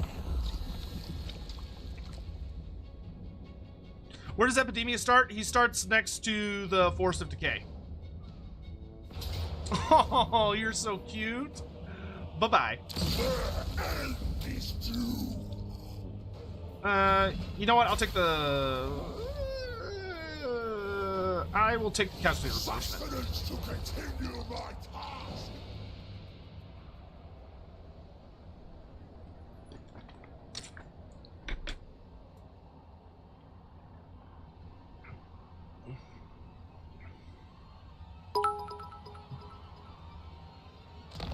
Dynamo The 95 Nemesis cheered. Crown. X100. Hey Satek, do you know if there is any info on Malekith's invasion of Ultuan at the end of the Law of the Beard? All I can find on the wiki is it was really big and the High Elves were ordered to return to defend.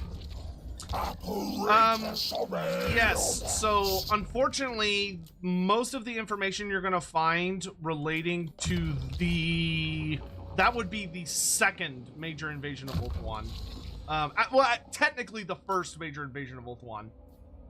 After the actually, yes, if you read the Sundering series by Gav Thorpe, that invasion is actually covered in depth because it's all about the rulership of Calor the First. So, the Nemesis Crown.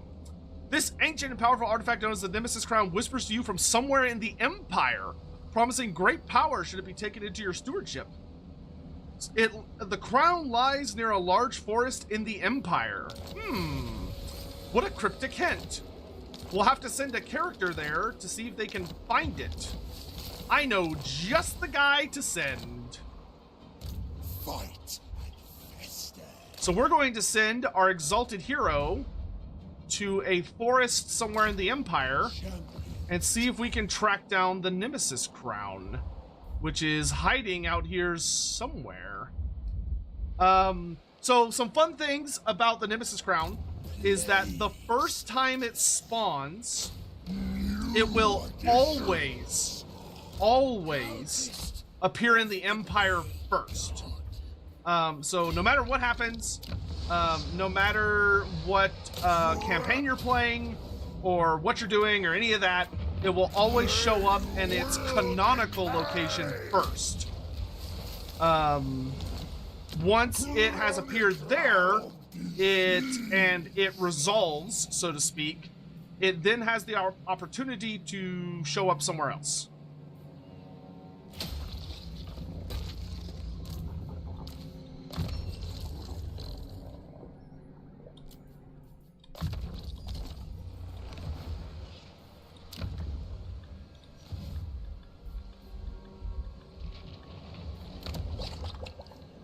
We're almost to the point where I'm generating enough diseases to be happy.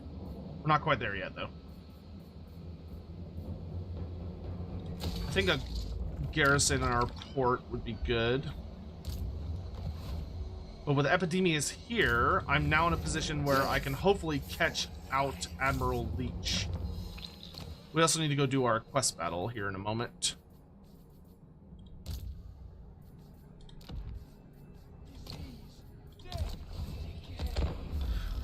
What happens if you look in the eyes of a Medusa, Lore Master of Sotek? In the Warhammer world, if you look into the eyes of a Bloodrack Medusa, you will be exsanguinated. Which is a fancy way of saying that by looking into her eyes, it inflicts you with a horrible curse that causes all the blood in your body to immediately evacuate your body through every pore and orifice that you have. So it basically causes you, like, you would basically just look like you got drenched in gore as blood comes pouring out of your skin, your eyes, your mouth, your ears, and everything, and you are exsanguinated. It's a bad time. pestilence. All right, I'm gonna clear out the ocean here We will thin their numbers. because I do not like black arcs when I am not in control of them. So we're gonna trap in Admiral Leech here and make sure he can't get away, and then we will murder him next turn. Reckoner.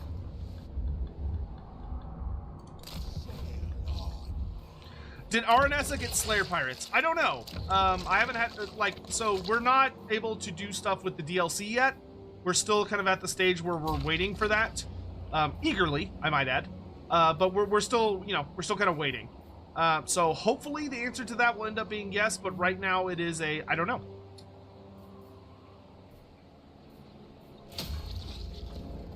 Let them come. We'll have to see. Okay, I want to save up my infections so I can get a new military structure here. Oh, we got a cult building in Shattered Stone Isle, which is not owned by Nurgle. Interesting. I think we'll just do... I'm very tempted to do a plague cult colony so that I can just get more tallies, but I think we're gonna do a plague cult shelter so I passively generate infection points. Triumph in totality. Kneel before the Be Kugat's buddy? We'll try. Looks like he's kind of getting his butt handed to him. Hendrik, thank you so much for the super chat. I understand Brookner... kill you with great expediency. I understand Brookner is more tied to Tarmacon and Elspeth, but would I have preferred Swartzhelm over Brookner? In the context of this DLC, no. Because I think that we still got at least one more Empire DLC, and I think that is when we will get Ludwig Schwarzhelm. So, I mean, I think we are going to get him, and I'm looking forward to getting him. I can't wait for him to show up, and that is my feelings on the matter. Project. Tide of Nurgle, take them. More time to come. Tallyman. But what Goodbye, Admiral Leech. for the Earthfather? Carriers for the harvest. Esteemed herald. All right. Plague Panjandrum. Let's go ahead and get Pox Seedling, just so I'm maximizing my growth efforts. You are going to take Locus of Contagion, and you are going to get maximum mobility. Delicious. And because we have enough infection points now, we're going to get a Plague Toad building. Very nice. Lovely, lovely, lovely.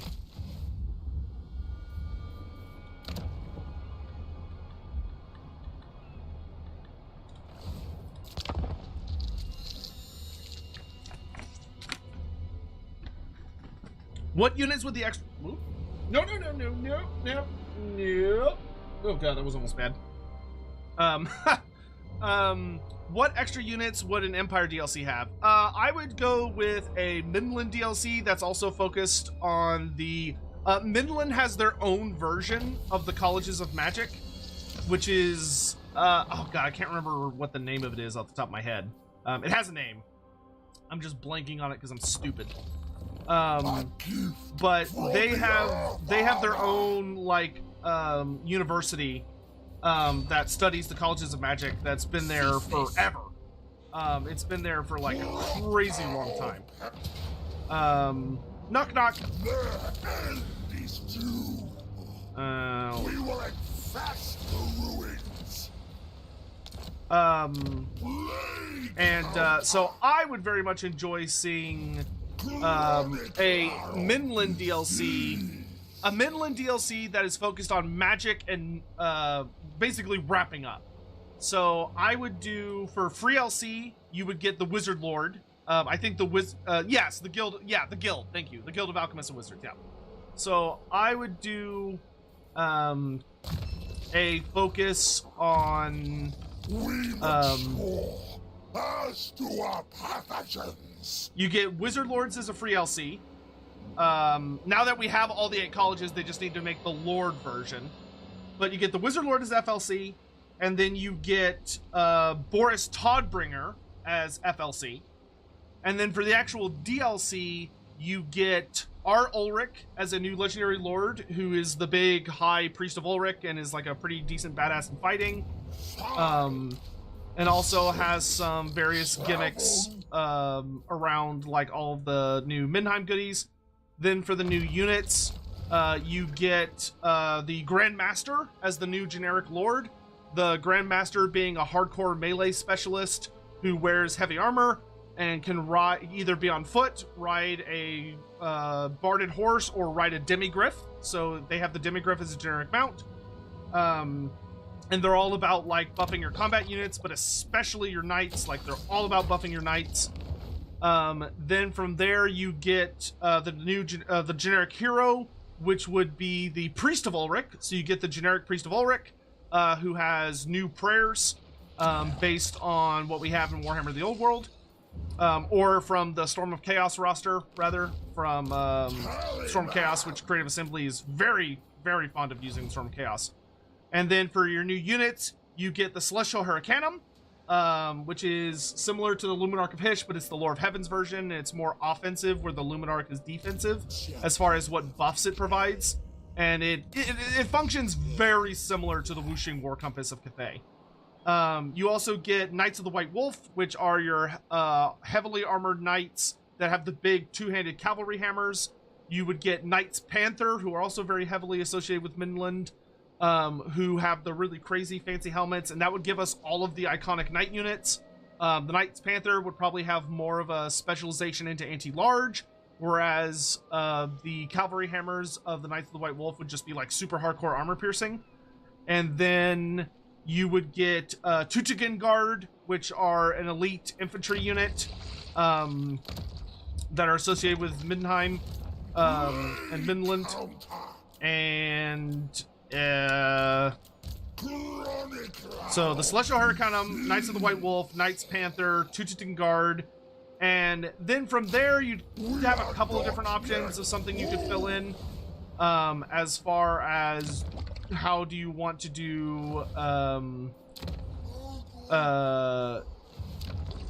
like where would you want to use that last slot? Like you could do the Sons of Ulrich or the Children of Ulrich could be interesting, though they might be a little outlandish for that, but like there are plenty of little like units you could kind of look up and figure out which one would be best.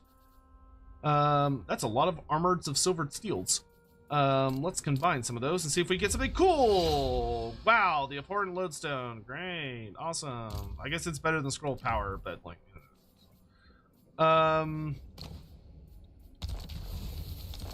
really wish that did something a little extra.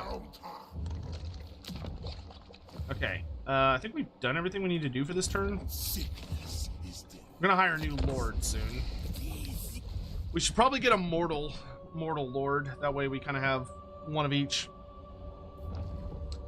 It's kind of odd the Empire seems to have more variety of knight units in Bretonnia. It has a lot to do with that the Empire, each knightly order is super specialized and has a very particular like idea that they're performing, whereas when you're dealing with Bretonnia, they don't have orders, right? It's just classifications of knights.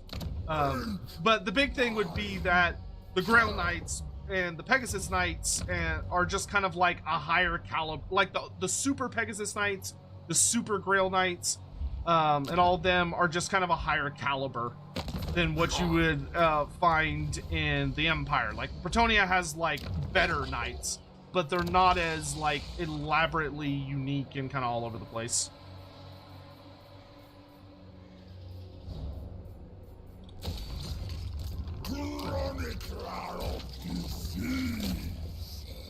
Oh, Malice.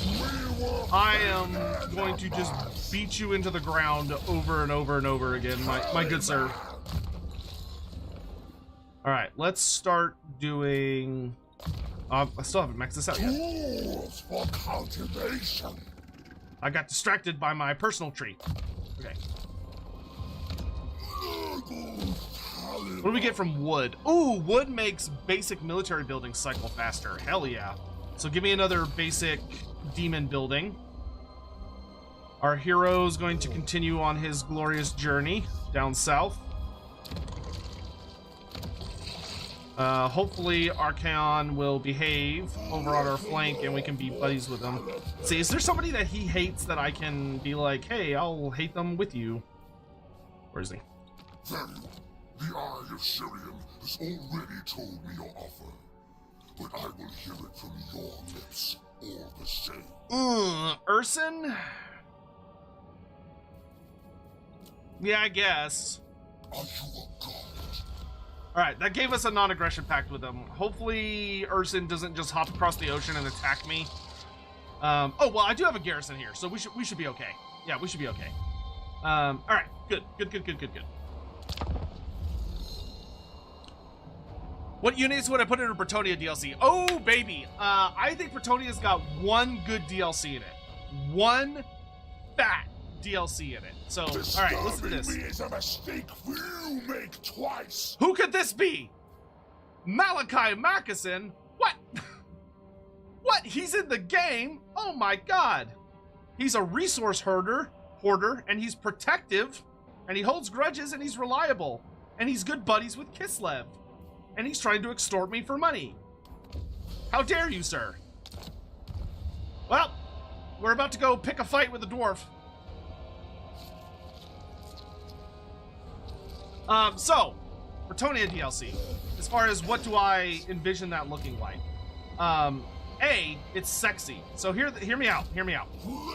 So what I foresee for a Bretonnia DLC is that I know this is gonna sound crazy, but you know, like, let me finish. But I think Bretonnia should get an actual DLC. So like a piece of paid content. Just one. A single DLC. That allows them to, you know, be the characters and have fun and all that. And the way I see it is you get this. So the new legendary lord you get is Bahamon the Beast Slayer, who is a direct descendant of Gilles Le Breton and has a giant fuck-off mace, and is just like a big badass monster slaying dude. You also would get a actual voice actor for Albric de Bordelot, and also maybe a reimagining of his face for those scenes that he doesn't have his helmet on, so that he has like a unique appearance and actually looks kind of nice and stuff. I don't know, call me crazy. I think that would be reasonable. But then what I would do is for your stuff, you would get, for a legendary hero, I would do Bertrand the Brigand. And Bertrand the Brigand would be a character who would allow you to have some kind of fun, unique dynamics where he allows the armies that he joins to, like, circumvent chivalry. So he allows them to do things that would not normally be considered chivalrous, but because he's more of a Robin Hood figure, he allows you to do things you normally wouldn't be allowed to, and he's also like an archer character that specializes in killing cavalry, heavily armored cavalry units, using his bow because he's a badass. Pointless interruptions.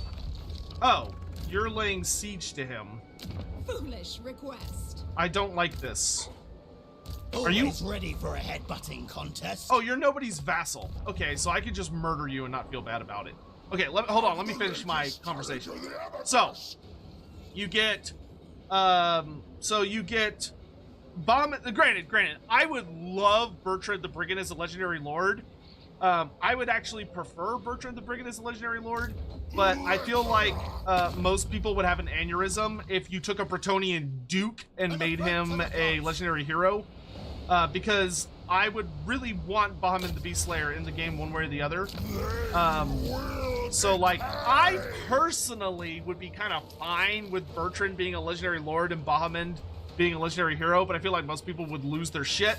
So I'm willing to concede that Bertrand would be your legendary hero, and your legendary lord would instead be Bahamut. But anyway, hear me out.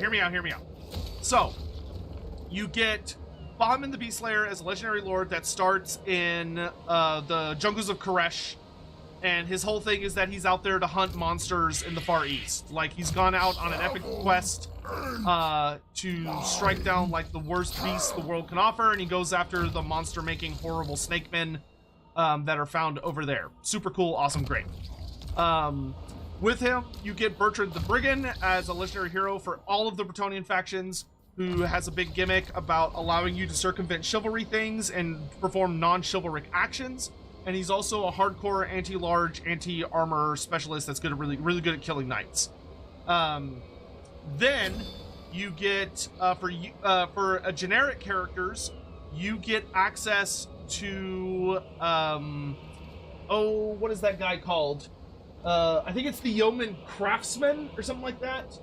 I forget what he's called, but it's a peasant, essentially, hero who specializes in bowmanship and also specializes in crafting and perfecting war machines. So these are the guys that build the trebuchets, that are manage the defenses in Bretonnia, and, you know, do all that stuff.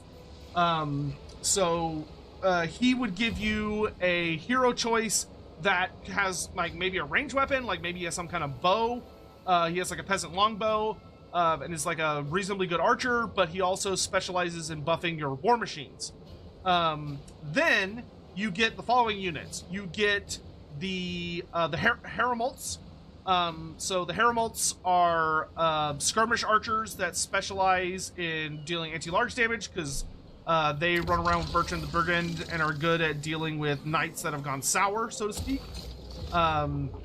You also get Truffle Hounds. So Truffle Hounds are a Bretonnian war dog unit that are able to activate like a special frenzied stance, where they basically go apeshit and start ripping into people, because Truffle Hounds are notoriously terrifying, and they should have an anti-infantry bonus, because the thing that Truffle Hounds are super well known for is that when they encounter an enemy, they always try to rip their nuts off. That's literally canon, is that the dogs innately, like, the way they work is that when they are fighting something, or fighting, you know, something they perceive as an opponent, they will quite literally aim or to rip their nuts off as a essentially trying to remove a rival, which I just find delightful. But so for that, I would give them like a really fun anti-infantry bonus. Then you have so you get the Truffle Hounds, the Heremolts. Then I would do the Sons of Bretonnia. Oh, the Sons of Bretonnia. The Sons of Bretonnia, guys. So the Sons of Bretonnia are, so y'all know how the damsels of Bretonnia are women only, right? They only have lady wizards. And that's because when children are born in Bretonnia, if they demonstrate any kind of magical ability, the Fey Enchantress or a representative of the Fey Enchantress will come and collect them and basically take them away from their families. But one of the big mysteries of Warhammer was always what happens to them. Well, it's revealed in a short story that what happens to them is that they go on to become sons, at least the ones that are lucky, go on to become Sons of Bretonnia. And Sons of Bretonnia are basically, they are knights who are, so they're like dudes wearing this really weird shell-like, intricately carved silverine armor that wield tridents or like little like moon sickle halberds, and they ride kelpies. They ride fucking Kelpies into battle, which is just fucking awesome. So they're very, very lightly armored, hardcore, but they're like super hardcore magic attacks and they're just nasty. They're just nasty. But like, come on. Like, fucking amazing. I want it. So bad. And they're canonical. Like, it's not even like they're like a fan thing. No, they're just like a legit thing.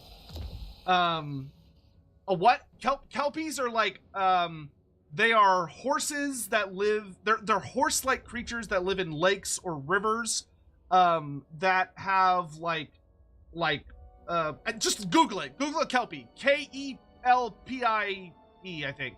I think that's the right spelling. I'm not sure, but they're typically from, I think, Irish mythology.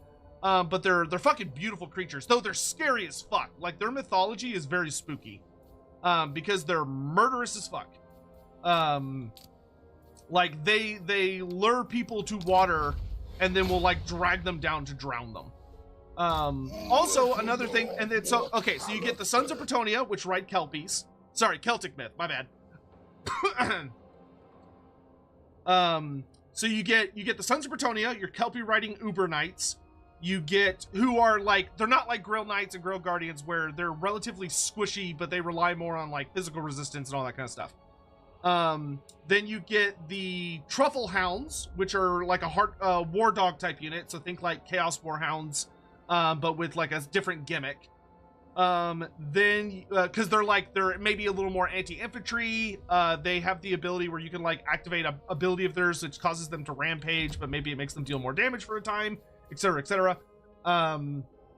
Then you get your Hemeralts, which are skirmish-based archers that are like elite archers that are good at killing anti-large targets. Then Naiads, you get Naiads, which Naiads are water spirits. So you get water spirits, a water spirit unit, which are, the Naiads are representatives of the lady herself. And then you get, ooh, I do like all these Helms of Discord, not gonna lie. And then you get, actually, you know what? No, let's do that and put that on him. And then you get, I mean, I think that's pretty good. I could probably come up with one more unit if someone was holding a gun to my head. But that would be awesome! That would be awesome! Like, that would be such a good mix of units and would add so much cool shit to Bretonia. You could even throw in, like, a Hemeralt type Lord character. So, like, one of the guys that serves with Bertrand the Brigand. So, like, an Archer Lord that is, like, you know, like a peasant or a disgraced noble who's been exiled but has kind of risen up a bit. I think that would be fucking great. So that is my idea for a Bretonia DLC. Make it happen. Dynamo 95 cheered. X100. Crazy idea. Yeoman Craftsman gets a cut mount with a mini trebuchet in the back. That would be pretty crazy. I think he'd probably get a horse and that's it, to be honest. But hey, I mean, I'd be happy to be wrong. The bell tolls, pestilent warrior.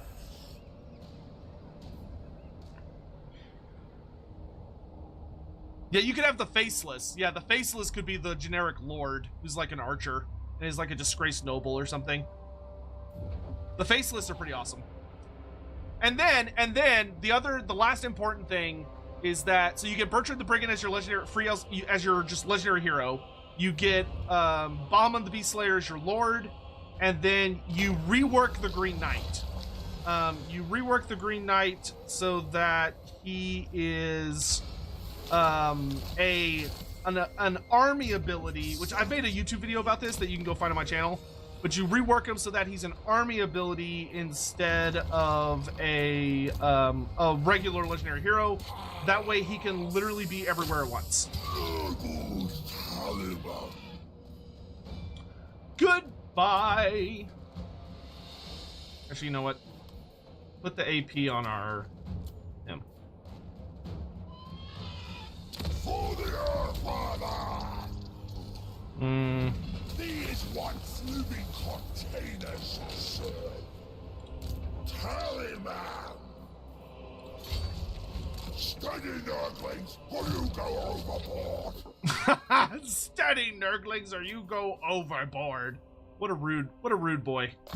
An improvement.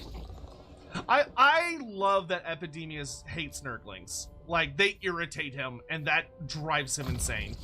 Because that gives him so much unique character for a Nurgle character. So much identity is probably a better way to put it for a Nurgle character, where like most of them are like, oh, Nurglings, they're just the best, we all love Nurglings, and Epidemius is over here like, shut up, Nurglings! I will throw you over the ship, I swear to God. It helps, I think, give us all a mental image of what kind of person he is, which is delightful. You know, you want to be wondering, what's going on in Epidemius's mind? And the answer is that he's upset. He's always upset. Poor bastard is literally like a librarian. All right, so for Epidemius army, let's get upkeep production.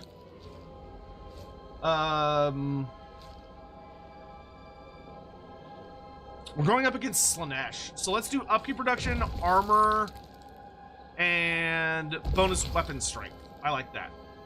Actually, if we wait till next turn, though, we can buff up this plague twice, because that's going to be a good plague.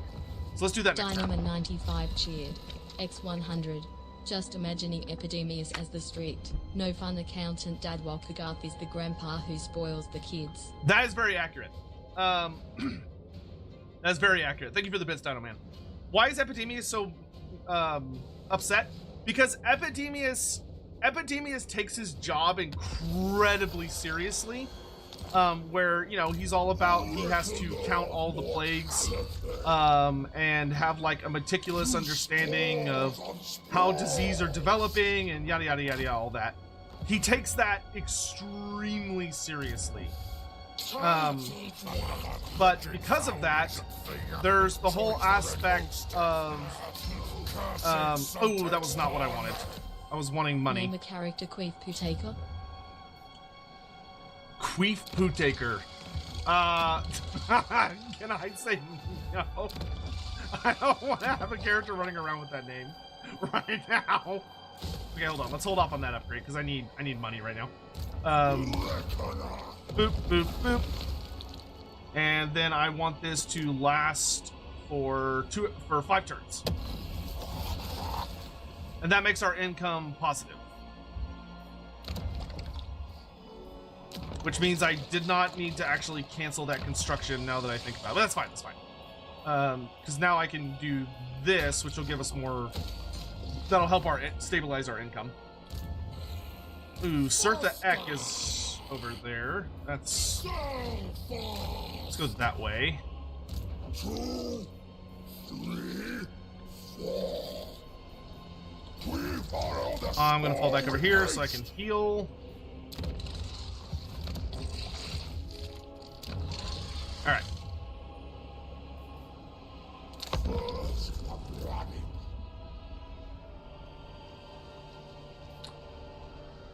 Electric of Sterling, thanks so much for the super chat. If the Southlands had a real-world counterpoint wildlife, would greenskins try to tame rhinos or elephants?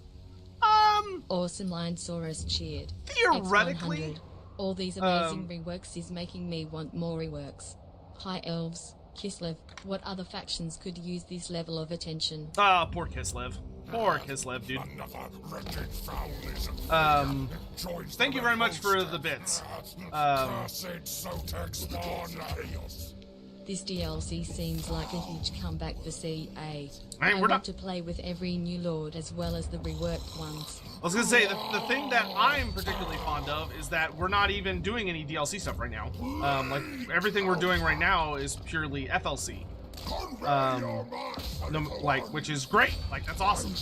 Okay, we're gonna go make sure the Norskins don't pop across the ocean and cause us problems. Wow, yeah, the tusks give us really good income. So let's get our income really nice and stable. And then we can bounce from there.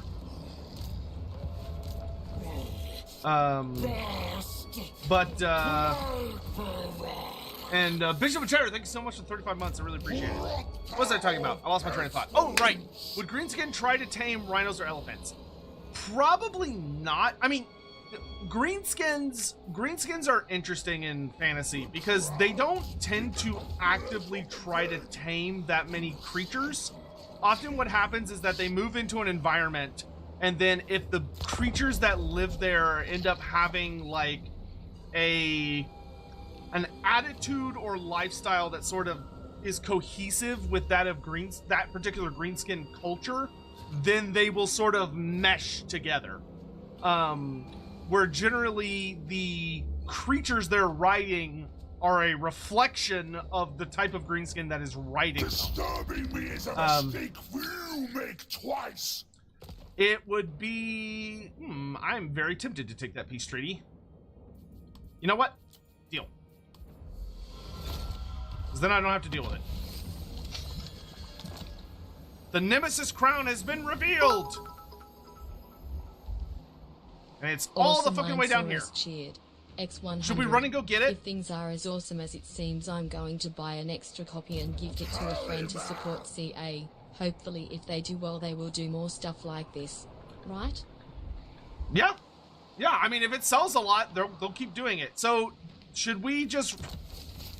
So, we know where the Nemesis Crown is. We got the forged by the infamous Dawi runesmith Alric the Mad. The Nemesis Crown corrupts all it touches, isolating every dark thought. It twists the mind of its wearer, leaving them held up by madness. A horde of goblins has uncovered it and claimed its power for their own. Whatever their intent, death and anarchy are sure to follow. So the problem is, somebody has to get here in order for us to properly unleash its potential. Which is cool and all, but it's a long way south, guys. It's a ways down there. So, I don't think we want to... So, the question is, chat, do we send Epidemius? Because, you know, he is in a... He's got the biggest army. And we just run as fast as we can and piss off everybody along the way? Or do we send the smaller army in the hopes that he'll just make it? Will the AI claim it? Oh yeah. Yeah, the AI will absolutely claim it. Fuck it, let's go get it. Let's go get it. Dynamo95 cheered. X100. So I was reading that after Nagash fell, Arkan waged a 1,000-year war against Araby. I feel that while that lore is meant to make Arkan scary, it also unintentionally makes Araby more fearsome, as it must have been a grueling conflict. Yeah, no, absolutely. Like, the fact that Araby survived Arkan's invasion is really impressive, which is, I talk about that in my Araby proposal video, if you go check that out.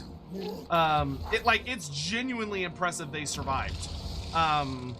But it also was the end of their golden age. It was... Anger me. When I'm angry, I make challenges. Immediately. It was quite literally like a borderline apocalyptic event for their culture, and a lot of the efforts that they had made into like the sciences and philosophy and music and art and mathematics and alchemy and all that got very heavily kind of stagnated due to the fact that Arkan was just Arkan the Black was just wrecking shop, which is really depressing. But also, I think really good storytelling. All right, and sorry, to answer your final question, do I think greenskins would have rhinos and elephants? No, because I don't think those creatures would align with greenskin style living. There might be like some greenskin individuals that would be a bit of an exception, but like I could maybe kind of see the argument for rhinos, but I feel like rhinos are also kind of already under the purveyance of the under the dominion, shall we say, of the ogre kingdoms. But if you wanted to do a big Southlands expansion and like go heavy on adding in Southlands creatures, what you need is not greenskins. What you need is for Games Workshop to get off their lazy butts and quit being little baby cowards and expand the universe and to make new Southlands factions. I personally would vouch very heavily for giving us a human faction that's based in the Southlands. I personally would probably base it very, very heavily off the Zulu Empire from just like African history, and also sprinkle in a lot of African mythology, and that also allows you to introduce war beasts for them in the form of rhinoceroses and hippos and gorillas. I think those would be the really big things. Elephants I think, should mainly be left to the Kingdoms of End. That should be kind of their big thing, is elephants. Paragoner. I think it makes sense that because the greater the demon, the more aspects they take on for their patron. Explains why Kugoth loves his Nurglings. I mean, demons have individual characteristics. They represent different things. They're different little pieces and shards of their gods. It's not necessarily the case that all greater demons are going to be like a more accurate reflection of their god. That's not often the case. More often what you're going to see is a situation revolving around you're going to see situations where the demon has one particular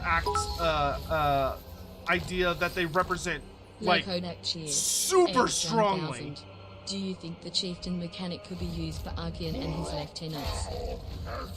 Yeah, you could. I think for a mod, yes. For like the base game, I would say no, because Archeon should be different. Like Archeon shouldn't cannibalize Tarmogon's mechanic. They're too similar faction-wise, I think, for that to be good. I think for Archeon, what they give you and I think is good enough is the idea that I think what's good enough is the idea that you get the actually no, I want the garrison building.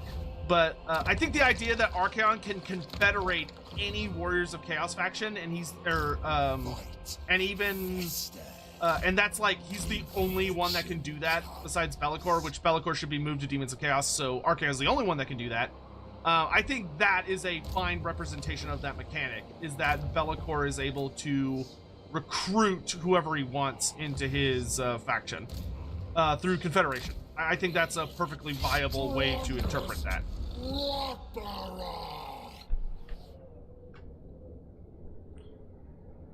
Ally with Festus to get it. I would love to, but it's probably going to take a little while to win Festus over. Also, thank you very much for all the bits, Iakodak.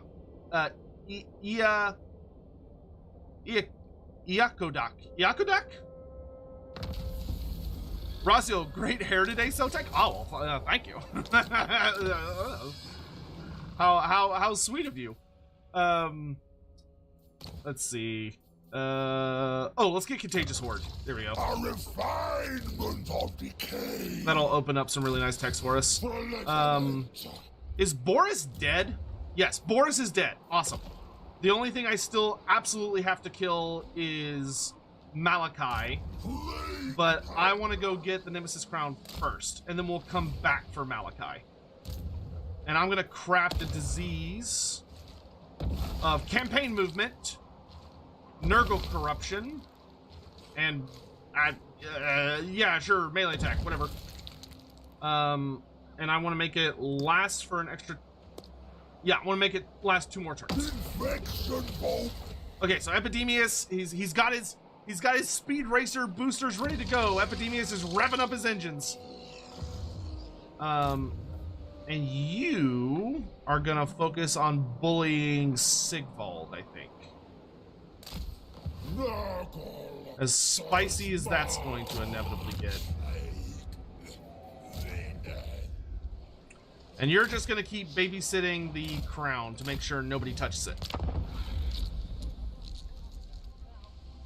Gas. Can you confederate Tarmogon? You could confederate any of the Nurgle characters with another Nurgle character. Aren't there Stragani from the Southlands? No, they're from the Badlands, which is technically not the Southlands. They originate from the Kingdom of Stragos, which is fallen a long time ago. and is where you know, a lot of your. Ooh, I'm gonna blow this up on the way down. I mean, if the dwarves are just gonna leave this sitting here, I might as well sack it on my way through. Ooh, nice! We got the Chaos War Shrine of Nurgle. Oh, baby. Another wretched foul lizard thing joins the red host. Cursed Celtic spawn. Sotlo. We're gonna pray to God nobody attacks us as we're working our way down. I give from the earth, Father. We're just gonna be like, you don't see me, just ignore me. First flying.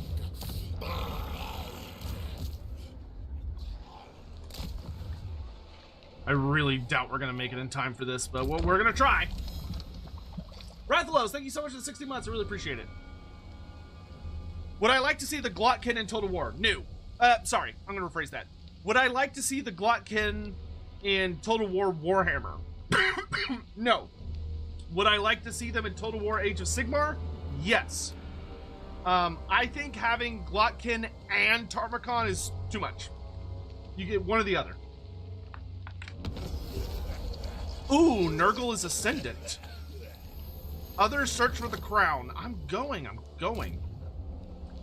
Like, the Glotkin, to me, he's an Age of Sigmar character. He just is. Like, he was technically introduced in fantasy, but he kind of just comes out of nowhere.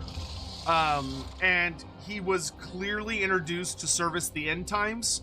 So to me, he's just not a fantasy character. And I think the big thing is, I think with Games Workshop's recent moves, where Games Workshop comes out and they're like, oh no, you can't use those Zongors. Those are our Zongors. Those are the AOS Zongors. Like, they're really making these bizarrely focused separations between the settings. I think the thing about that is that means that units that are being kind of shifted to AOS are going to be pure AOS. So like Putrid Blight Kings, pretty much anything you got in the end times, with maybe the exception of Storm Fiends, I think are going to be exclusive to AOS. Because even if you look at the demons, right? Like, even if you look at the Demons of Chaos, we didn't technically get any of the new demon units. We got the updated designs, but we didn't get any actual new characters or units from AOS, even though those characters would have technically existed in fantasy. So, like, you don't get the Sloppity Bile Piper, you didn't get the Spoilpox Scrivener, you didn't get any of that stuff. They very deliberately have kept them apart. And I don't think Games Workshop is going to back down on that. Dynamo95 cheered. X100. So just to check on my earlier comment, was Araby's golden age roughly at the same time as Hekara was in decline post-Nagash? I know the Arabians resettled Bel-Aliad after it was sacked in the first war against Nagash around -1. Yes, Donovan, yeah. Yeah. That would be correct, sir. From my research. You know what? You got a cool disease there, bro. Let's use this and make you spread it. And you can just sit in raid stance. Am I against having the 3 Magath Lords as well? Yeah. I think Nurgle has enough. That is my stance. I know some people aren't gonna like that, but I.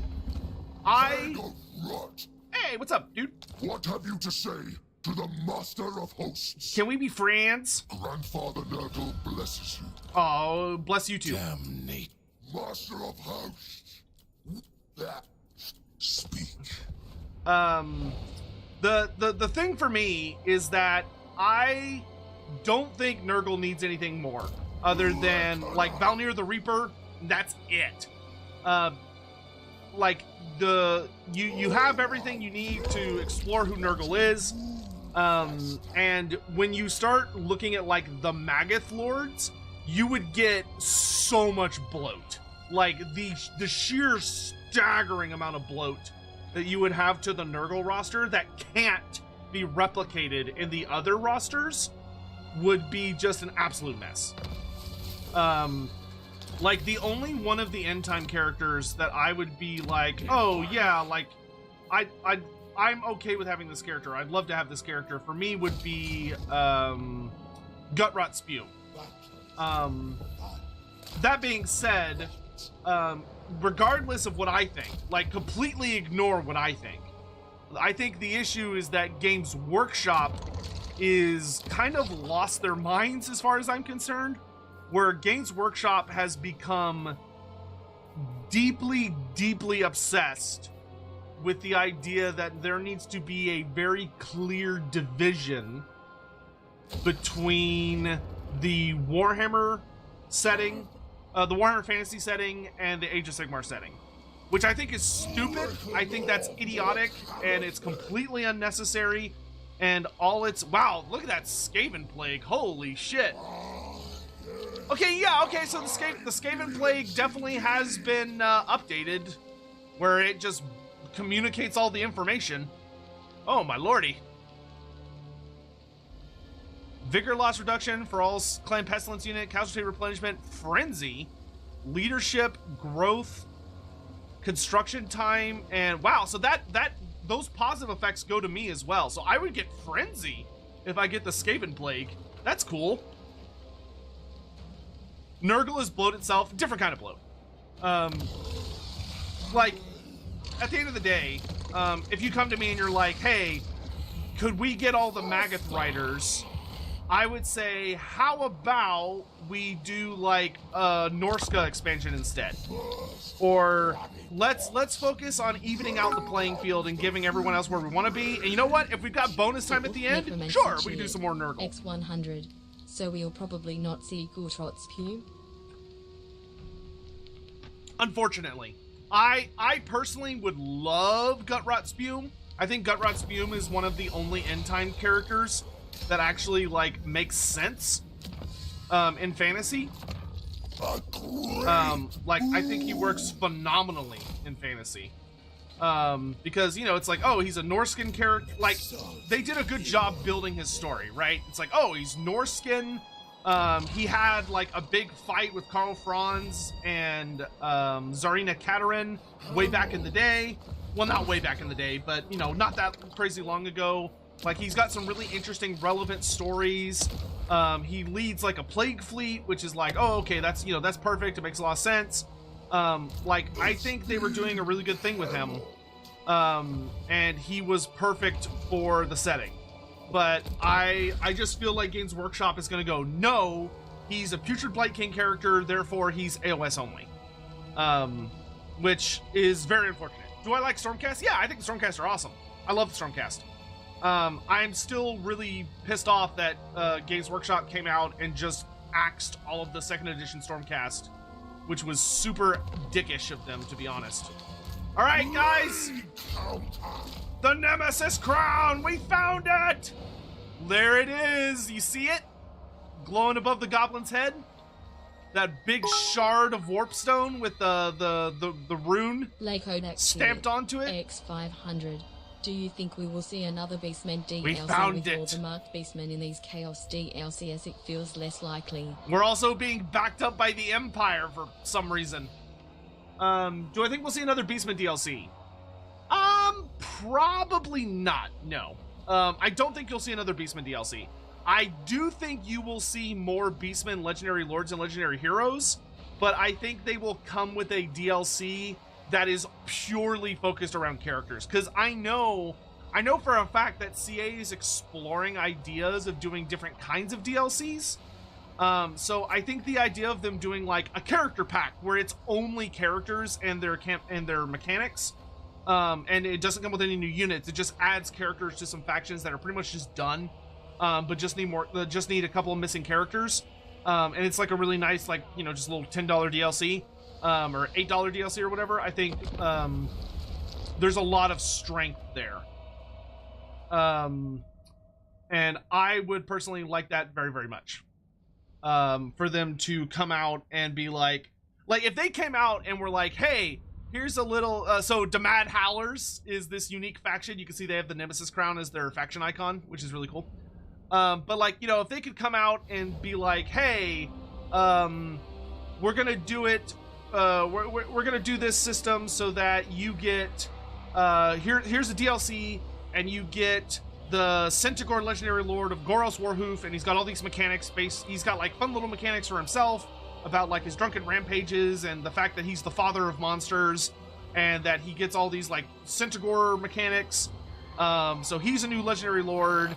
And then here's Ungor Forehorn as an Ungor Legendary Lord who's all about Ungors and buffing Ungors and being a backstabbing little shithead. Belisario, thanks so much for using your Prime sub here. I really appreciate that. Thank you so much for choosing to support me with that. Thank you. Thank you very much. And then like for Legendary Hero, you get Slugtongue and Moonclaw, where Slugtongue is all about like dealing lots of attrition, and he's got some like little disease mechanics, and he gives you like some cool interactions there. And Moonclaw like helps buff the moon events for you and makes them even more powerful and yada yada yada. I think all of that would be absolutely phenomenal, and I would like it very much, and I'd buy it. Like I think that would work perfectly.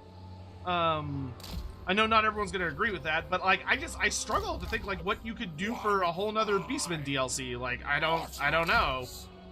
The only thing I could think of is like if they were like, oh, yeah, I mean, what they could hypothetically, what they could do is if they were just like hell bent on it. They're like, no, we have to do another Beastman DLC to justify this.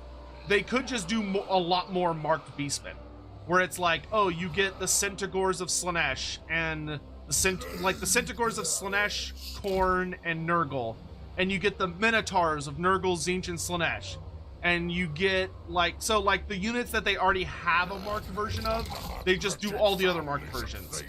They could do that. I don't think that's necessary, but they could.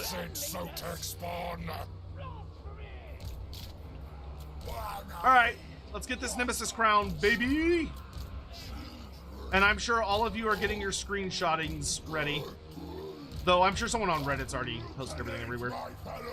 These days are always kind of funny. The first few days are always funny for me because it's like the embargo drops and it's just like a mad fucking dash to try and be the first one to like post shit everywhere. And it's just silly.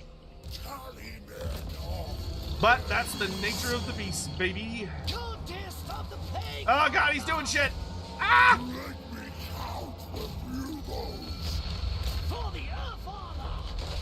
Oh, look at that. It's shooting out like warpstone. The crown is giving him power!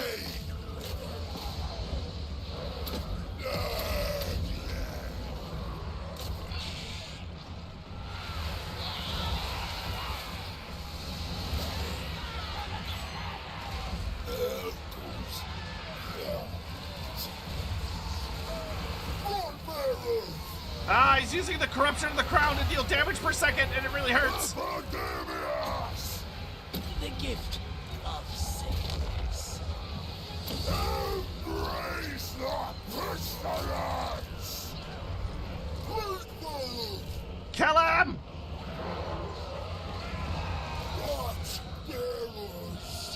You, get your ass over here.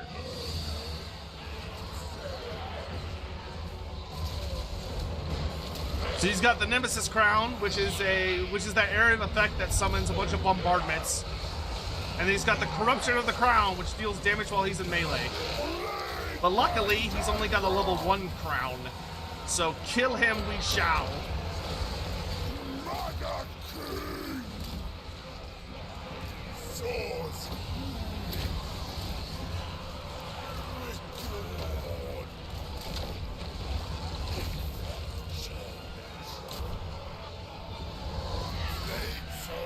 Now, you may have heard what I just said there and go, did he just say level 1 crown?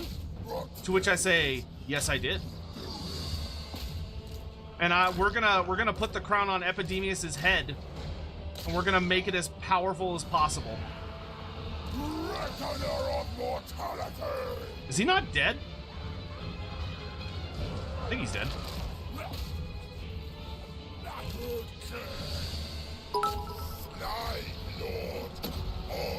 Mornington Crescent cheers. X100. If you put on the crown of sorcery and then the Nemesis Crown, would you or Nagash be wearing it? The honest answer is you would literally just explode. That would be way too much magic for one body. I don't care who you are. Like, you would literally just blow up. It would not be a good time. The combining magical artifacts is something that people have tried in the setting, and it doesn't go well. It's very dangerous.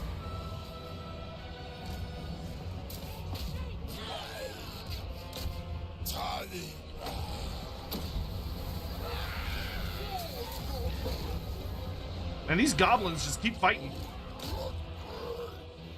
To the bitter end they are.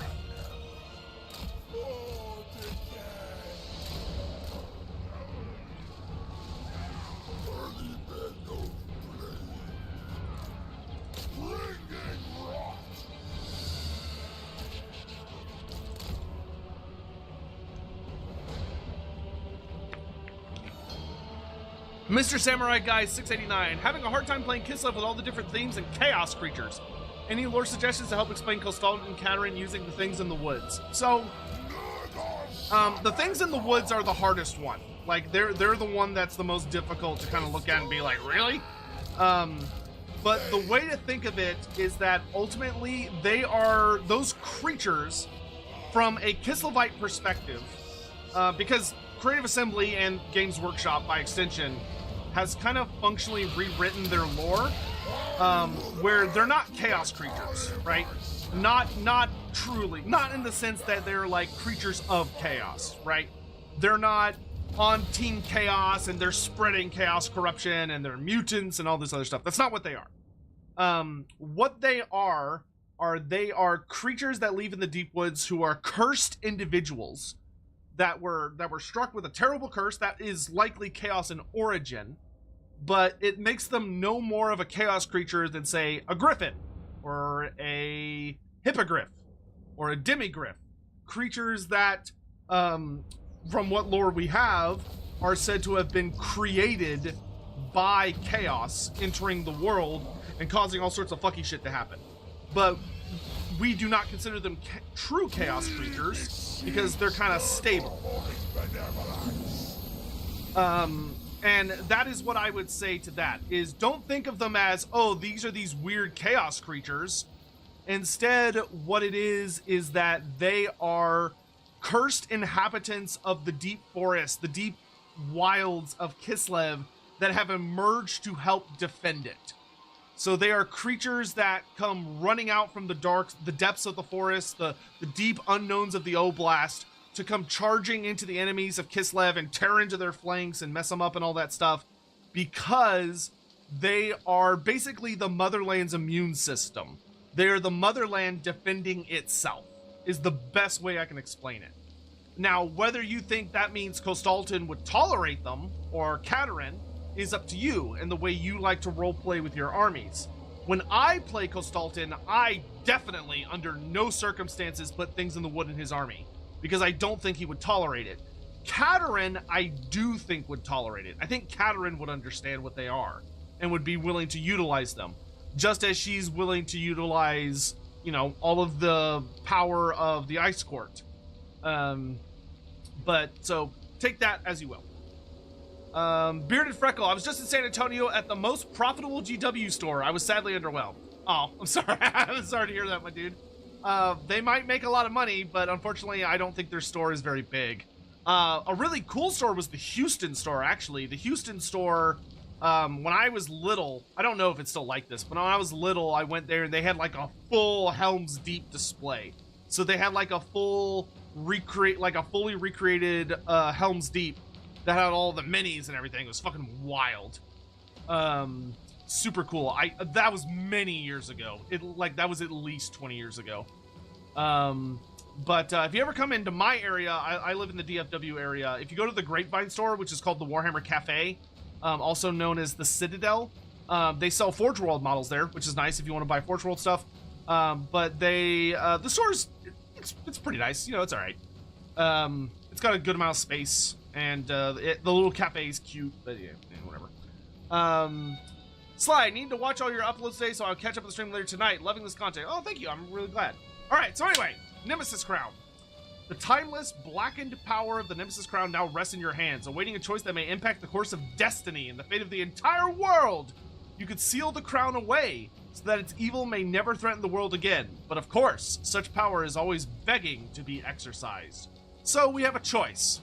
We could take the crown, which the crown's influence is legendary. Under your command, its power will shape the fate of the world. Or we could seal it away. Such dark power is much too dangerous to reside in anyone's hands. Sealed away for eternity, which gives us 3,500 gold, and we get the Forsaken Crown ability effect, which for 10 turns allows us to replenish anywhere. If we take the crown, we get the Fledgling Crown. So here's what it does for Nurgle. Depending on what faction you play, it'll give you like slightly different effects.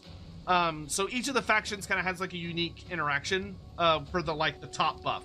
So if I take the Nemesis Crown, all future plagues have an easier time spreading, which is kick-ass. Most other factions are going to hate me. I get 10% extra hit points, 5% weapon strength for all units in army, 5% missile strength for all units in army, and I get the Corruption of the Crown, which is that if I'm in melee, I deal passive damage to nearby baddies. And I also get the Nemesis Crown ability, which allows me to unleash a bunch of like warpstone shards that shoot everywhere. So I, of course, shall take the crown. Now here's the thing, chat. The Nemesis Crown, you see I have a new display in my UI, but here's the cool thing about the Nemesis Crown.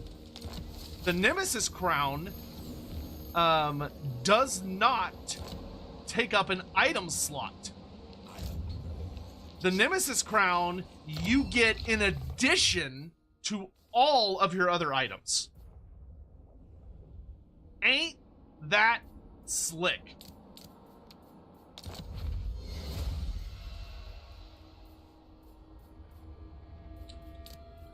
So you don't have to worry about getting it and being like, oh no, I can't wear my like cool, unique purple sword. Nah. You can combine it with whatever you want. And we've now got this UI up here, which you may be asking, what the hell is going on up here? Well, let me show you. So, the Nemesis Crown is a hungry little bastard, and it wants things from us. It wants us to do things. So, we have 7 turns to satisfy the Nemesis Crown. If we do not satisfy the Nemesis Crown, we will lose it. So the Nemesis Crown demands that we win 4 battles within the next 7 turns, or else it shall abandon us. And we can also open up this screen, which shows our current level for the Nemesis Crown. And it says we have 7 turns to fight, but if we win 4 battles, we will level up the Nemesis Crown, which you can see will buff its effects. So if I level it up, I get a 15% chance of all plagues spreading, minus 40 diplomacy with all factions, 10% bonus campaign movement after winning a battle, plus 10% upkeep for my army. So that's not great. So my army becomes more expensive as the crown gets more powerful. But I get 15% hit points, plus 10% to all forms of damage. The Nemesis Crown stays at level 1, and it can upgrade to further forms beyond that. But the longer I hold on to it, the more downsides and upsides are going to come about. Epidemius. Let's finish off this little bastard. Face It's free real estate. more time to come.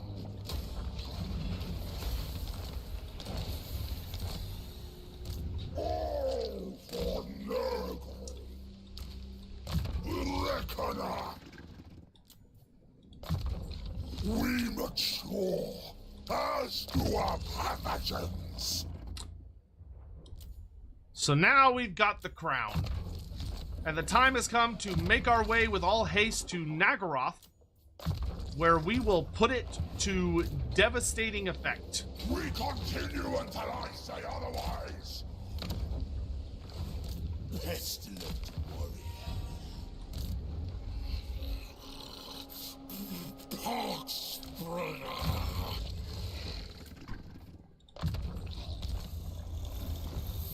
Herald Lyca.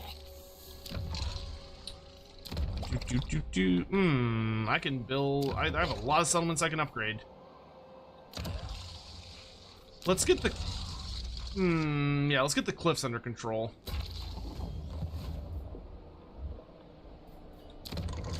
I also have a lot of disease points, so I'm just gonna craft a disease here in the Empire and just throw it in somebody's face. Here, let's make a fun disease. Nurgle corruption.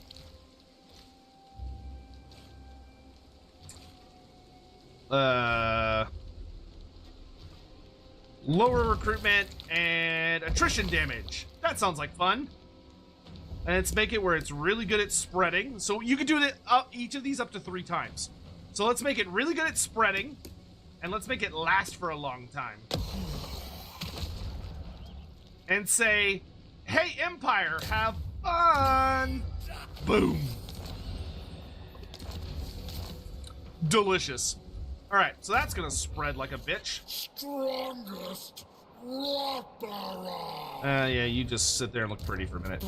Blade. Sort of strife. Breast cleaver we can slap on you, and we can put the fencer's blades on you. I fucking hate the scroll of leeching, the trickster shard, and the scroll of power. Scroll of power is not horrible, but the other ones make me upsetty spaghetti. Here, trickster shard, I guess. Ugh. Faster. Good for destruction. Fid Ellis, thank you so much for the super chat, my dude. Hey, SoTech, love your lore videos since the beginning. Got a question. What if Sigmar makes Stormcast before the end times happen? Would they have saved the world? It would have. Oh, thank you so much for the raid, Teapot. Thank you very much. Oh wow, that disappeared super fast. That is the first time I think I've ever been raided on YouTube. Well, thank you. I don't know if it's called a raid on YouTube. I don't know what they call it on YouTube, but thank you. I really appreciate that. Thank you so much. Thank you for leading me to this wonderful new hat for my herald, men of the Empire. Please take this gift as gratitude. Nurgle, probably. Yeah. Thank you, little Empire man, for this glorious hat. Have this horrible disease as a gift. Yeah, that definitely is Nurgle's way to handle it, I think. Alright, I think let's... we're almost to the point where I can really afford to buff this guy's army out. We just gotta wait just a smidge longer. Just a smidgen longer. Be patient, my children. Be patient.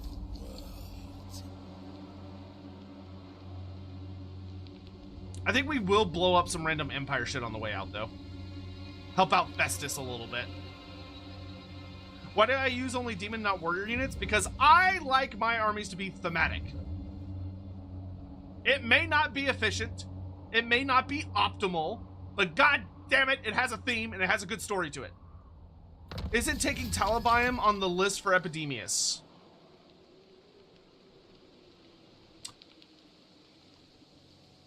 That is true. You know what? Yeah, tell you what. We'll put someone else in charge of going to accrue our debt from Malekith. I want Talabium. Condensed and magnified. I want it. I want it.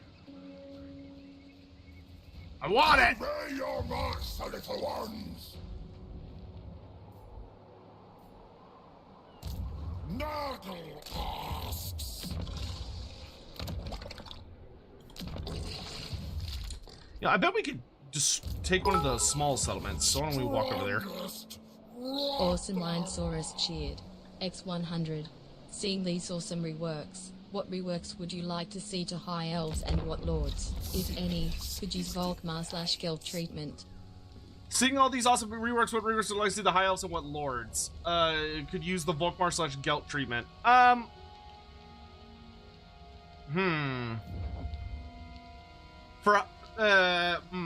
High Elves, when it comes to reworks, I mean, the High Elves, they don't feel bad to me. Like, they're not... Fucking foul-lizard thing joins the Red Host.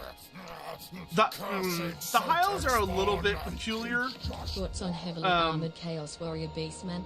I'm making a homebrew sub-faction of Beastmen for a game of mine. Heavily armored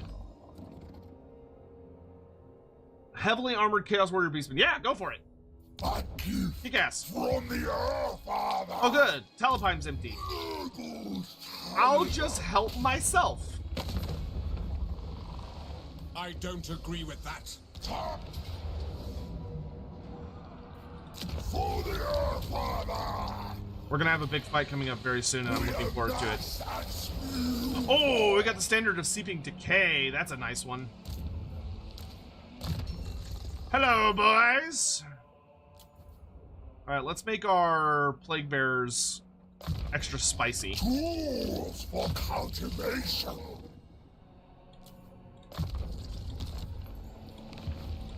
Proctor of pestilence. Whoa, look at that. Furs give you 20 infections per turn? God damn.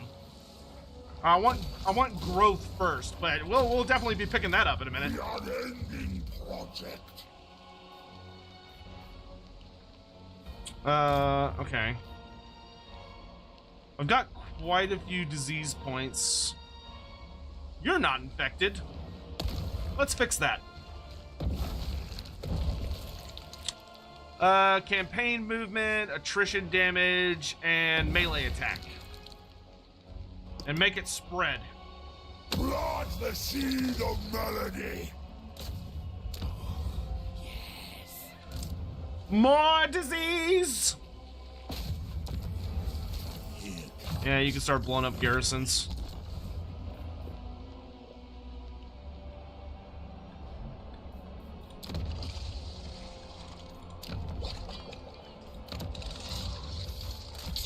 Tainted one.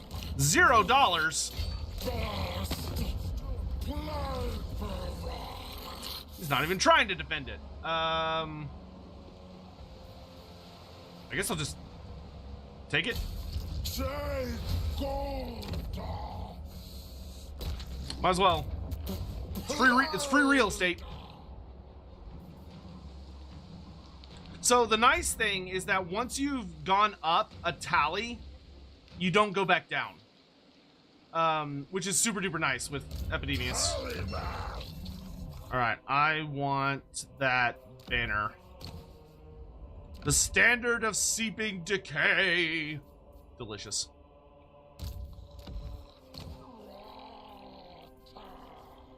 I hate the Scroll of Leeching. It's so bad, dude. It's so bad. I yearn for Father's pestilent touch. Do Plague Bears rhyme? If you were to actually meet some, yes. In game, I don't think they do much in the way of rhyming, unfortunately.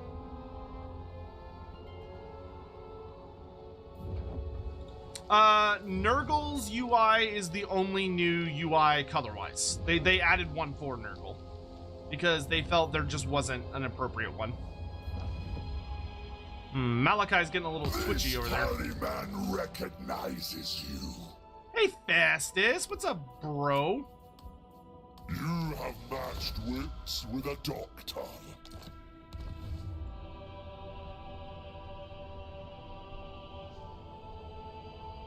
My body wastes.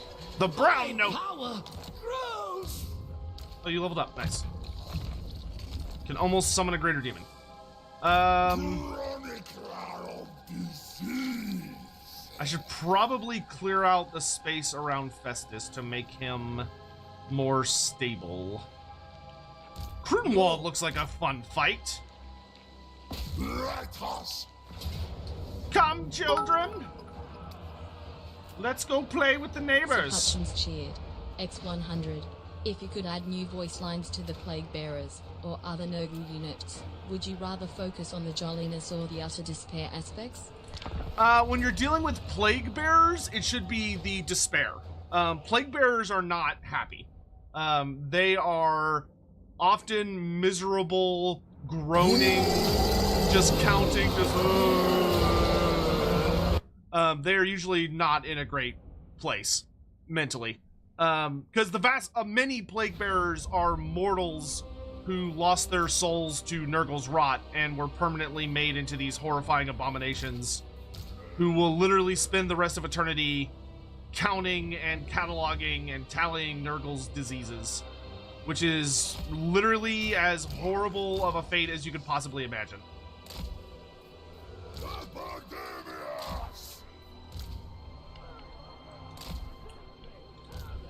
Why don't we go say hi?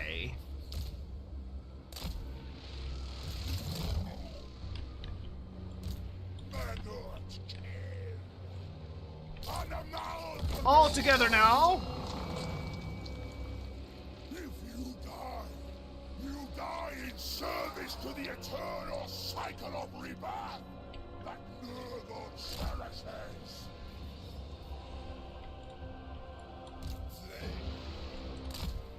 Ready? Did I forget to answer your previous question? Oh,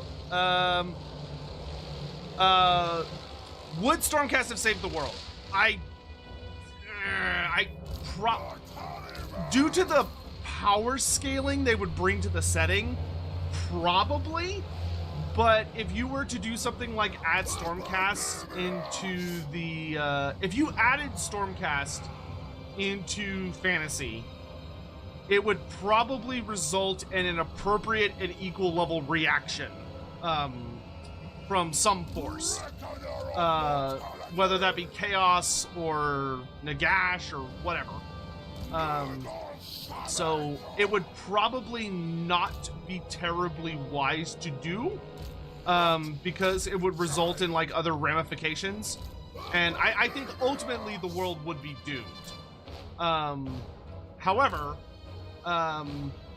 they definitely would have made a difference. It would have changed how things went down.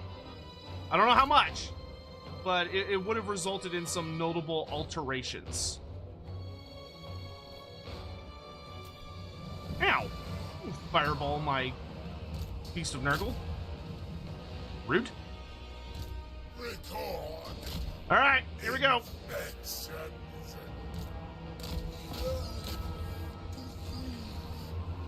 All hail decay!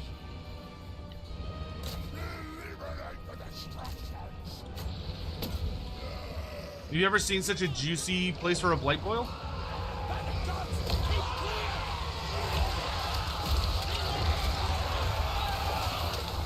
Oop, I should pay attention.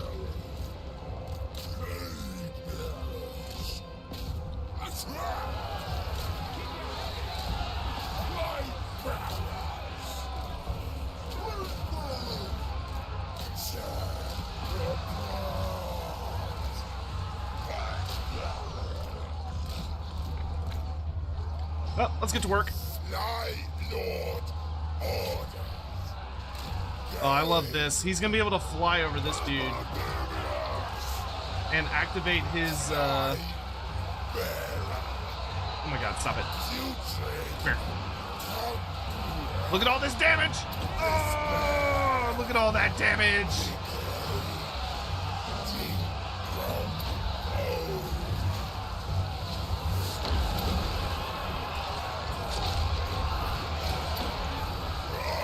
Die! Die! And now Epidemius is draining everybody.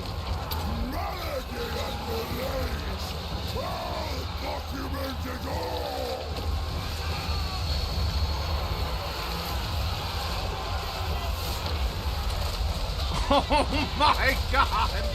Epidemius is just killing everyone! Oh god! The humanity! Oh, we turned the unit into some chaos spawn. Well, that was fun.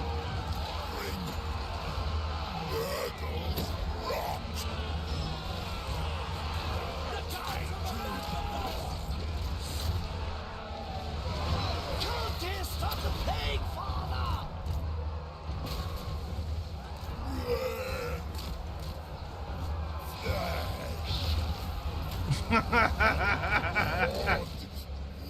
Oh my goodness.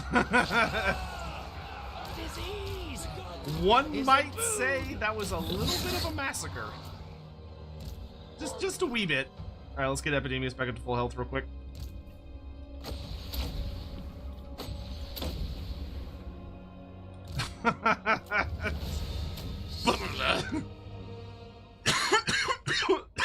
Good lord. What happened? The Nemesis Crown active ability is what happened.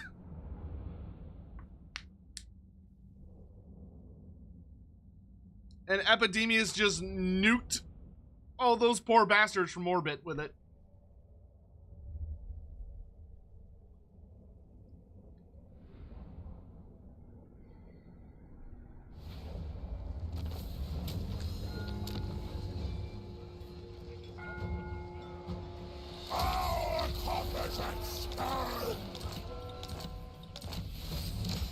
Oh, delicious. 2,000 infections. Wow. How generous. Thank you, Empire. Can I get upgraded blight coil?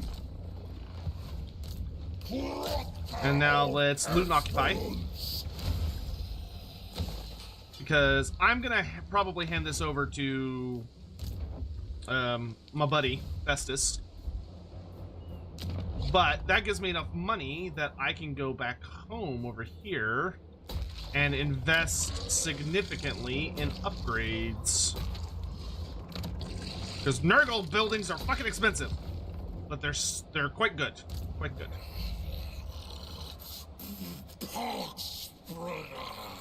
Why don't you make a disease for Mr. Sigvald there? I'm sure he'll appreciate it. Off you get.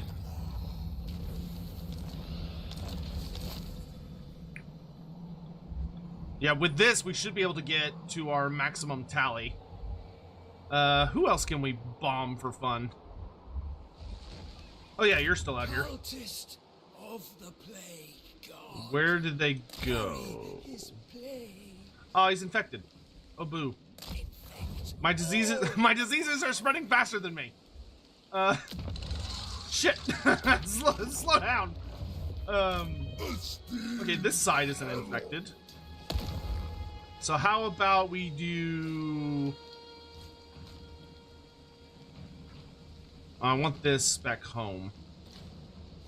So let's do melee defense, construction time, and Winds of Magic Reserve. Plant the seed of melody. And you can go blow up in Middenheim. Destruct.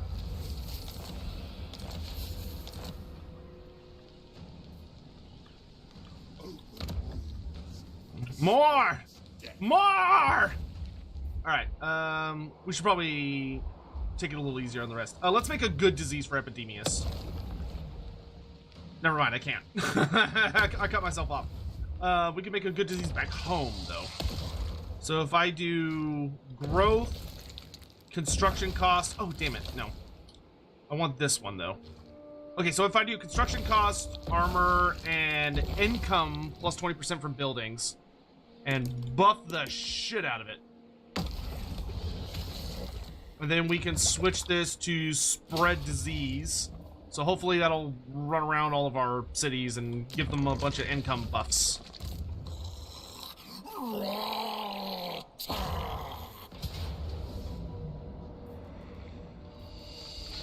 Yeah. I'm more interested in sacking and running away than taking just yet. We're just trying to build this guy into being half decent. Herald Lyca. Do I want you to be my wizard? Yeah, I think I'll have you be more of a mortal fighter. Sickness is delight. Ulrika Magdava, kill her. Good man, good man. She could be a problem that I don't want to deal with. Alright, you combine with him, combine with him, combine with him, combine with the rest of them.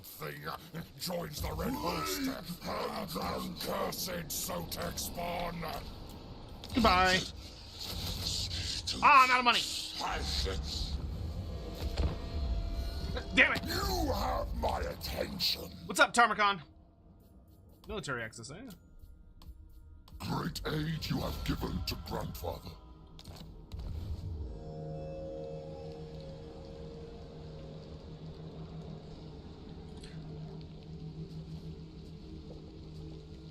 Nurgle's not that bad to deal with if you're playing against them, because they can't spam out diseases that are like terribly effective. They have to kind of maneuver around what mechanics or what disease buffs they have access to.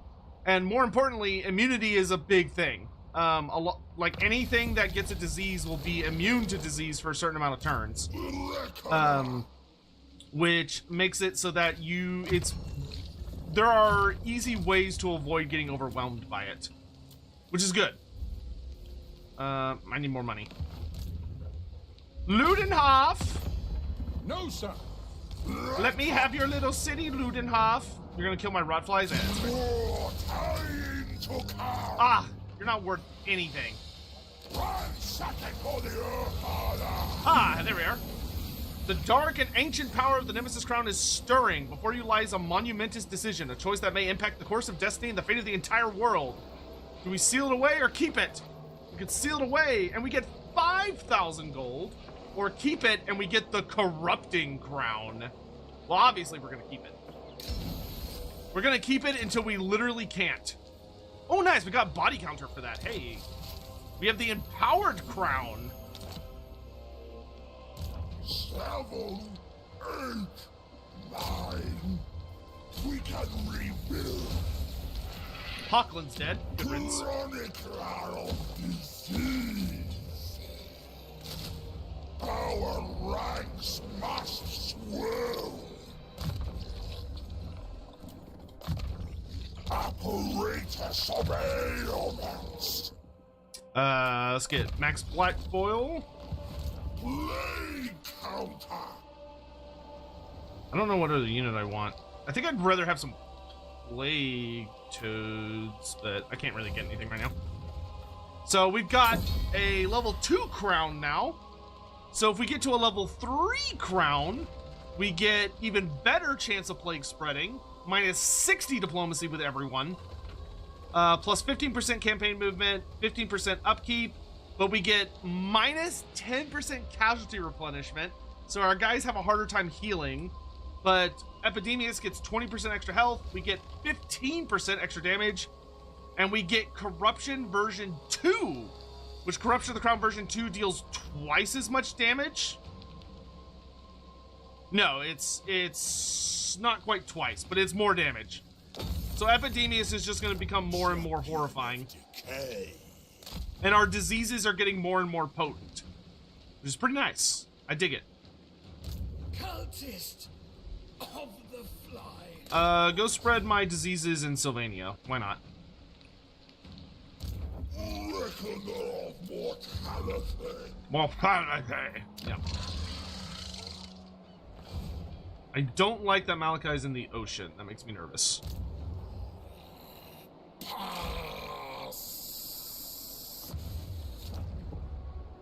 That makes me very nervous.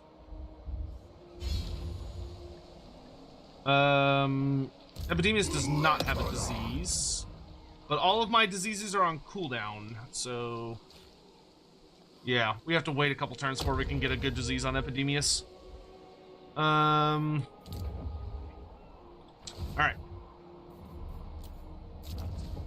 I was a little too aggressive with my plagues. Now I need more. Do I have a VSync issue with a line in the middle of the screen? No? Not that I'm aware of? I'm looking at my OBS, I don't see anything. Just wondering, why don't I make 40k lore videos? Oh man, where do I even start? without getting on like a big soapbox, what I would say is that, you think it's the edge of the green screen?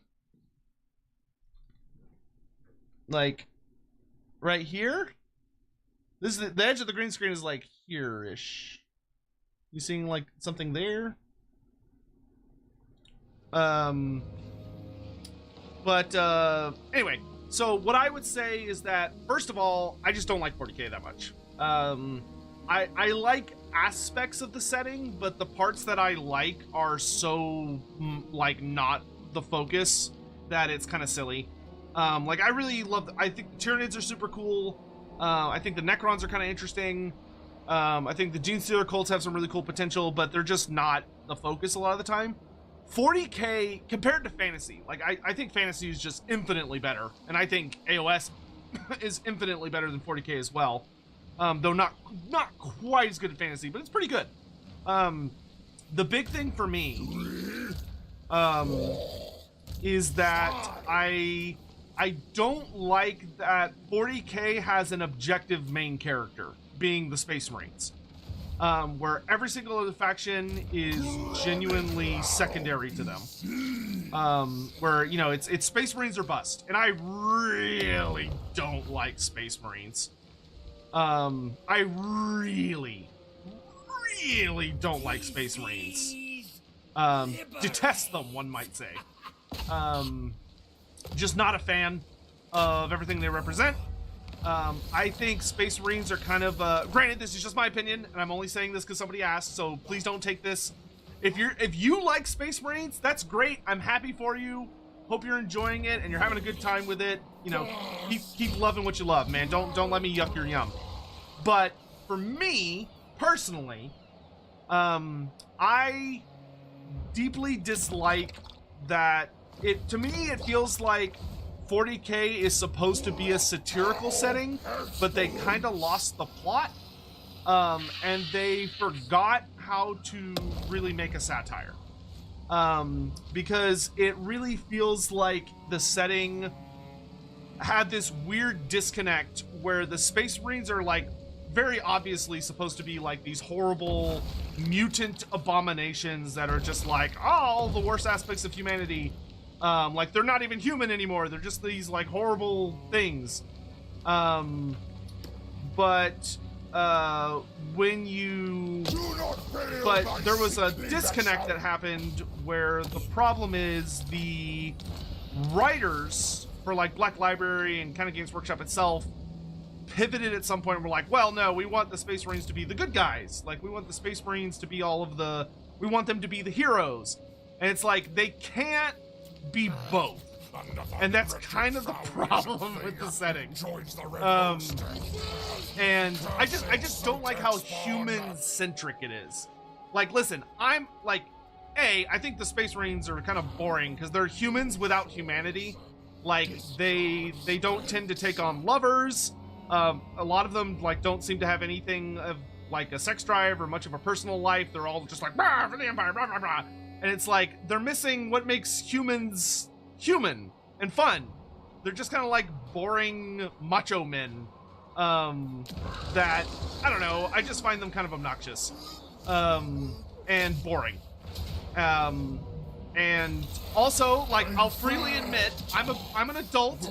I can admit it that growing up, I hated 40K because I was a fantasy fan. And for big reference, I was a fantasy fan during all of the stuff that led up to the end times. So as someone that was a big fantasy fan during that era, it was super frustrating watching how much attention 40K got, where like they were just getting Space Marine release after Space Marine release after Space Marine release after Space Marine release, like so many fucking Space Marines. And it was like, why are they just releasing the same thing over and over again in different colors and treating them as if they're different factions? Whereas we're over here like fucking starving and being like, please God, just like give Bretonia a new book. Give the Skavens some new minis, please. It was just it was so frustrating to live through it. Like the salt, I will say, like the salt between Fantasy and 40K was something so entirely different back then. Like, I think it was genuine hate back then.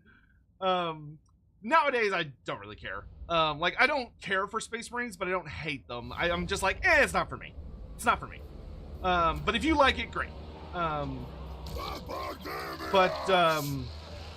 So yeah, that is why I don't. Also, as a content creator, 40K lore is so oversaturated. Like, I can't imagine trying to get into that now. Like, what would you even do, right? It's like there's a billion 40K lore channels, some of which are insanely successful and super impressive. And it's like, yeah, no, that is when you want to do like YouTube type stuff. In my experience, the advisable thing is not to throw yourself into the most oversaturated part of the market.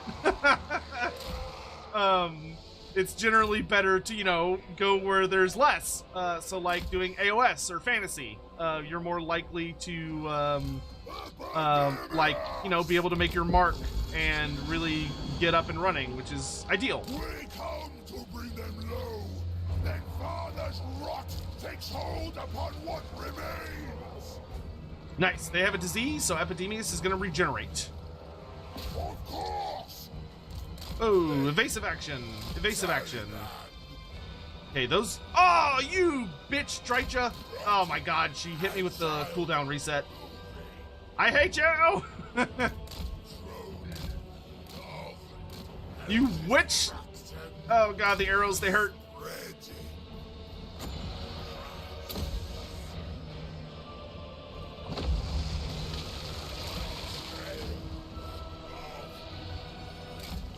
Oh, they got a Waystalker too.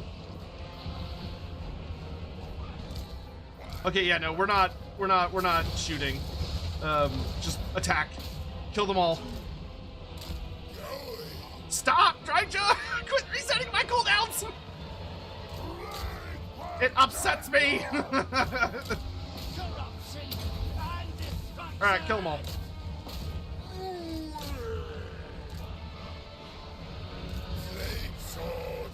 God, rude. Gotta heal myself.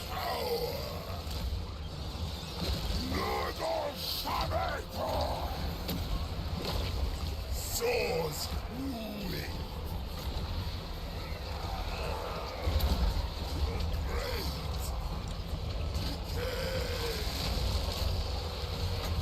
Hey, Glade catch! Malady and release. I'll document it all. Yeah, you stay right there. And they got turned into Chaos Spawn. There we go. There we go. That's what we like to see. That's what we like to see. Turned into Chaos Spawn immediately. But yeah, like I said, if you like 40K, great, awesome, love it. I hope you're having fun with it and you enjoy it a lot. But just stop. I just enjoy other things.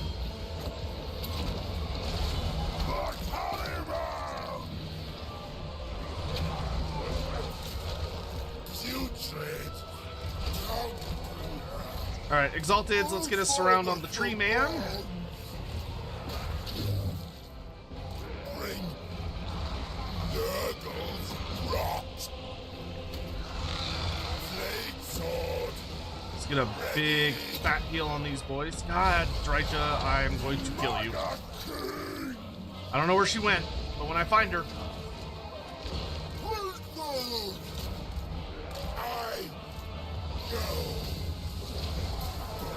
Death heads!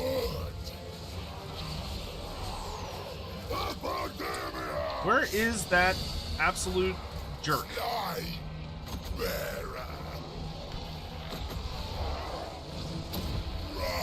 Fall back. Let's do this to slow them down.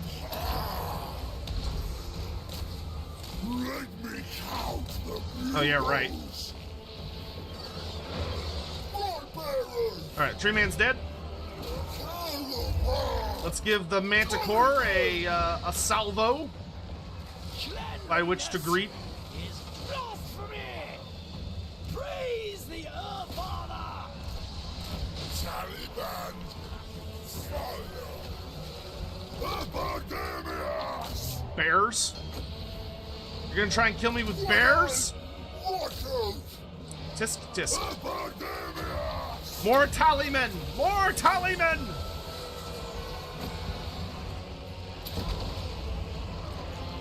The Count of Pestilence! Ah ha ha! We turned the bears into chaos spawn. Oh, dude.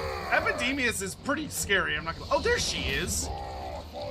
I see you over there being a pain in my butt. Come here. See if we can save that unit. I'm coming for you.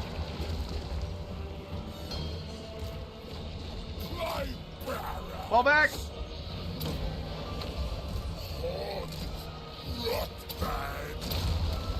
Well, I'll hand it to Drycha. She's messing up my boys.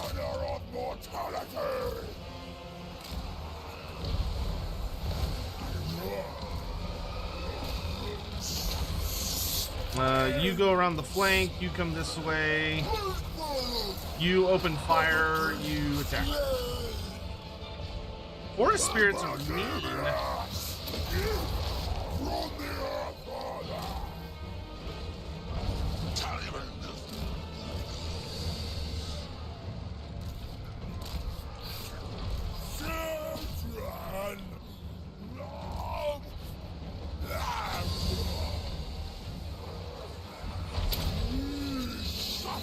And not yet, not yet, not yet.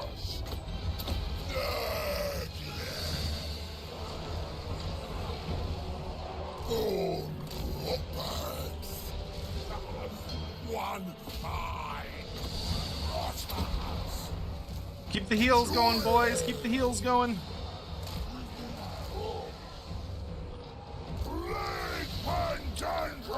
Drycha is such a pain in my butt.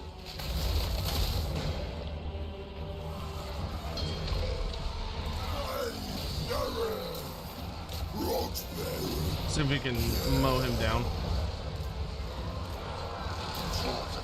Throw heads! Throw heads!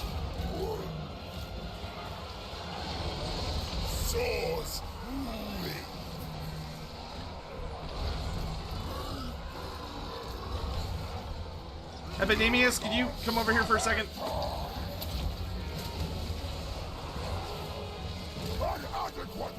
The fact that you can summon 3 freaking units of Exalted Plague Bearers is just bonkers to me. That is so much just bonus damage. Delete.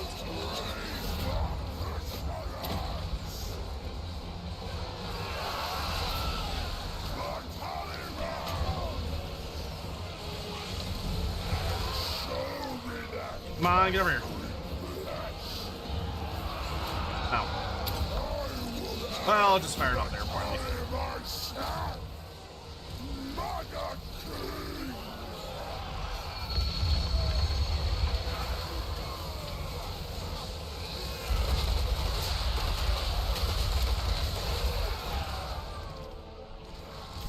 Get him out of here! Get him out of here!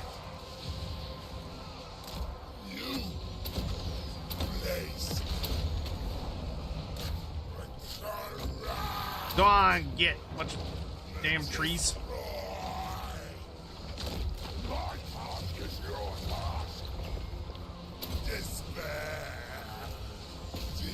Oh, I forgot to summon my greater demon. Whoops.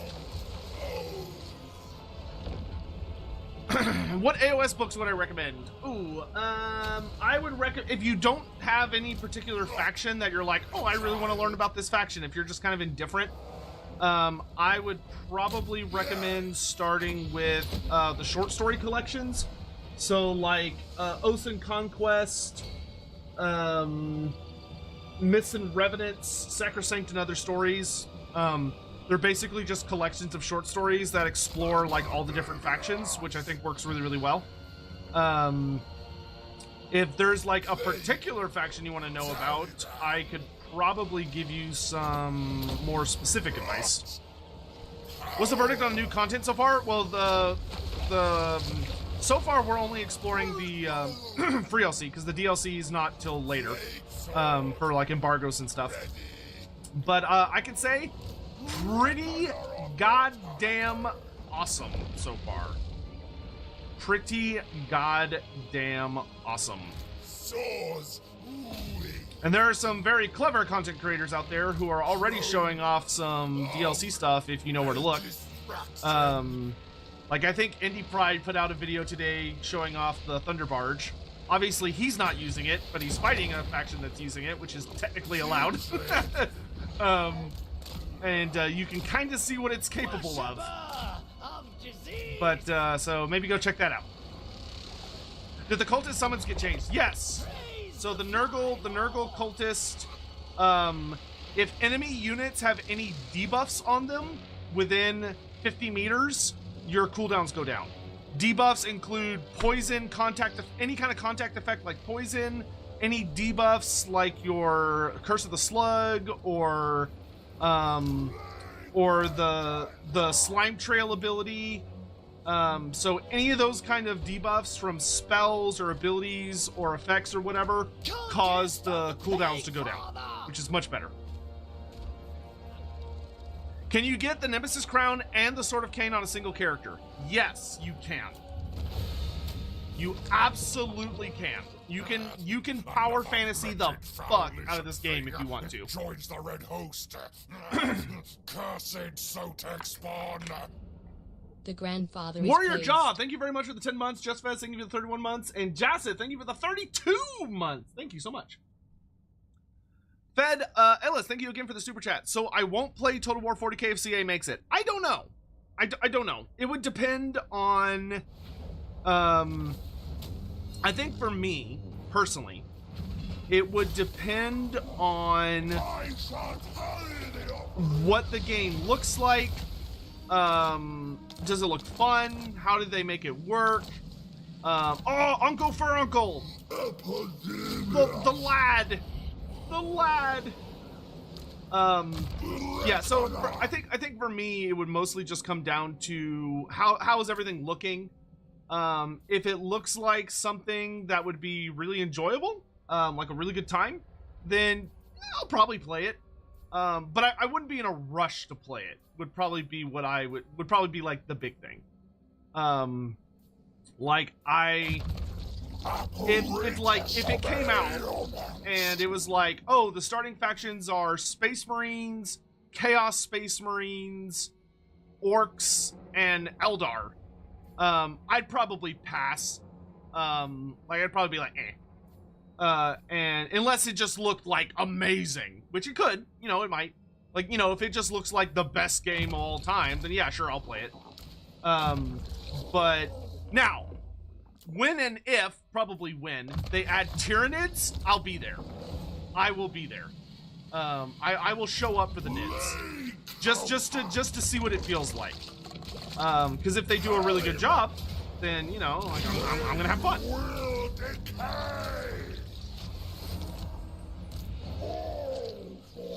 I am willing to shift my bulk, so to speak, when there are Tyranids on the line.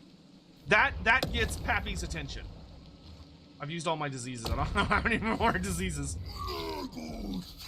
Okay, I'm gonna run back to Talapime, and we are going to... Actually, I guess I don't want to sell any of this to him. What a healthy specimen. Oh yes, I can vassalize him. Somebody asked if I could vassalize Tamarkon earlier, so I can check. Nurgle is Yes. more patient than I. Yes, you can become vassal. Oh, interesting. Okay, so I cannot confederate Tamarkon, but I can confederate Kugoth. Weird. Is that because I don't have the DLC yet? Is that how that works?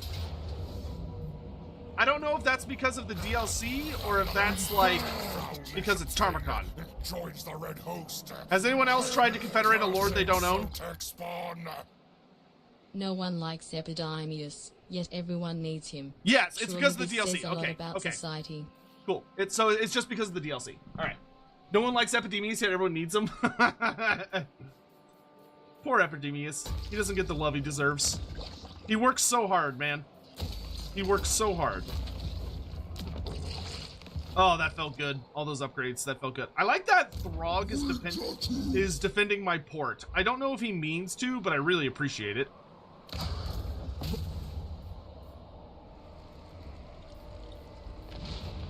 We'll take our time with this attack. Might as well. As long as good old Sigvald doesn't come over and try to hurt us. I don't see any reason to rush. All right, let's get Rancid Visitations to max. Toby_LS cheered. X100. Do you think Dark Elves will get a rework?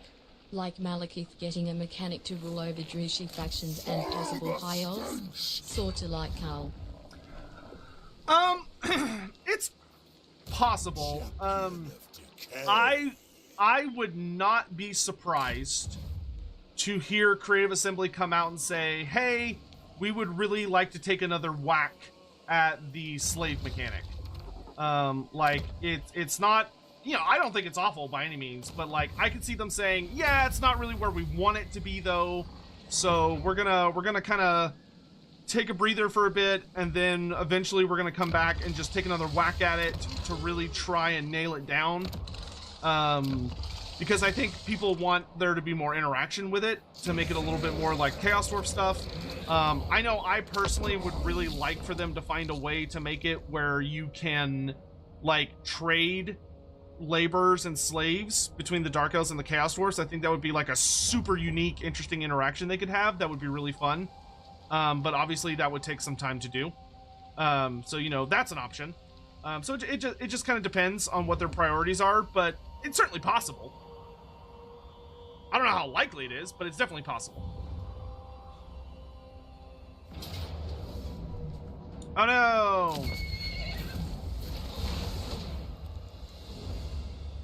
Slave meat shield for Dark Elves? No, I don't think they're going to make a slave unit. Because I think Games Workshop would look at that and be like, no. Like, you have Skaven slaves. Skaven are willing to take slaves to the battlefields and use them. I don't think Dark Elves would. I think Dark Elves would look at that and be like, are you trying to get yourself absolutely massacred? Like, what are you doing? Fattening seeds. Hell yeah.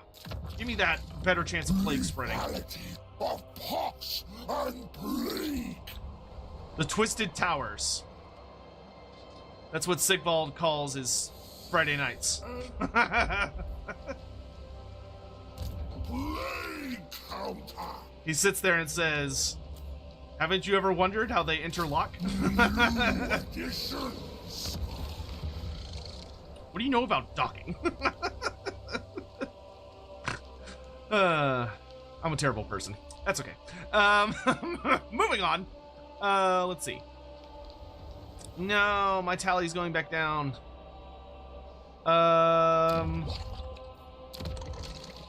Yeah, but meat shield for Dark Elves, that is just not how Dark Elves operate. I don't think they would ever rely on any kind of a meat shield to protect them. It would just be too risky from their point of view.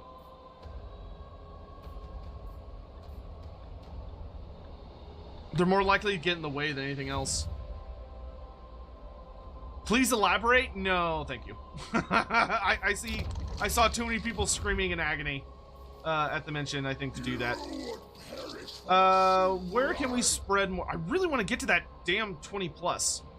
Where can I spread more good diseases? Maybe down here in dwarf country? Let's make something for the dwarfs. How about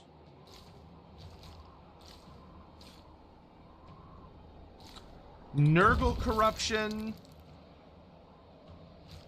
armor reduction, and construction time. And make it spread like a bitch. From the Port of Secrets. Good lad. Why don't you go drop that off at Krokadrak?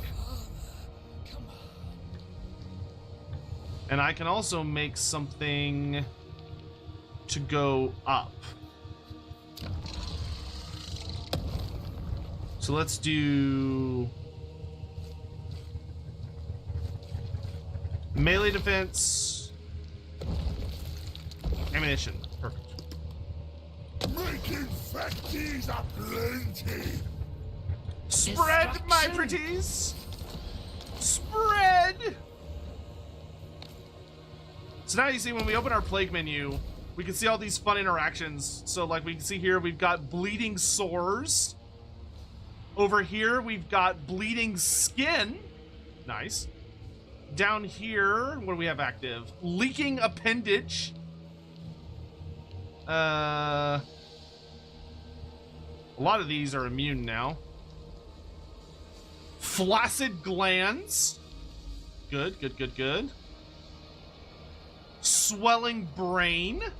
Delightful.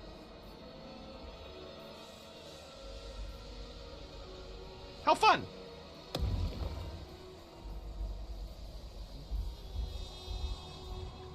Which appendage? Don't worry about it.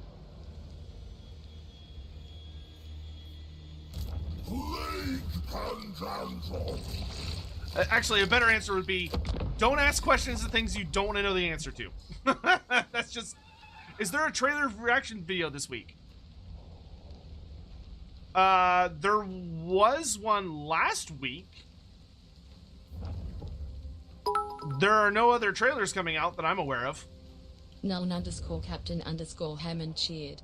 X100. Epidemius is the Pontus of Warhammer. We don't want to play dollar store off-brand Garth.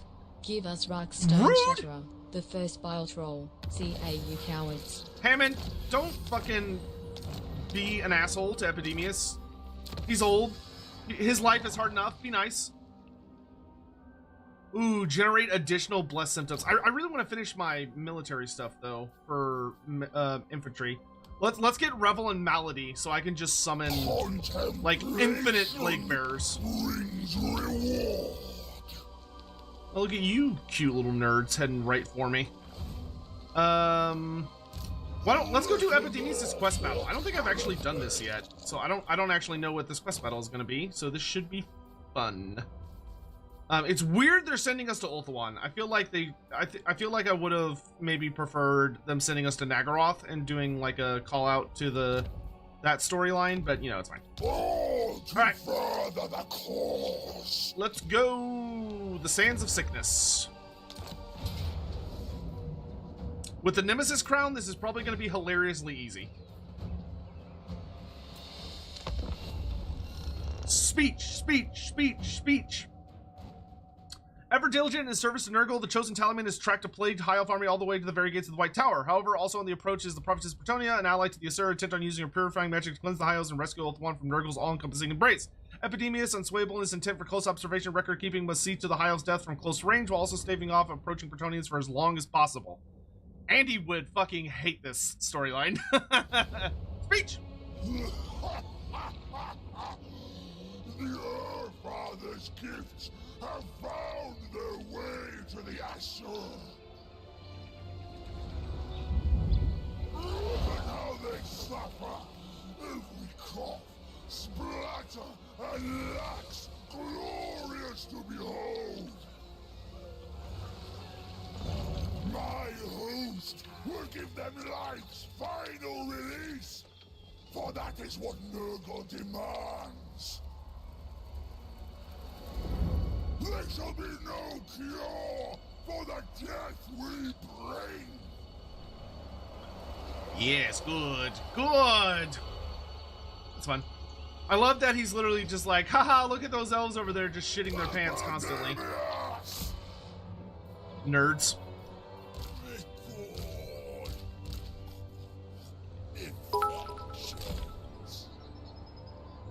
Null_Captain_Hammond cheered. X100. What is Sultan Jafar's favorite slash demon? The mosque. Sultan Jafar's favorite Slanesh demon, the mosque. Ugh. Ugh. Ugh. Why must you torture me, Hammond? Why must you do this?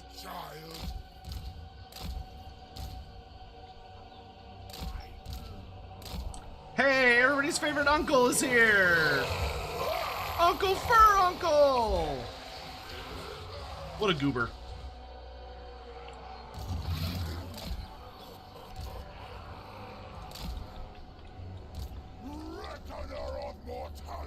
Oh wait, no, where's my... You. Epidemius!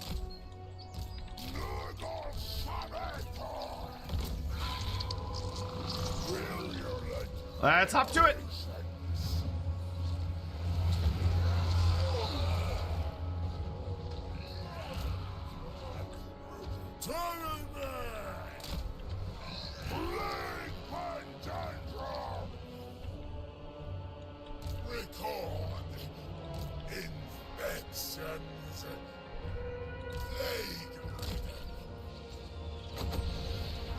Whoa, whoa, whoa, whoa! Easy on the arrows.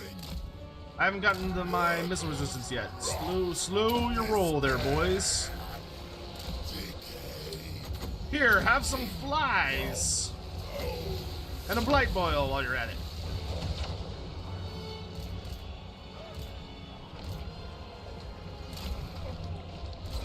Stop shooting, it's rude!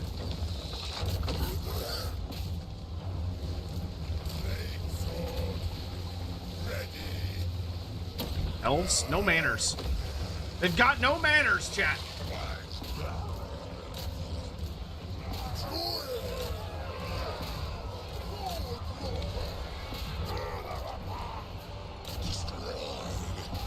Oop.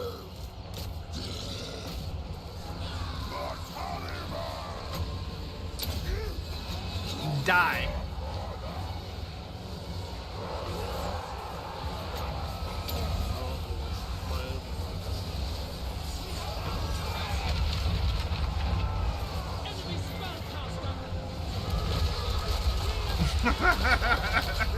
Deletes them from existence. More demons! Kill her.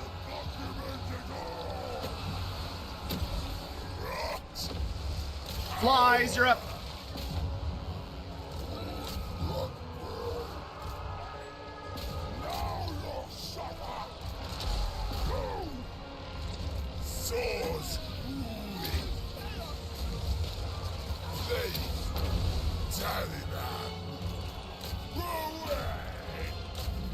No, no, no, no. Stop. Stop.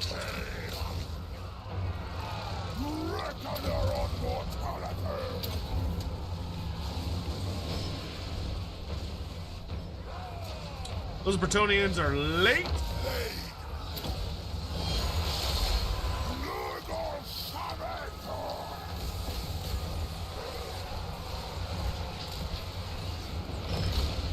Come, children.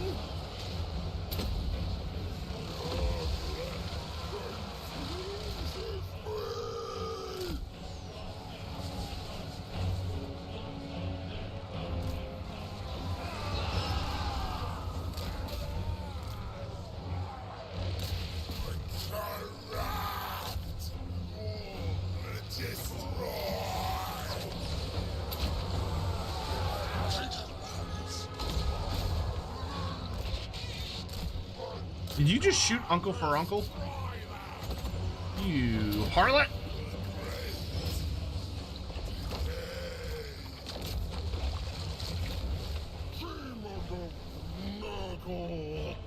Oh, they have Pegasus Knights. Gather up, boys!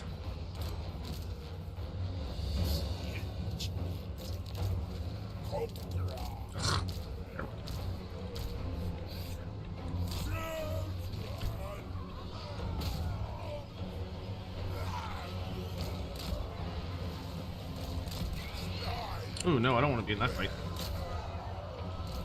Toads, flies, go help.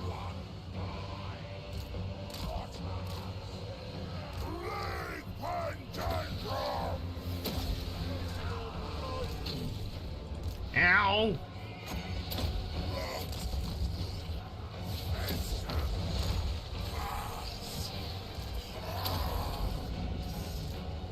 Oh, you lucky little shits.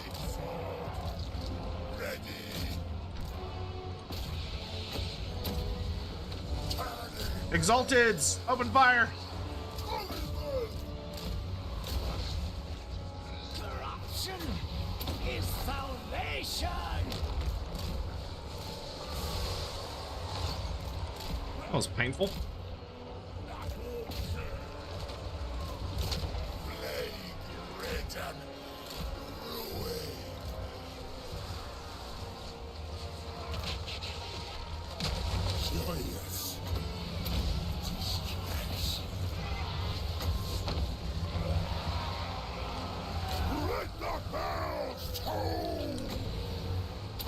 Don't. Well, just stand there, go. Disease.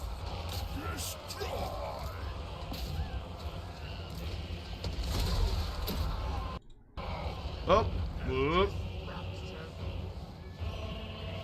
Don't crash. Don't crash. You're okay. Don't crash. Stabilize. Stabilize.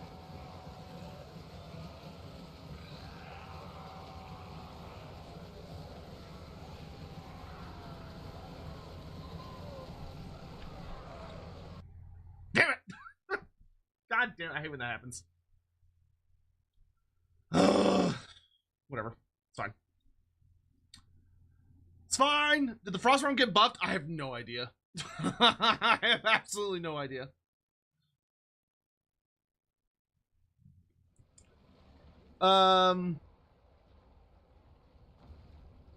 Let's see. Cole Patterson, am I feeling partly vindicated over the canonization of female custodians? Do you think this shows female space marines are inevitable? Do I feel vindicated? No, because I don't care. To be honest, I don't really care. I am not. I don't have a stake in the race. I feel like if you, I think that it's good for the setting. For like the most popular factions to probably have men and women and be a little more X100 inclusive. Andy Law heard Seer talk shit and sent his regards. No one breaks the law. Andy Law was like, elves with disease. But like I think it's a good thing. But I do not yeah, I feel like I don't have an egg in that race. I just don't care. Though seeing like that particular element of the of like seeing the people who are angry just because they're like, ah, women, is funny to me. Like I enjoy seeing them mad. I do find that funny. But because it's like, whatever, who cares? Like, if you don't want women in your army, just don't put them there. But like the idea that there are, I'm not gonna get into it. But do I think female space marines are inevitable? Personally, yes, I do think they're inevitable. But that's because I think Games Workshop is looking at it from a very blunt perspective of like, all right, there is a massive population of people who could be playing Space Marines, but maybe aren't because they don't see themselves in the faction. Where if we release minis that, like, you know, allow them to put themselves in, then they will buy, and that is money. Give us money, because that's all they care about is selling models. You know, the amount of people who are like, it can't happen because the lore, like, that's just not how GW operates. It's never been how GW operates. Games Workshop does not care two fucking shits about the lore. That's why their lore is so horrifically inconsistent. And being a lore master is a full-time job that will never end because they don't care. And it's always strange to me that there are people that think they care and are like, they would never do this because the lore. It's like that. Yeah, no, that's not. That's not how it works. Like, as someone that has been through a lot of the ups and downs of Warhammer Fantasy, like, Games Workshop does not explain their homework, and they don't care. Like, they just do things. And you can either kind of get with it and be like, all right, how can I try and, like, tell an interesting story about this and explore what this could mean for how I see the setting? Or you could be like, this is awful, this is the end of days, I hate everything, burn it all down, I'm gonna take my Dark Elf army outside and burn it in my grill. Like, the only person you're hurting is yourself. Like, because Games Workshop, they already got their money out of you, they don't give a shit. So that is how I feel about it. I feel like that wasn't very well explained, but hopefully that made some form of sense. Celestial Monkey Dragon Cheered. X100. How is the power balance between the Nurgle demon? Between the Nurgle, do you mean like Kugoth and Epidemius? I feel like it's pretty solid. They bring two very different forms of gameplay. So it depends on what you kind of want to focus on. Like Kugoth, I would say Kugoth is undeniably more powerful. Like, if you're just like, I want a character who can solo an army by himself, and just brings like all the bells and whistles to the table, then yeah, it's Kugoth. Like, not even close. However, if you're like, if you're asking who's the most powerful in the sense of like with units and how they buff and everything, Epidemius, if you get him going, like you maximize out his mechanic, Epidemius is obscenely powerful. It's not super easy because you have to like unlock all the different plagues, but if you get everything unlocked, he is one of the most powerful characters in the game, but you have to earn it. That's the thing, right? He's not just gonna be like god tier powerful. You have to invest significantly in spreading a lot of diseases to a lot of different areas simultaneously so that you get up to the appropriate amount of tally marks. And if you successfully pull that off, then you will be rewarded with a character whose army is one of the strongest armies in the entire game. Because he's gonna have like 5 to 7 additional unit summons. He deals an obscene amount of damage in close combat. He's surprisingly survivable, but he's pure support. Like, that's the whole thing, right? He's pure support. He doesn't have any magic. He doesn't have like an activatable ability that he's just like, I'm God, and just nukes you from orbit. He doesn't have anything like that. It's literally just, he's such a strong support character that the buffs and debuffs he brings to the battlefield will just like shove their fist up your opponent's most unmentionable areas. Which is great. I think that's good design. Like, he himself is good, but he's not, he's not like god tier. Like, he's pretty decent. But he's not a wizard. He doesn't have everything. So if he was born in Astalia, would he be called Epidominicus Republicus? Yes. I think, yes, of course.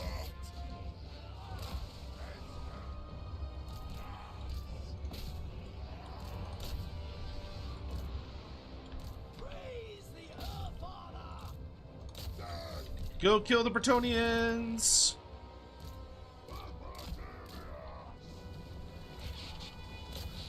Alright, let's go mess them up. I am staying away from you. No thank you! God, those Pegasus Knights hurt! My lord. Here, have a great unclean one on me. No need to thank me! It's free of charge.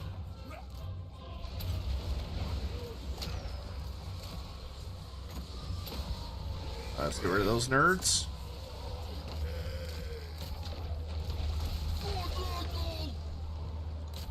I don't appreciate that life wizard just mass healing them. It's very annoying.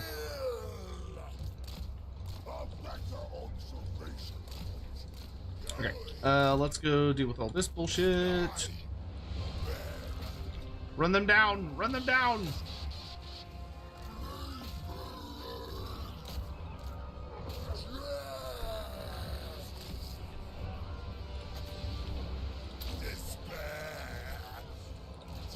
Boop, boop. We'll say Epidemius is very slow, though. Like, he does not get across the battlefield quick. And with Kugoth, obviously, it's not as big of a deal, because with Kugoth, you're throwing artillery the entire time. But Epidemius, if you have him in the wrong place, he takes a hot minute to get to where you need him to be. And is just not going to be useful the entire time he's walking over there. Like, he's, you know, he's slow as shit. So consider that in your calculations. God damn it, I've been talking to Grimmy too much. The way she says words is starting to infect me. Truth Manservant, thank you so much for the super chat, my dude. What would an interaction between Kugoth and Epidemius look like? Interestingly enough, it would probably be very businessy. I would, if I were writing it, the main focus you would kind of be dealing with is that Epidemius would be visiting Kugoth to talk to him about his plagues. Either wanting to know how certain plagues are progressing, or because, like, Kugoth, or maybe Kugoth wants Epidemius to see and, like, track one of his plagues, or he knew Epidemius was tracking one of his plagues and he wants, like, what did you see about it? What did you learn about it? Tell me everything.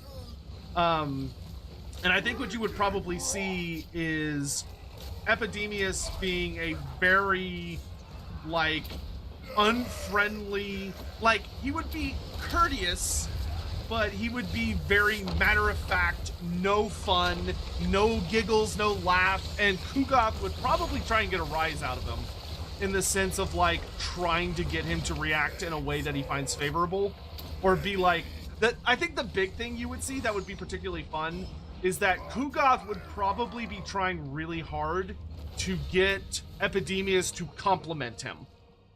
Get Epidemius to be like, you know, truly you've made, like, the greatest disease that's ever existed, or, like, you know, the contributions you've made to Nurgle's plagues is unmatched, or yada yada yada yada, and really trying to get that, you know, all, really try and get that praise from Epidemius, and Epidemius just wouldn't. Like, Epidemius would just, like, be pure business. No kind words, no compliments.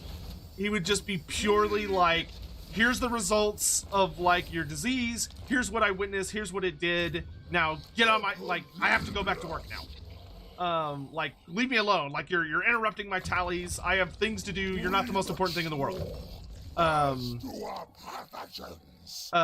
That being said, I do think if Kugoth had accomplished his goal that he does in Total War of creating a god blight, I think that would probably get Epidemius' attention, to the extent of him being like, oh, well, very impressive.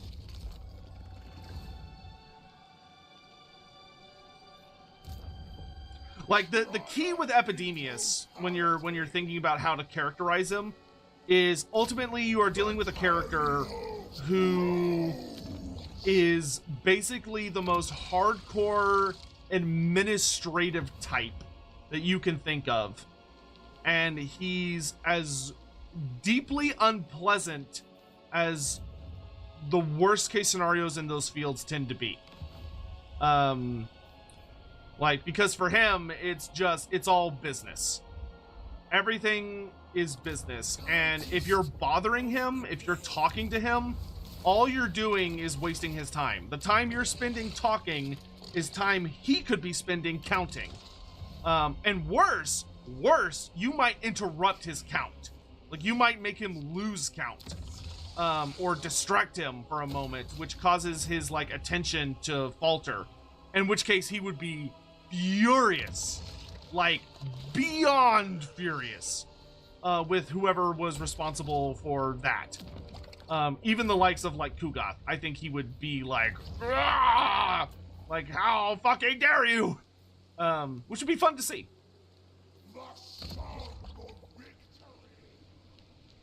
I don't like how immune all these things are because I can't spread like a big fun super plague. So I guess we'll take it easy for a few turns on plague spreading because so much stuff is immune anyway. See if I can hide in this forest and lure in some friends. Sickness is delight. Kill him. Suffering is a certainty. Oh. Sure. Let's set up some nice permanent bases here. Yep. Oh. 5,000. Don't mind if I do. Uh-oh. Bye-bye. And we're gone. Okay, nice. We've got maximum upkeep reduction, so now we can start investing in this army and making it actually good.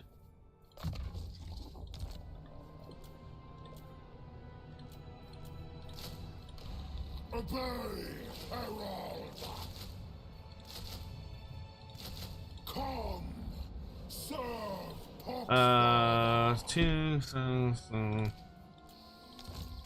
Grab some Furies. I already had 2 Furies. And actually, I'll take. We can get some Exalted. That's fine. Nice.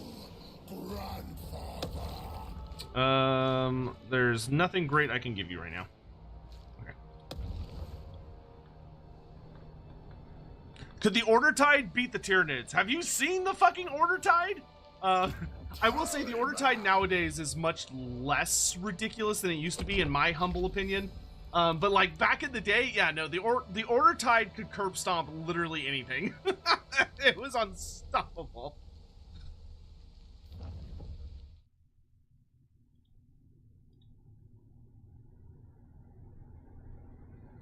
Order Tide coming in with like the triple backflip drop kick straight into your nuts.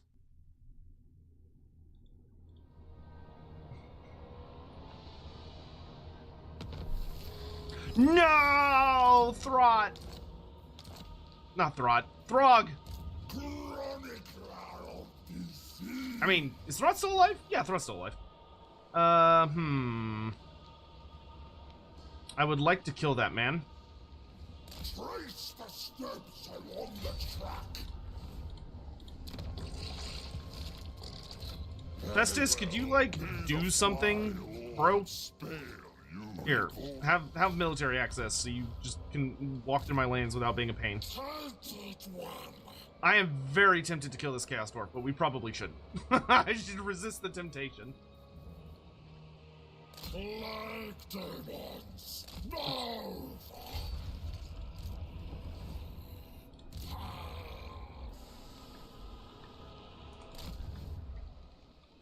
Oh, we have 17 plagues right now. Can I generate 3 more somehow?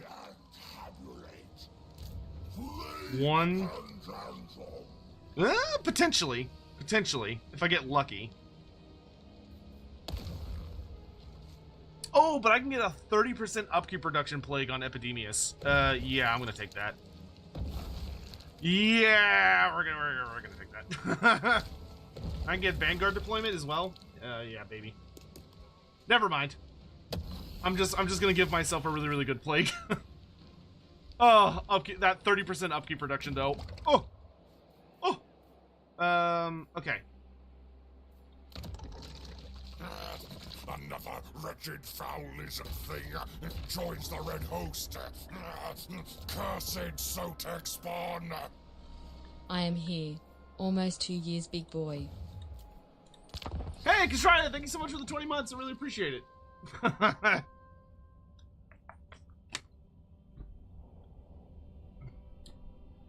Can I show the crow's current status? What do you mean by the crow? What is this crow you speak of? Has Epidemius done any dark deeds? I don't know. We'd have to ask Andy Law. The Proctor will see you now. The Proctor. Oh no, he's getting antsy. He's getting antsy. I do not want to fight Archaon. That would be miserable.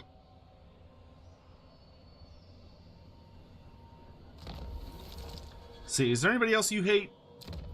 What could you possibly offer me, Mewling Swarm? Nope. I hate lots of people. You're not at war with anybody, you lazy bastard. The hell are you doing, Archaon? Come on, man. Get a job! Okay, so Blackrock, we can get this shit finally up and running. So we want this building so I can start getting some mounted Nurgle boys. Strongest rock barrel. It might be time to get... Oh no, Sigvald doesn't want peace. Okay, never mind. We're just gonna keep punching Sigvald in the nads until he learns to fear us and begs for peace.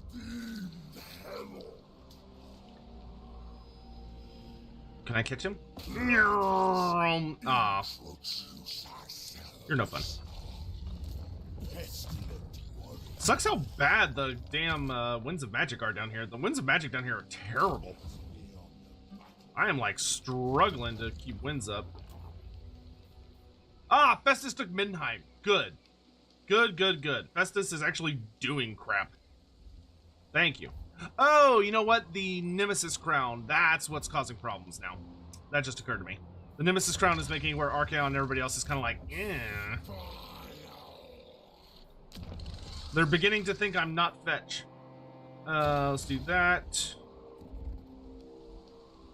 That's no good.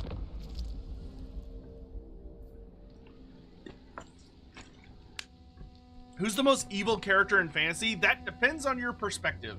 How would you define evil? Would be kind of the core issue there, because evil can be defined in many forms. Especially when you get with the whole, like, you know, most people don't view themselves as being evil. It would depend on where your values lie. Some might say Archaon, some might say Nagash, some might say Kairos Fateweaver, or the Celestial Dragon Emperor, or Kugoth Plaguefather. Oh, chat, y'all want to see something cool? Chat, you want to see something cool? You have to tell me if you want to see it. I mean, obviously, I'm not going to show you if you don't want to see it. If you don't want to see it, I mean, that's fine. We don't have to look at it.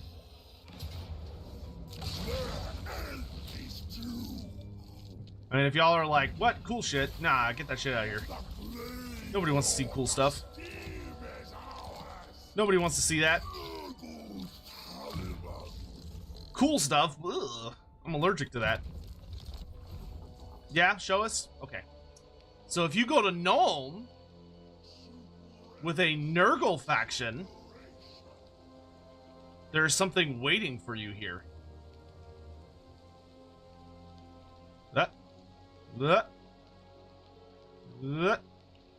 Okay, moving on. We move over here, and then we'll grab replenished troops, and we can capture the Twisted Towers. Oh, I don't have any siege equipment. Alright. Alright. 50 gift subs on YouTube? Is that how that works? And I'll show the thing? Is that how that works?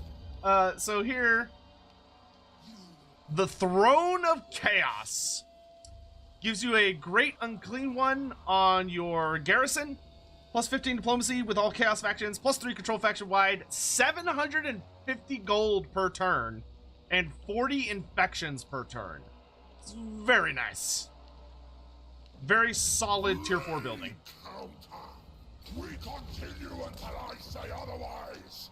Is Elspeth dead or did Carl confederate her? I don't know. I haven't seen her, so I'm presuming she's dead. But maybe she's still alive somewhere.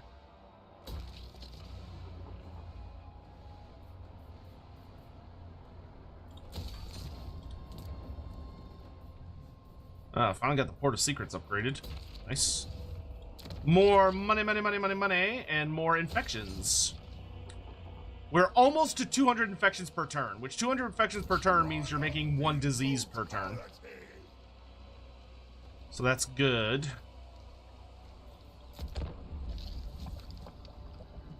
The song of victory.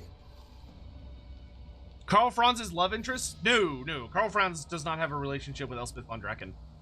He did have an a like childhood friendship type relationship that may or may not have other elements to it, depending on who you ask, with Elector Countess Emanuel von Leibwitz, who is the Elector Count of Wisenland and Nuln, and she is Elspeth's boss.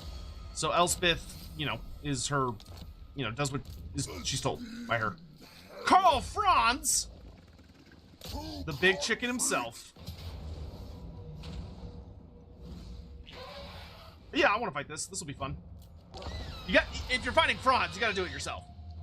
Any idea on the traits you get for killing the new legendary lords? I will show that off in a video probably, maybe soon. I don't know when, but soon, because I haven't meticulously done that yet.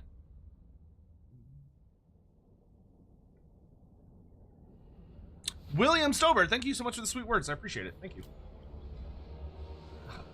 He's like, look how safe I am with all my war machines.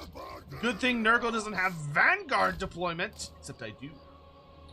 Because of my delightful disease I crafted that counteracts the downsides. Good old Deathclaw. So big and purty.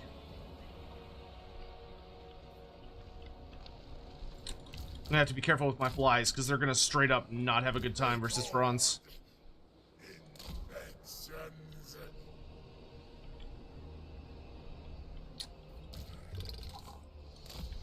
Being able to start right up in their face is so lovely.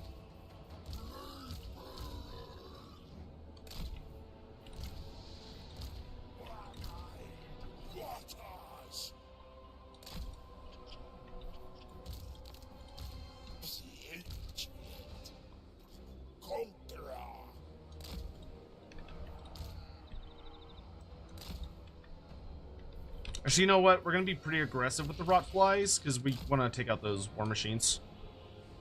I just won't be as aggressive with the character. Mr. Toxfarter.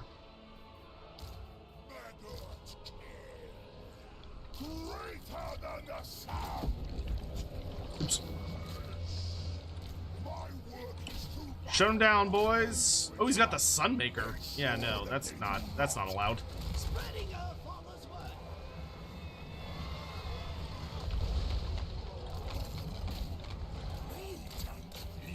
Go get him!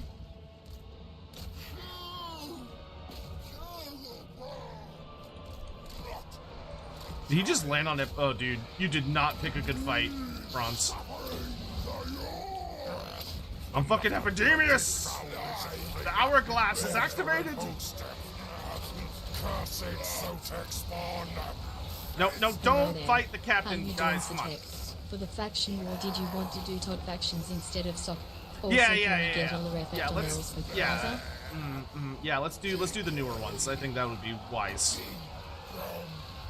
I'm gonna make myself reflect damage. Karl Franz is getting the shit kicked out of him, as it should be. Let's Nemesis Crown all of his precious ranged units here.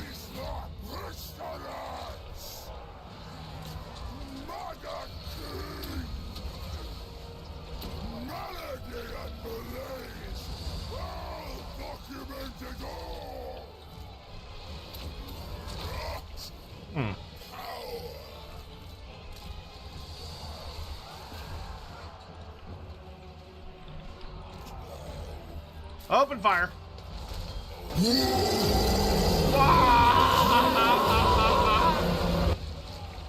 Thank you for the wall.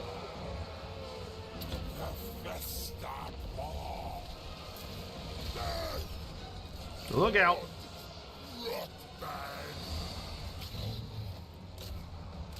Peasant! Karaberg greatswords. Annoying buggers.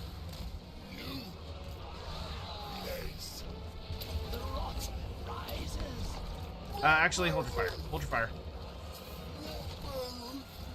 We'll kill them the old-fashioned way. It's easier. Heal yourself up.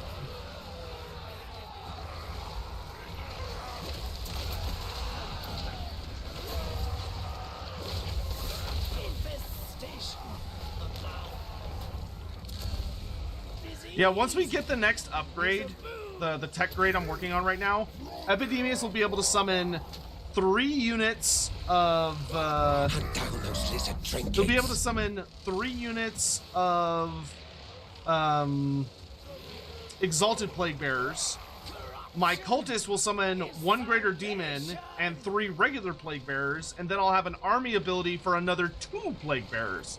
So I'll be able to summon like 9 or 10 extra units worth of demons onto the battlefield, which is just crazy. Like, awesome. Crazy awesome, but crazy. Let's see, I'd like to get a heal to top off Furuncle, I think. Is Epidemius a wizard? No. Nope. He is a support character with a lot of really, really powerful abilities. But he is not a wizard. Oh, can we get a lore effect on Elspeth von Draken?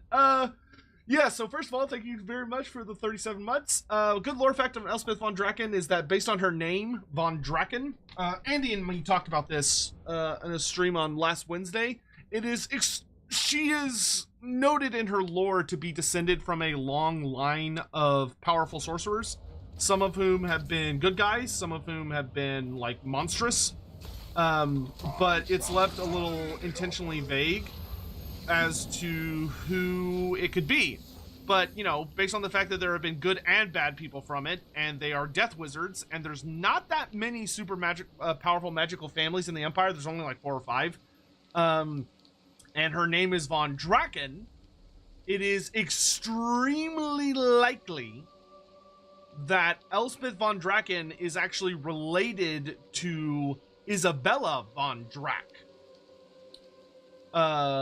also known as Isabella von Karstein. So Isabella von Karstein is very likely to be either essentially an ancestor of Elspeth, either like a cousin, probably a cousin of some kind. But yeah, crazy. So, chat, do we keep the crown? Because now we get the Searing Crown. Minus 60 to all factions. Yeah, we're gonna keep it. Of course we're gonna keep it. I want to see how bad this thing gets. We have the Empowered Crown. The next level has been revealed. So we have a level 3 crown right now. So level 4 crown is 25% chance of spreading for all future plagues, minus 80 diplomacy, plus 20% campaign movement after winning a battle. We get less casualties captured. Oh wow, these negative effects are starting to build up. Our upkeep is higher. 25% extra hit points though for Epidemius. Minus 20% casualty replenishment rate. But infections are going to get more expensive, so it's going to be harder for us to create new diseases. But we get plus 20% to all of our damage buffs. Oh, the crown is starting to definitely get a little... Ooh. Is this the one for Plague Bearers? Yes. Tools for cultivation. It's getting a little difficult to hold on to this booger.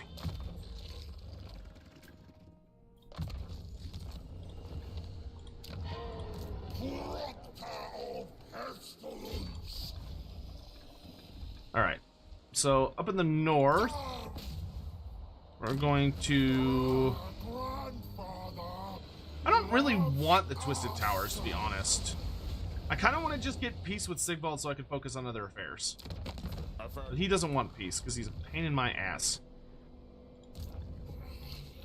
Like, I want to focus my efforts on Malachi, because I do need to kill Malachi for my objectives. So like I do need to go over there and kill him. I've been dawdling a little too much.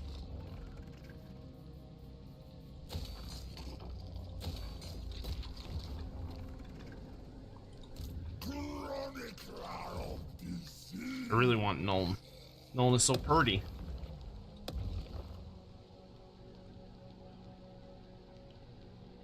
the sum of victory. Let's see. I don't see a really good obvious place to unleash a plague. Well, I guess that's not true. I guess I could unleash it like right over here. But I don't have that many plague things yet, so I'll just wait. Yeah, the crown's getting harder and harder to maintain. Like, I'm gonna have to start being very aggressive. Ugh. The Dwarf Air Force, it will be an Age of Reckoning! It's funny you mentioned that, because Age of Reckoning is now a full-on dwarf mechanic now, which is great. Did I see the Fallout series yet? No, but it's on my to-do list. Also, thank you, William, for the super chat. I really appreciate it. Let's see it. You will. Not today, but you will. I'll probably be playing a dwarf campaign tomorrow. The Fetid Catacombs. Where's that? Oh. Well, I do like money. Here, let's give you casualty replenishment. Armor and upkeep. That'll work.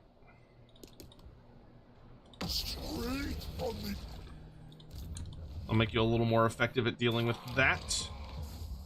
And then Epidemius, we need to just start smashing shit.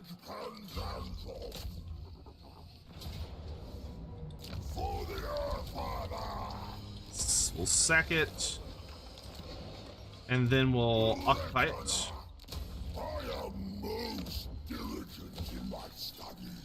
Most diligent. He's most diligent in his studies. Aw, Epidemius, struggling college student. There we go. Virulent Contagion. Now we're talking. It'll just nuke melee defense from orbit. Suffering is a certainty.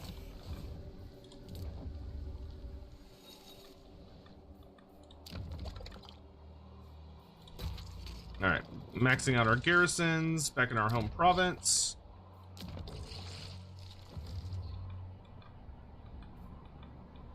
I just had to go to Talabine, didn't I? Yeah, because I think the only thing we really... Oh no, we still have to blow up a series of different settlements, but yeah, it's fine. The old plague system is completely gone? Yes, the old plague system is completely gone. It's been replaced by the new one. Which is much more satisfying to use. Where does the new dwarf start? Based on what we've seen this stream, it would seem that he's over in Krakadrak. At least for Immortal Empires. That would seem to be the case.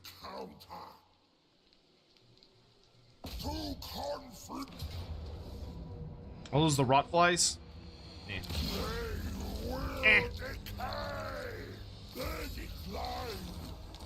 I'm just gonna keep smashing our way across. Because I need to feed! Feed me!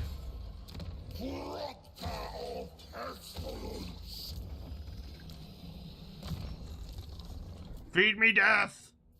Let's see. Let's get our deadly blade nice and high.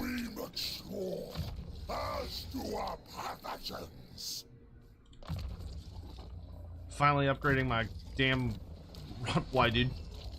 Took me long enough. Let's max out hard to hit.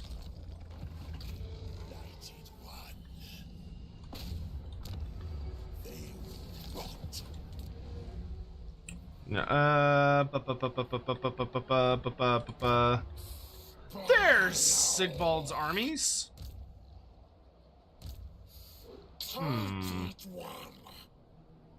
You got infected with a disease. That's fun. Let's see, I think we want them to come to us. I'm gonna stand right on the edge there. Let's upgrade the Port of Secrets to having a max tier garrison. More infections, please. Also, bigger main city. Good. Underscore Captain underscore Hammond cheered. X100 sent you a DM. Is this mod law friendly?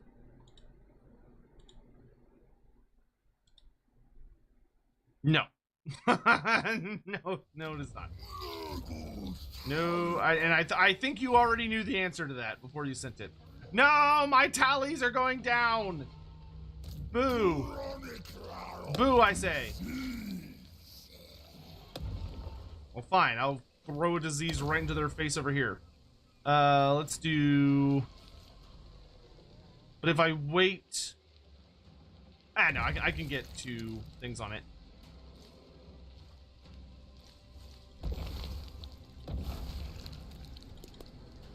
Go forth with pestilence.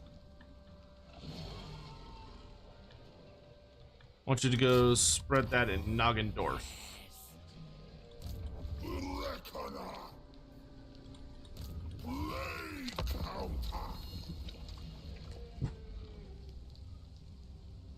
Still no plague system for Skrulk. It looks like the Skaven plague has been buffed maybe a little bit. It now has like negative effects for anyone that's non-Nurgle or non-Pestilence, and positive effects for everyone else, and the effects are actually detailed out. But he does not have the ability to craft plagues, no. At least not yet. Granted, that is something that may change. Do I want to fight this? I think I do. This looks doable.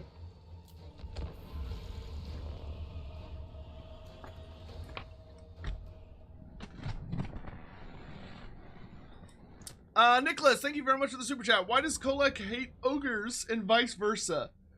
The reason that Kolek Suneater hates ogres is because he is a dragon ogre. And it's not exactly ever stated why precisely their hatred is so bitter for one another. The one thing that we know for sure is that back in the day, before the ogres migrated from Grand Cathay, what's now the Warpstone Desert, the dragon ogres were the preeminent species within the Mountains of Morn.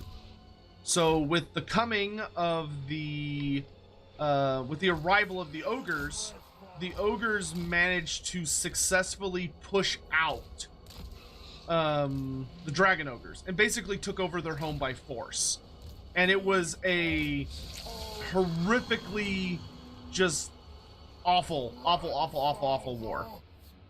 I'll wait for his reinforcements, because if I march over there, I'm going to be fighting uphill the entire time. So we'll let him come to us. That gives me a chance to build up my winds of magic anyway. So that is the general idea and gist, is that it's probably from that war.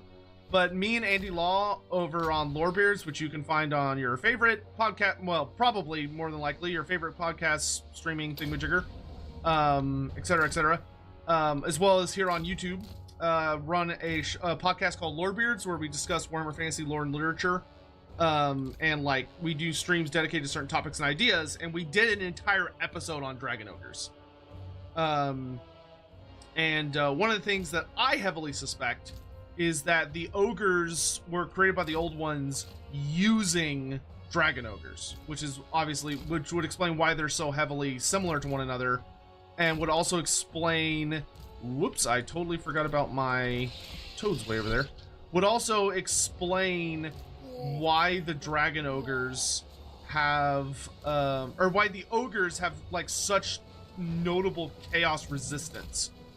Because that's something that dragon ogres have, is that dragon ogres are actually very, very resistant to things like mutation, and the kind of like corrupting influences of chaos, because of the pact they made with the dark gods. Ooh, those toads are about to get way overwhelmed. Taliban of Nurgle.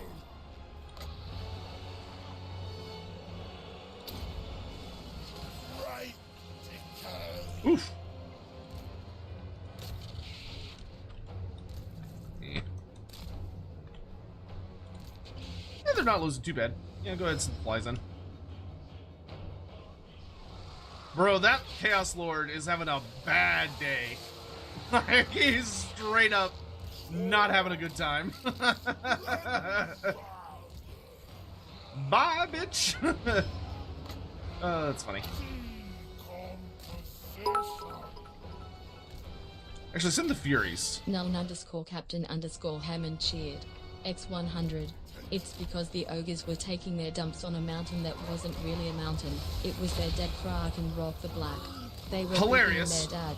Unlikely, but hilarious. Not the worst storyline I would have ever seen.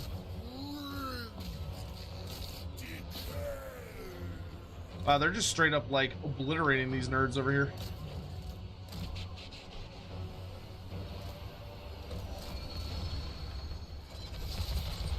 And you get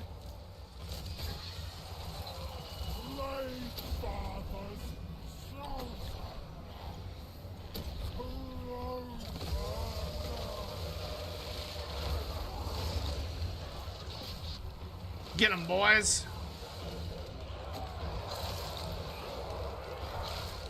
All right, where's a good place?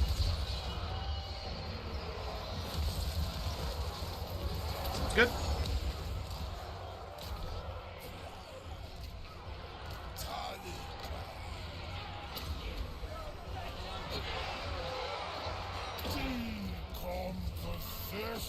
You get flies, and you get flies, and you get higher miscast chance.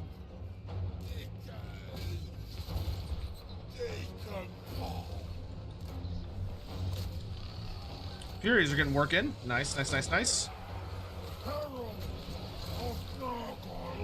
Okay, let's see if we can focus the demonettes.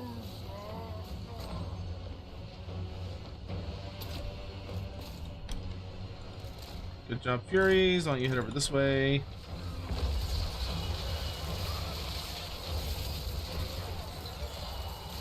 I thought they fled off the battlefield. I guess not.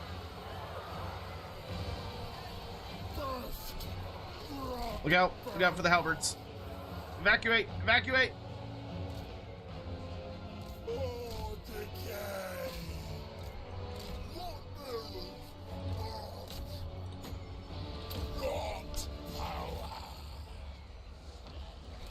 Yeah, let's start popping demonettes where we can. Because the less demons there are, the better.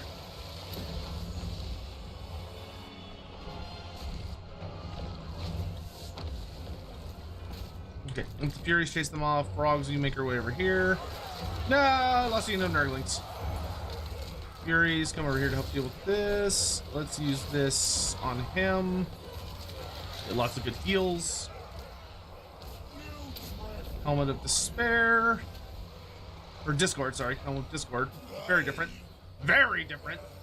Let's use slow. Yeah, let's use slow down here. Escort them away, please.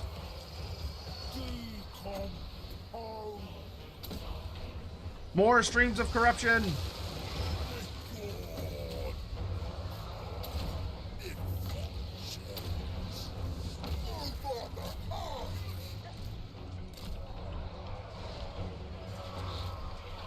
We're winning.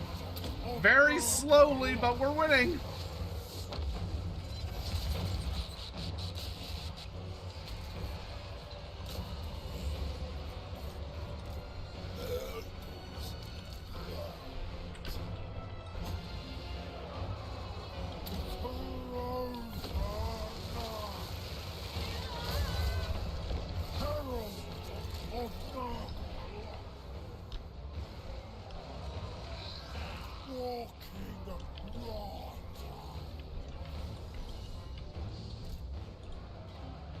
Furies did their job really well. The good news is we have like tons of blade bearers after this.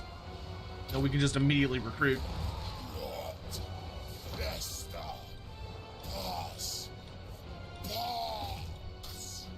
No, you don't get to run away. Get them, boys!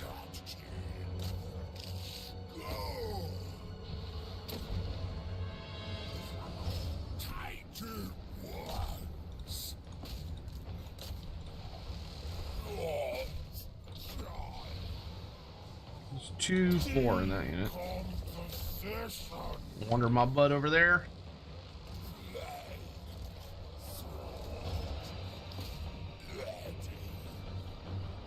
Cheer him up.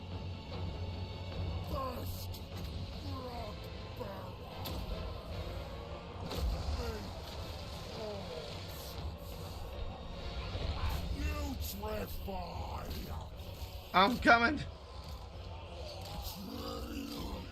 Very slowly.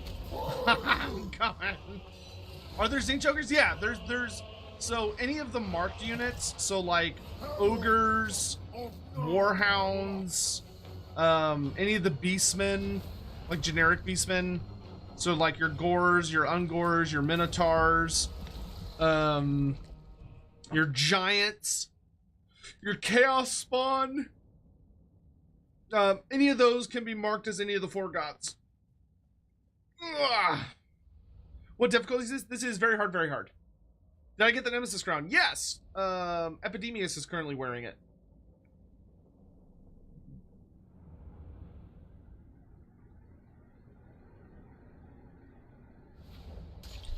Okie dokie, let's do... I need more money right now. But nice, look at all that disease spreading. It's glorious. It's glorious. Obsidian armor.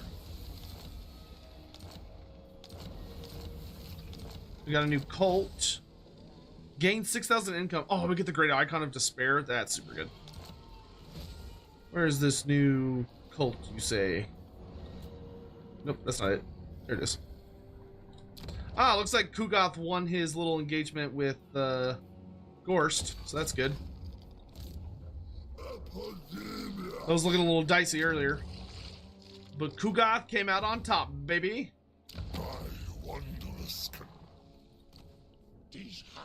Oh yeah, I don't know why I'm bothering with diplomacy. I have the Nemesis Crown and everybody hates me. Alright.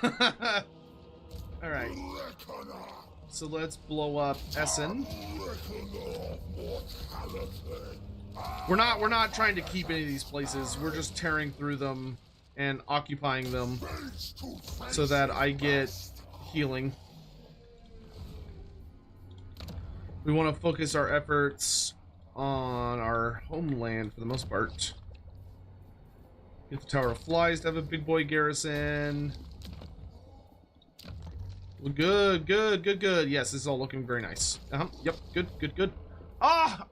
Oh, all our diseases are fading away. I'm sad. Unholy Resilience, and then Pestilential Spawnings. You, let's do 2 points into Thick-Skinned.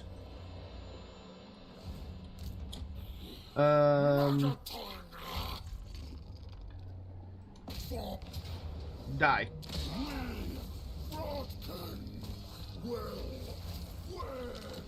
Which takes us even further down. There we go.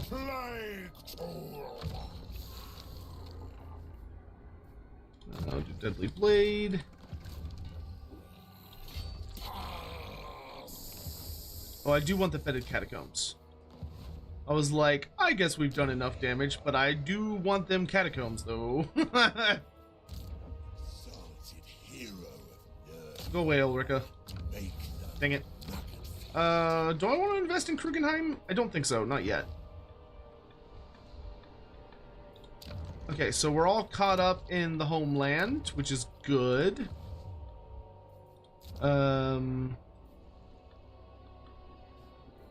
Oh, so that's interesting. So every time we win a battle, it's either resetting to win a battle. Ah, okay, so it resets every time you win a battle. I see. Okay, cool. So we're not as worried about that being a ticking timer as I initially feared. Ooh, cows. I think we're good. Well, I don't know. I might decide to keep this territory. I guess I'll repair it. You never know. You never know. No, I don't want to upgrade that though. Are there corn ogres? There are ogres of every stripe. There are corn ogres, Zinch ogres, Nurgle ogres, Slanesh ogres, undivided ogres. There are ogres of minor chaos gods you probably have never heard of. They're all over the damn place. Why would ogres become marked? So normally what happens with ogres, for chaos ogres, is that ogres will join up with a chaos horde for a more practical reason.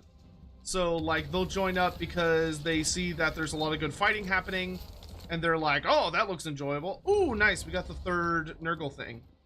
350 growth in a province. So I'm just gonna pick my Force of Decay and hit boom. 350 growth. Oh my lord. We're growing, baby. We're growing.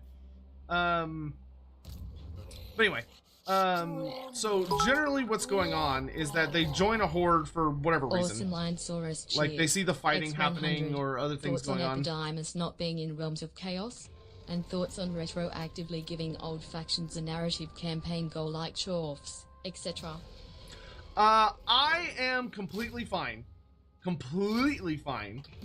with them not adding free LC lords to the Realms of Chaos campaign, because frankly not that many people play them in the first place, and secondly ooh, money. Even when people do play them, they usually only play them once and they're like, oh, okay, yeah, cool, whatever, and then they move on, and they usually just played it for the story. The fact that the story campaigns are now migrating to Immortal Empires means that you don't really need the Realms of Chaos anymore, other than just to kind of go back and enjoy those specific campaigns. So why bother with it, right? And the thing is that if you, the real reason they did not want to put those legendary lords, or like Epidemius, in the Realm of Chaos, is because if you put him in the Realm of Chaos campaign, you have to give him an animation, right? Like, he has to have an intro movie, you have to explain why he's there, you have to bring his voice actor in to do a bunch of extra lines for, like, his whole thing, and, you know, he's not part of the Tarmakon storyline, he's part of his own little thing, you know, he's doing his own shit. So, I think it's totally fine for him not to be, a part of that, and to just be worrying about his own stuff. That's fine. I enjoy Realms of Chaos. I think it's fun, but like I don't play it, even though I like it. I don't play it unless I'm achievement hunting. Glorious Rot. Do you think Terry's a possibility of CA using the portal system to access the Realms of Chaos proper in Immortal Empires? Another wretched foul is a thing. Join Oh, the red host. Yeah, I think it's certainly possible. I Can Tamer can speak, and if he does, is it the host or maggot? Okay, so two things. A, to Grimaldus, thank you very much for the 13 months. 13 most glorious, yes.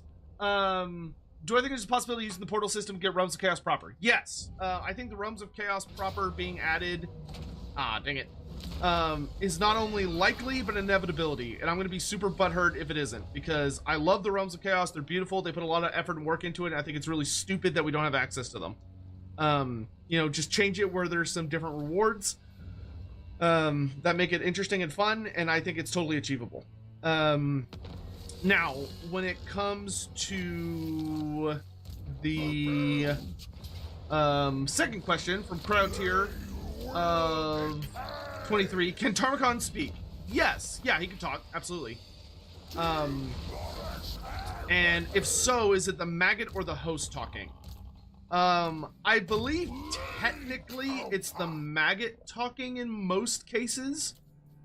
Because the way that Tarmakon eats his way into somebody's body, generally speaking, he is going to destroy their vocal cords. Because he'll usually eat his way in, like, here down. And he goes in. Like, he's big. Tarmakon's a very big maggot. He's like 4 feet across or something. So it would be very difficult for him to squeeze his way into a body, probably without permanently damaging like the vocal cords and all that stuff. That being said, you know, it's also a fantasy universe, that will use fantasy universe / video game logic. So it's also quite possible that, you know, you'd look at that and go, oh, well, no, he actually totally can use their vocal cords because whatever, he's fucking Termicon. And my response to that would be, cool. Because, like, you know, I can't actually argue against that. So I don't know is the answer, because I don't think it's ever specified in the lore whether it's the maggot or the host.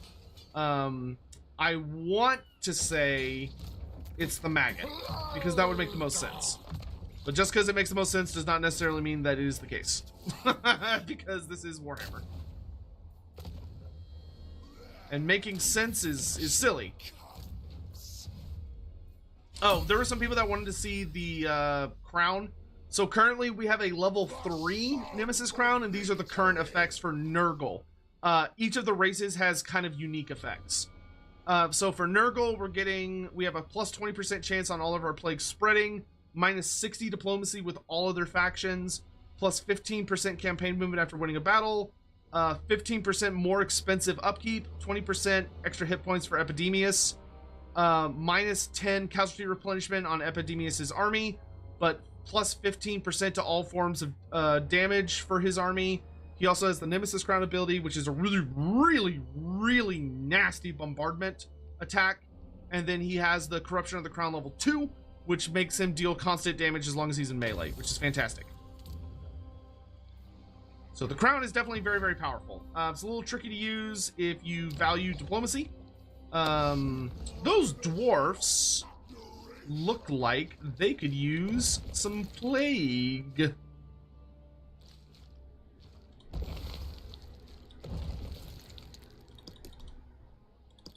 Let's make a really nasty one. Go forth with pestilence. Here you go, dwarfs. It's on me. Boom. So that should have a... Oh, yeah. Leaking ears. Perfect. They'll love it. A gift from me to you. We can also unleash a disease in the north. Why don't we do these 3 to kind of keep it contained? Do not fail my sickly vessel. Of a wretched foul-lizard thing. Why don't you go blow up in the Lorelorn? Cursed Sotek spawn. Power up Craig as in power UPR. Hammond, disciple of Hammond. Thank you for the 22 months. I appreciate it. Are you just changing your name now? Okay. Oh, you're right. We have a settlement now, so I can get new stuff. Oh, look at all these exalted boys. So many beautiful exalted baby boys. Listen to grandfather. Also take another Nurgling and another Rotfly. I really want to. I need a cultist in that army. Do I have any cultists nearby? I do. Oh, and this cultist buffs plague bearers. Oh, baby. Oh, baby. Oh, baby. You know, it's going to be faster for you to go by sea, I think.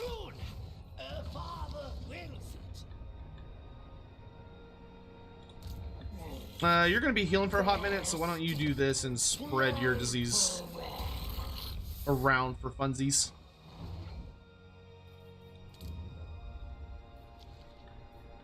And then I don't want to invest in these settlements because they're probably going to die very quickly because I'm not going to protect them.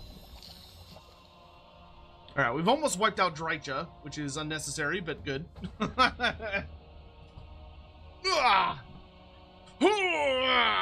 Was he always a maggot or did he become one? He mutated into one.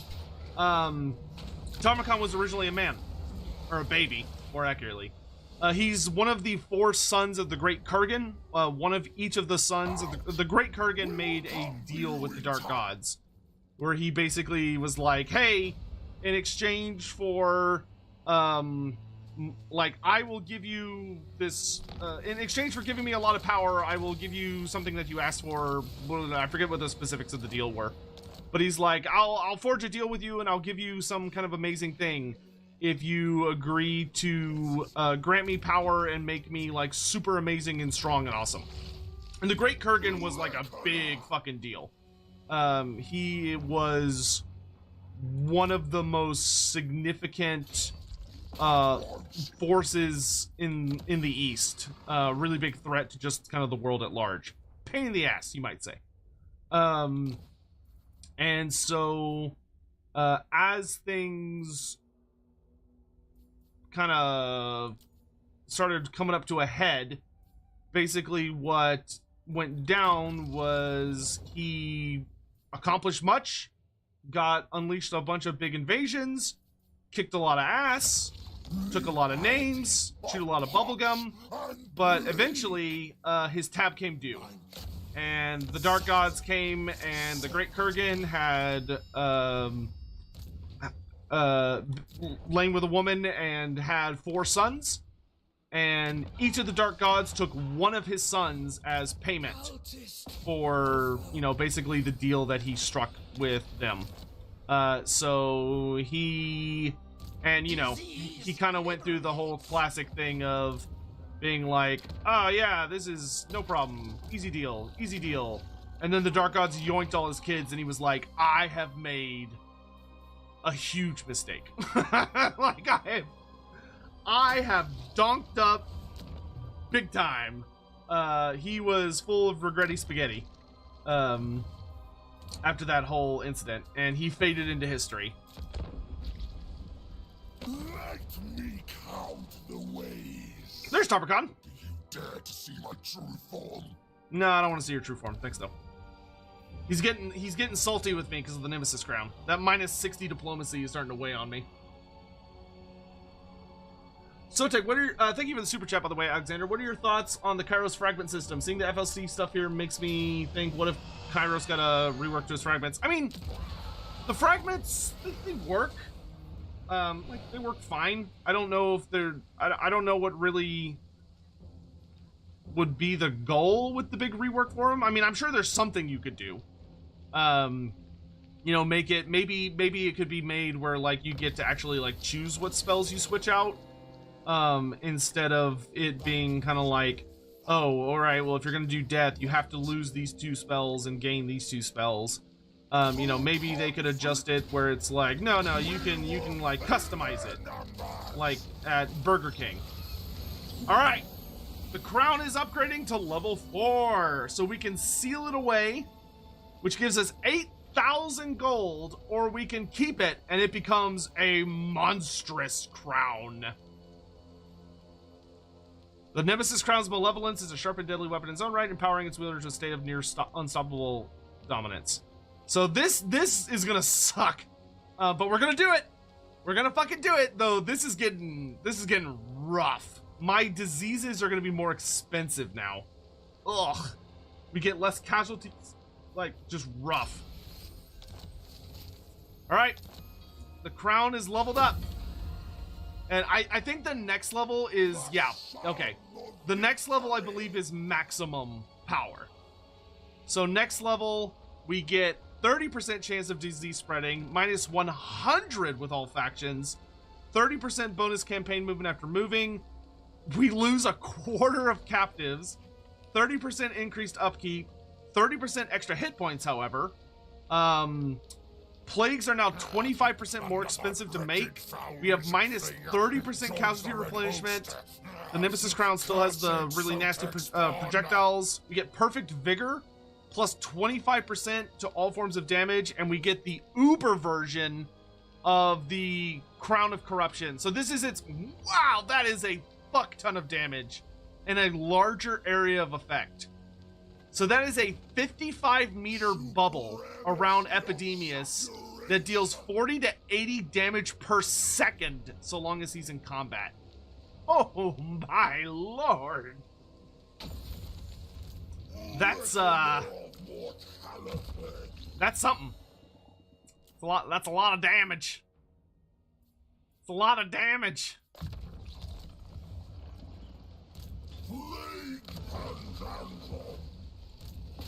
Yeah, I guess I'll take back off, and why not? the unending project. Oh, we get money from Clay. That's nice. Chronicler of disease. Nurgle sees, I move. I don't appreciate you, Franz. So I'm going to punish your existence for being a pain in my ass.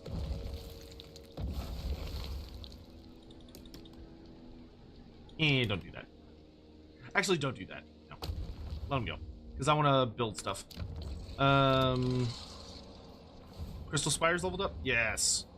Yes! Good. Give me more beasties to play with.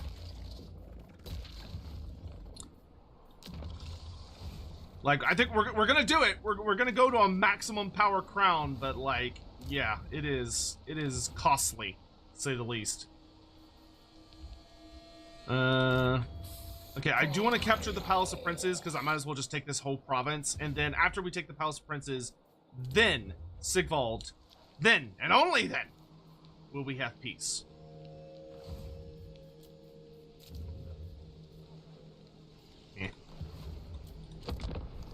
I bring grandfather's love.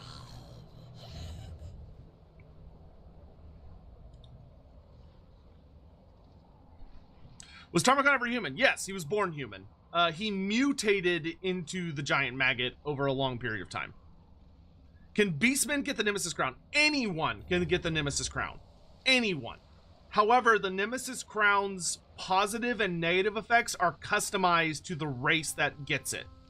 So, like, the Empire version of the Nemesis Crown is slightly different than the Warriors of Chaos version, which is slightly different than the Beastman version, which is slightly different than the Tomb King version, which is slightly different than the Nurgle version. They have made sure to go through and make it where if you are wearing the crown, the negatives will affect you, no matter what faction you're playing. So if you're looking at it and you're like, oh, well, most of those effects won't affect the Beastmen, so, like, I'll just, you know, who gives a shit? It has been carefully designed so that you will give a shit.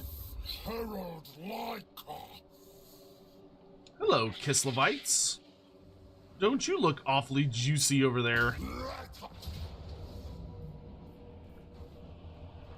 Alright, let's really test the Nemesis Crown here. Wait, do they have a disease? I am not so furious. No, I'm gonna want them to have a disease. Bang_Porpoise cheered. X100. Could Tamerkin take over some kind of sea monster? Or is it only land for him? Presumably, no. I mean, physically, could he take over a sea monster? Probably. Would he want to? I really doubt it, because he still needs to breathe, to my understanding. Like, he still needs oxygen, more than likely. So, if he were to take over a sea monster, you know, he would drown. Here, Kislev, I made it just for you. Good. So now, since they have a disease, I get all of my buffs. You can see that immediately the auto-resolve is actually much less bad for me. But I'm still going to fight this anyway, because this is going to be a giant fucking fight. Wouldn't he be able to use the sea monster to breathe? No, that's not how it works. Because Tarmakon is not a ghost, right? He does not possess a body. He puppets a body. He's a giant maggot that eats his way inside of a body and he puppets it around, but it's just a corpse. It's literally just a corpse that he is able to, like, move it around. But he does not breathe. It's still dead. Like, he's not breathing through it. The maggot needs to eat. The maggot needs to breathe. The maggot is Tarmakon. The corpse doesn't matter. Everything else around him, completely irrelevant.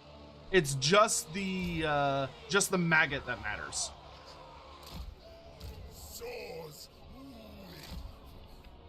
So the fact that, like, if he inhabits a body that has gills, neat, that does not mean he has gills. Just the corpse has gills, but the corpse isn't breathing because it's dead. It's a corpse.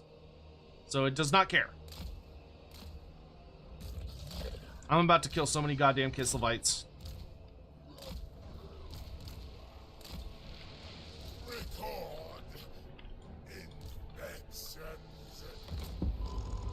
Let's get him!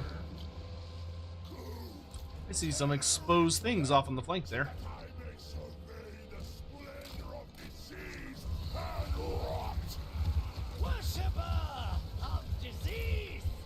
Toads, take it easy. Beast, same thing.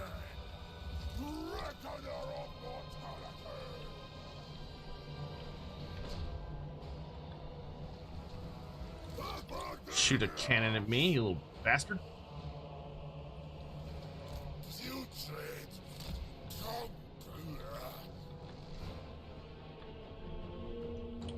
Let's get things started.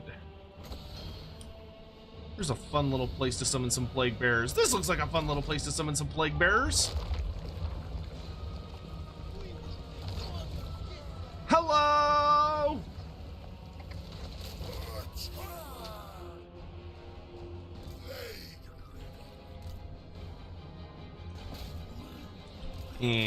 We'll probably just get shot up if we go in there without support.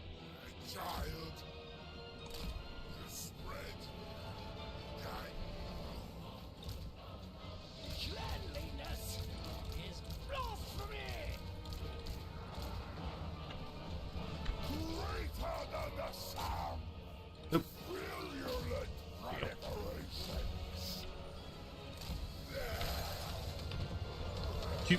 Cute spell.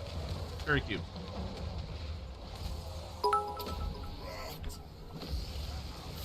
Awesome line Saurus cheered. X100. I feel some of the high elf factions could use a mechanic rework to make their campaigns more unique. Tyrion and Teclis should be played differently. Generally, I feel like there could be some more unique goals, don't you think? Anyway, off to... Yeah, I mean, I can see that. That's a reasonable argument, I would say. I'd have to really sit down and play with their campaigns some more, so I think really get a feel for what I like and don't like. Because like off the top of my head, I can barely remember like what really separates them, so to speak. Ow!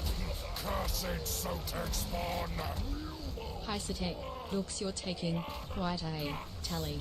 Bluesk 11 wheeze. Oh, it's like, what is wrong with the thing? I see what you did there. Indeed. Let's slow them down as they're coming in.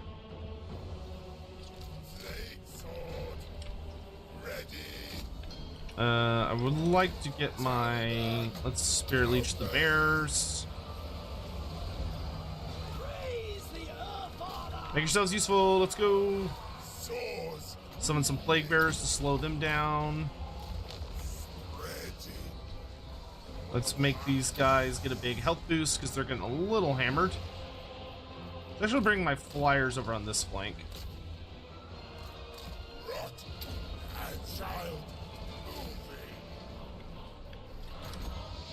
Make a disease that spreads. This looks like a perfect job for the Nemesis Crown. Back up, boys. Here it comes. And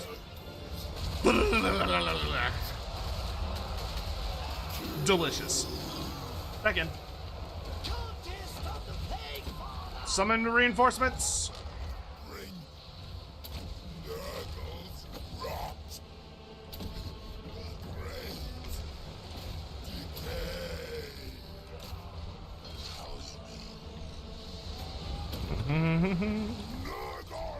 I'm gonna kill him.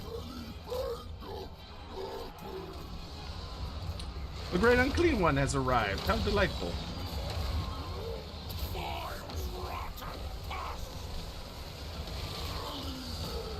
Good work, boys. Toads, why don't you all get on them? Why don't you all come over here so you can start throwing ammo at people?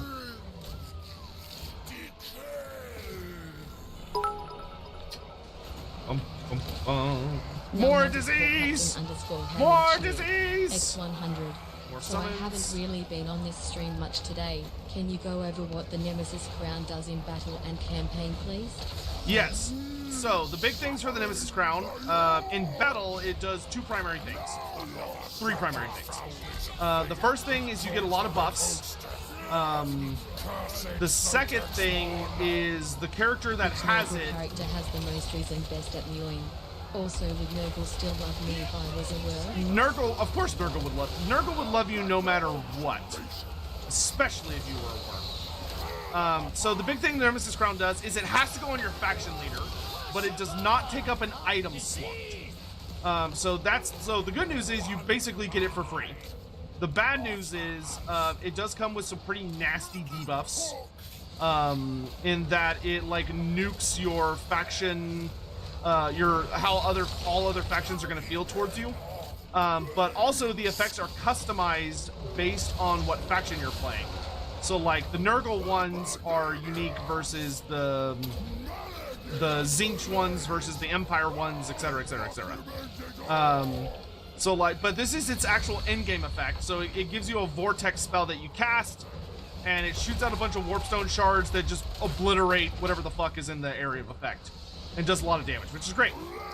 The other thing that it does is it gives you access to a passive ability, which is called, where is it? There it is. The Corruption of the Crown. So the Corruption of the Crown has 3 stages. The first one, if you have a level 1 crown or a level 2 crown, then it's Corruption of the Crown 1. If you have a level 3 crown or a level 4 crown, it's Corruption of the Crown 2. And if you have a level 5 crown, which is max, then it is Corruption of the Crown 3. And it basically deals damage per second to all enemies as long as the character wielding it is in close combat. And it deals a pretty horrific amount of damage, which is awesome.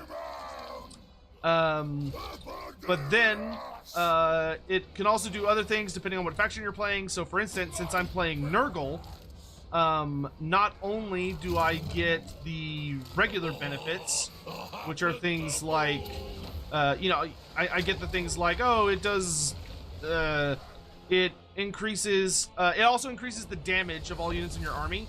So because I have the level 4 version, I'm getting plus, I think it's plus 15 or plus 20% weapon strength and missile strength to all of my units in Epidemius's army, which is really nice. But it also gives you stuff like, for Nurgle, it gives an increased chance for all my plagues to spread, which is amazing. Like, that's super duper good on Nurgle. I like it very much when my plagues spread. So that's a pretty notable positive. However, as it's gotten stronger, it's also, the debuffs have gotten stronger. So now, although it makes my plagues have a much higher chance of spreading, it also makes it where they're more expensive to make. My upkeep cost for Epidemius' army has gone up, even as the units themselves have grown more powerful. And Epidemius has gained like a fuck ton of hit points, and also is able to just drain everyone around him in close combat. However, the my casualty replenishment is going way down, and also the amount of casualties that I claim from winning a battle has been going way down. So there's just kind of stacking issues. X100, bot on Twitch. Bot on Twitch? Okay, somebody got it. Thinking bots. Let's see. So we can get Epidemic Outbreak now, which lets me scoot my boot faster, and then we'll get Scarred Veteran. For this guy, let's get Foe Seeker and Scarred Veteran. You can never have too much health with Nurgle. Never have too much health.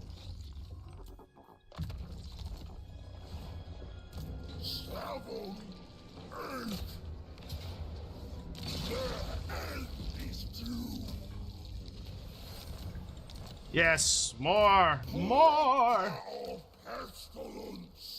I think I actually want to switch out your arcane item for a Forbidden Rod, because Forbidden Rods are pretty cool. Grey and Sheared, X100. Guild video mentioned a Carl France video today. Is that meant to be out already or after the stream? Must consume. No, it'll be out tomorrow. I wanted to put it out today, but this stream has, A, I'm enjoying myself, and B, it's just been going on for longer than I initially anticipated. So it'll be out tomorrow morning, early tomorrow morning. So please bear with me. I only have like so much energy / time in a day. So hopefully you can forgive me on that one. But yeah. Alright, I'm gonna combine these two because I fucking hate what they both do. Ugh! 20% spell resistance? That's awful. Why would anybody want that? It's terrible. It's terrible!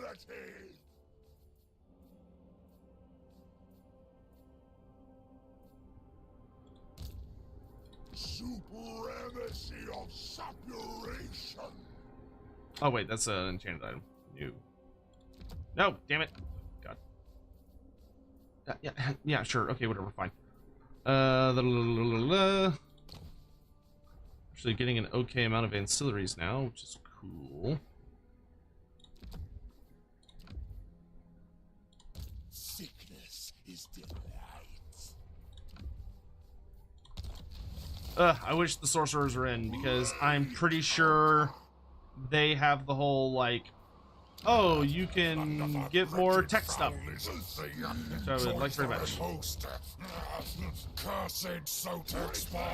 Or faster research, like steel technology. That's what it is. I really like steel technology, and I wish I had more of it. But I'm pretty sure that's on the sorcerer, who's part of the DLC. Okay. Max all this stuff out.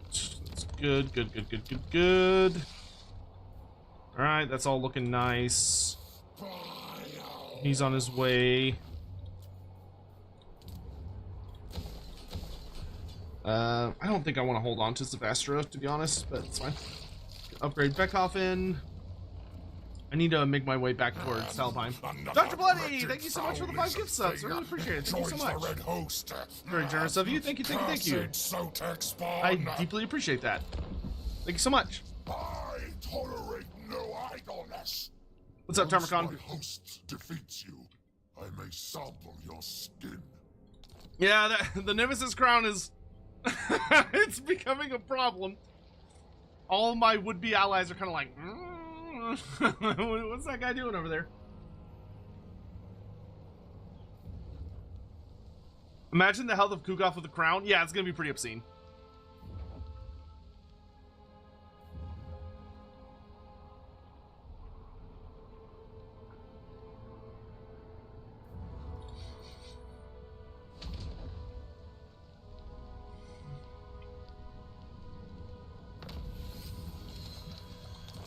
Okay, we got missile resistance on our flyers, which is very nice. Let's grab... I really want to get these ones over here, because these make my diseases, like, insanely efficient and powerful. So let's work on getting more infections. A gift from the Earth Father. Savage orcs. Neat. Okay. I do want to work my way back west. So I think I'm going to use these green skins as a springboard. Come here, little orc. Bonk. We will fill their numbers. Bonk. Alright, and then we can attack Wolfenburg, which has got a whole bunch of dudes in it. That's fine by me. Bonk. Your time to come. Money. Nurgle's caliber. And then I'm gonna do this stance. Actually, you know what? I'll just take Wolfenburg. Fuck it. Fresh victims. Because then we get gold! Oh, nice. So this actually gives us more of all of the hero types. So gold is very good for Nurgle. Let's get bloated carcass so I don't have to worry about missile damage as much. And then let's pick up wound maker. Scarred veteran. Let's put mentor on you and then grab thick skinned. Champion of decay. Kill that dude. Critical fail. You failed me! Alaric's rolling in his grave right now. Oh, yeah. Big time. Big time. Yeah, this is probably about the absolute worst case scenario he could have ever imagined. I will say I'm pretty pleased with how they represent the Nemesis Crown. Like, it's fun, it feels powerful without being, like, grotesque. You know, it's not like, it's like, oh, like, I have to get it or else, blah, blah, blah. Like, it's like, no, it's strong. It's quite good. It's quite good. Certainly not an absolute must-have. I am one disease away from getting the maximum disease bonus. Oh, geez. Is there a place I could just, like, chuck a... Yes, there is. Come here, elf. Hold still. Nurgle corruption, winds of magic, and income. Sure, whatever. Make it spread. From one disease will come many. We did it! We reached max. We have unleashed a full epidemic. Nurgle's creations proliferate prodigiously through the mortal world, agonizingly entering every orifice of their victims' bodies. It is truly magnificent to see. 50% research rate. Oh, baby. That is just glorious. That is just glorious. I wonder if that's still only 4. God, if I had damn sorcerers, it would be like so, my tech rate would be so fast if I had sorcerers. So we have 20 active like diseases infecting people right now, which is just delightful. Just delightful. We fucking did it. We fucking did it. Inquisitor Thomas, sorry for a potential repeat. Does Zhao Ming get any unique dilemmas with Gelt like Gelt does with Zhao? I don't know. That's a good question. I have no idea. I'll check that tonight when I have some free time.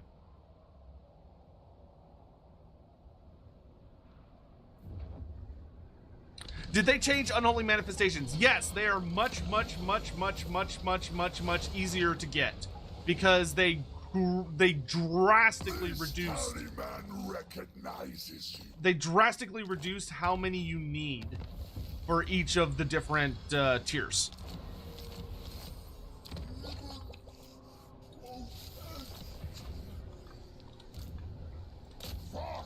Her gig is mine, and no others. Hockland belongs to grandfather.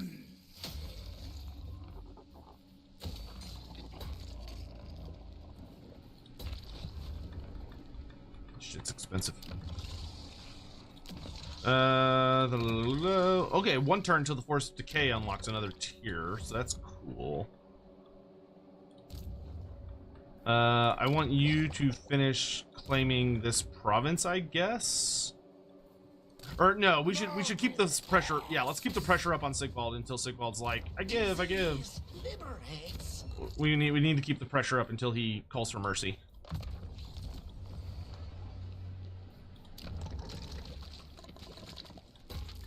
Sure, whatever. Let's spend all the money. Why not?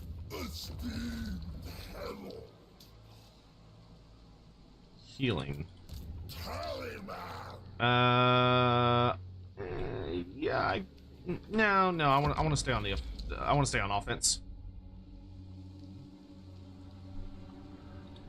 How powerful was Nicholas von Karstein if he managed to pull off his plan with the Maelstrom? I mean, he was reasonably powerful, but it was more due to how informed and educated he was on that particular subject, and that he used a very powerful ritual using a fair amount of warpstone and relying on using a storm of magic. Using a storm of magic is extremely difficult. So like he was a very powerful wizard, but I mean he was a fairly accomplished von Karstein by that point.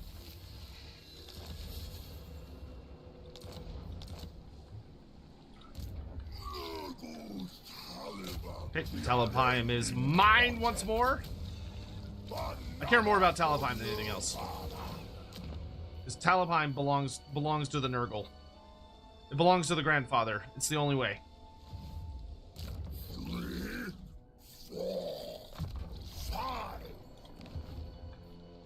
Let's see. And then you...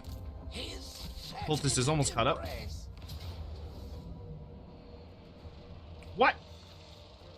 Defeat? That's a load of phooey. That's what that is. One more fight. And we get the max tier Nemesis Crown, which I'm going to regret deeply, but we're doing it. 5,960. Fuck it, we'll do it live. X100. I hope in the future Corn DLC, they will change the fourth unholy manifestation cause it's pretty much useless as it only targets and destroys your own settlement for only skulls. Pretty lackluster for a fourth deal. Yeah, I think a number of the fourth ones are kind of eh. Kind of eh. Wow. Wurzag has conquered Fort Saul? Damn. All right. Greenskins are clawing their way north. Impressive. Impressive.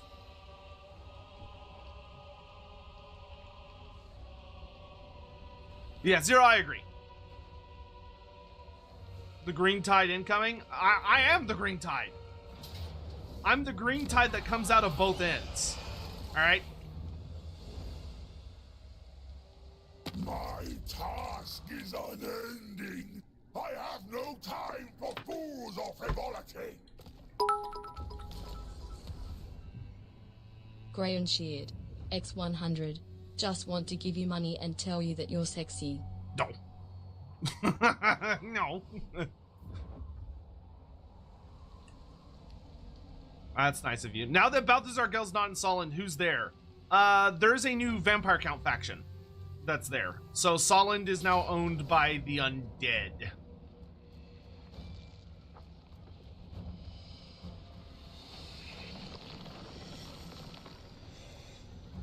I feel like I could win this pretty easily, actually. Yeah.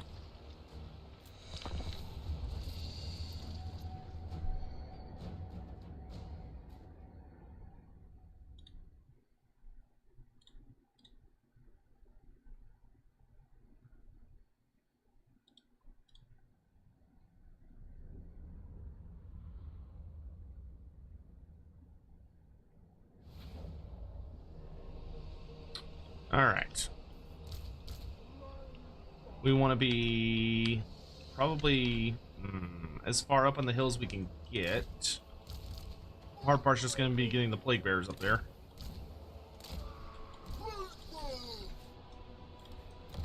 Climb, you fools, climb! Nurglings, hold the line. If we were playing as Kugoth, I'd feel really easy about this because all my Nurglings would have regen. But they do at least all have expert charge defense, so they can hold the line for a hot minute.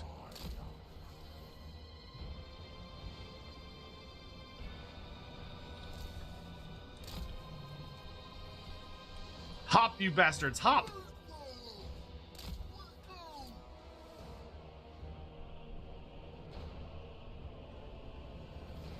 Oh, I can tell my headphones are about to die because they're doing that noise.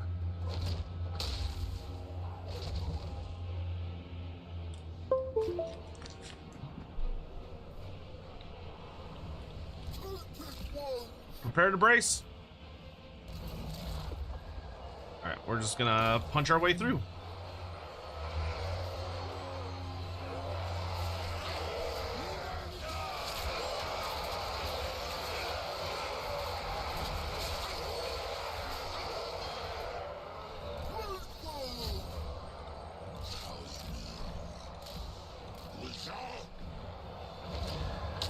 Ow.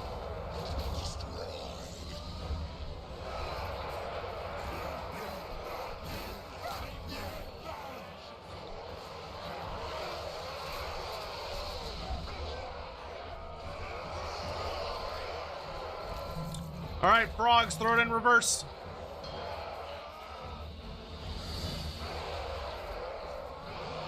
Back it up, back it up.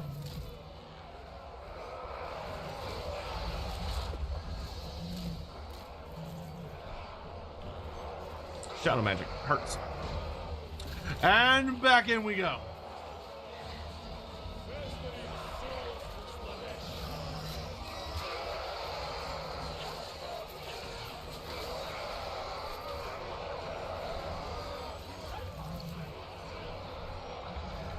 I think we might need to go around the Nurglings, unfortunately.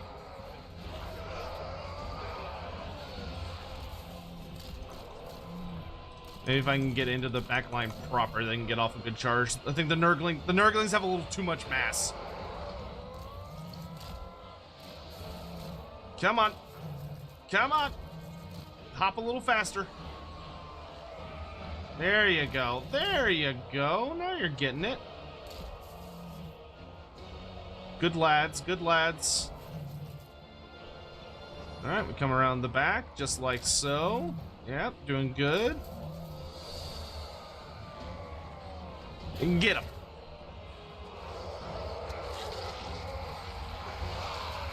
There we go. That's much better. Good, much better. See how much nicer that was?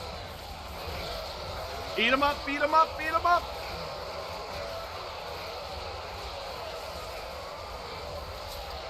You fucking terrifying to meet a frog that size. See shit like frogs like pushing like their like eyes out of the way so they could force things into their mouth. It's like, ugh.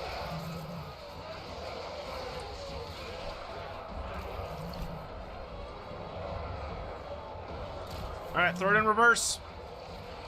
Gotta refresh that charge bonus. Ow.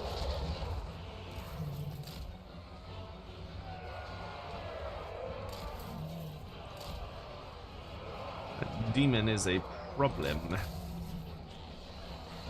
And back in.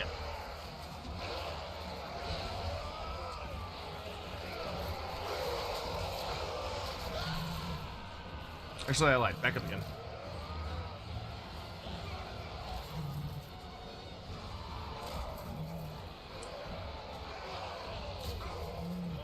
There you go. Wanted to have like a really nice, clean disengage there. Yeah, get rid of those whips. Get rid of those whips. There you go, lads. We've almost got the heal. Nurglings, come over this way.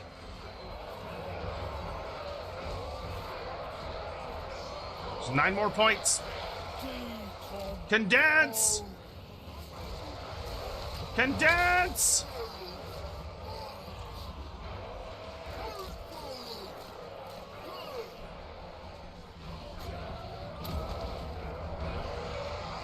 We may have been too late for the Nurglings, unfortunately.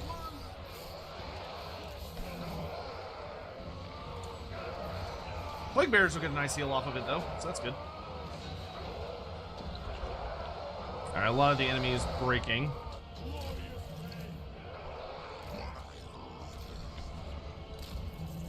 See if we can kind of... Wait, what? Oh, you're like on top of each other. That's weird. Alright, whatever.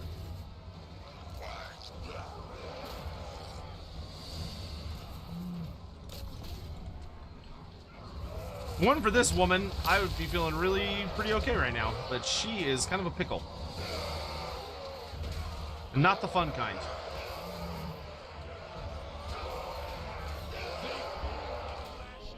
Just speed up.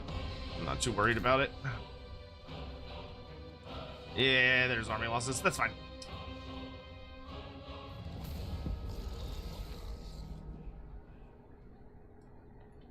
Oh, goodness, my back. Ugh. What's my favorite free legendary lord? Ooh, that's tough. I mean, right now it's Epidemius. Like, I fucking love Epidemius. He's one of my favorite characters. So getting him is pretty big for me. But I'd probably say, like, objectively overall, without counting how new Epidemius is, I would probably say my current favorite is, I would say my favorite is Gorok. Gorok is probably my favorite free LC lord. He's pretty baller. Like, he's really powerful. He has a lot of fun little gimmicks. The fact that you get Lord Croak at level 1 is just, like, hilarious over-the-top power fantasy. Eh, it can't be arsed. which is just delightful. All right, here it is, chat. The ultimate crown. The Immortal Crown. Evil exists within the Nemesis Crown as an almighty primordial force, twisting its host into the godlike personification of Malice. Is it worth it? No. Are we gonna do it? Fuck yeah. There we go. Screenshot it. Screenshot it, you bunch of bastards. I know you want to. I'm gonna screenshot it, hell. So this is the maximum level Nemesis Crown. I can no longer make it even more powerful. And I can no longer do battles to get rid of it. I just have to suffer for 3 turns.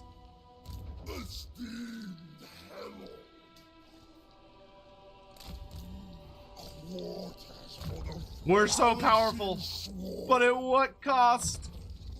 An improvement.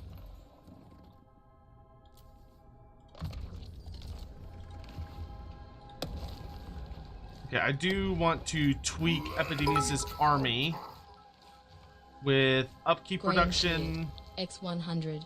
Real quick, what is Epidemius' unique mechanics? Yes, I can show you that real quick. And let's get, that's fine.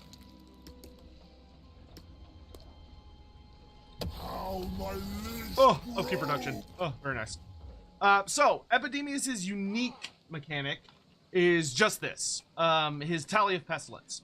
So, the way the Tally of Pestilence works is that Epidemius, as you infect other non-Nurgle factions with diseases, it keeps count. It keeps a tally. And you have the 1 through 4, 5 through 9, 10 through 19, and then 20 plus. And the effect, the higher it is, the better. The max level, you get every version gives you research rate and gives you access to an ability called the Urfather's Blessing, which basically is Morgur's ability, where you're able to kind of pop an enemy unit. Like an enemy unit will get low on health, and you are able to kind of functionally pop them, and turn them into a Nurgle unit. So at rank 1, you get a 1-use fire of it, which turns an enemy unit that's below 10% health into a unit of Nurglings. At level 2, you get a version that turns an enemy unit into a unit of Chaos Spawn. At level 3, you get 2 uses of the version that turns someone into a Chaos Spawn. And then at max level, you get a power that turns one enemy unit into a great unclean one, which is pretty crazy. Run away.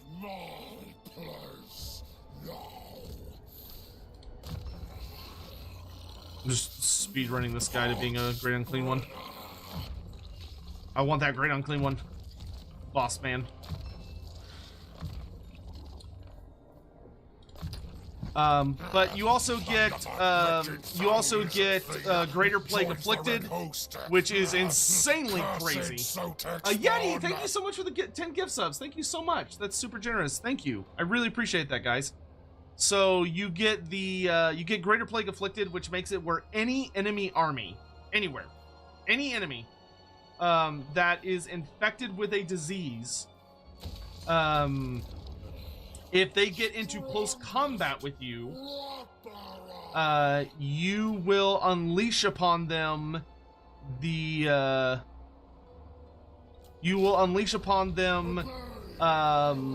the Greater Plague. So they take damage in close combat, which is, I mean, that's insane. It's you know, it has a notable amount of qualifications in that you have to get them into combat, and then you also have to, you know, you have to get them in combat, hold them in combat, all that stuff. But I still think it's very, very powerful. and quite fun. But yeah, just make take damage over time. Greyarn, thank you for 20 kisses. Holy fuck, dude. Thank you. God damn, I really appreciate that. Thank you so much. Thank you for the sweet generosity. Thank you all very much for those that have like tipped her and all that stuff today. I really appreciate the support. Thank you very, very much. It means the world to me. It really does. I know I'm not the best at like being able to express it, but it does help a lot. You don't even know. I just had to pay my taxes, and oh boy, it was painful. It was super painful. It was just watching thousands and thousands of dollars just go away. But hey, that's the way it goes. Is the Nemesis Crown or not? No, this is completely unmodded. Nothing, not a single goddamn thing you're seeing is mod. There's no mods. This is pure vanilla. This is just how awesome vanilla Total War is becoming. As we continue our eternal quest of getting the game to be better and better and better. How does Nurgle settlements have rebellions? Presumably they are people who have been like hiding out in the forest or in other nearby places, desperately avoiding you and your diseases. And when you have bad enough public order, they have gotten enough moxie or support or cojones or however you want to say it to say, bah! And, you know, unify against you, the tyrant, the lord of disease and decay. Actually, you know what? Instead of this, I have enough disease points or infection points. I'm just gonna do that. All right, 2 more turns till we can get rid of the Nemesis Crown, because like, holy shit, is it not worth it at this point? The Nemesis Crown has become the baddie. It has become, we're becoming our own worst enemy at this point. Everything hurts. Everything hurts. How does Khorne have a rebellion? Well, that's just obvious. That's just Khorne rebellion is literally just everyone in the camp got too Khornate. Everyone got a little too Khorne cares not where the blood flows and ended up killing all the important people. And the camp just falls apart.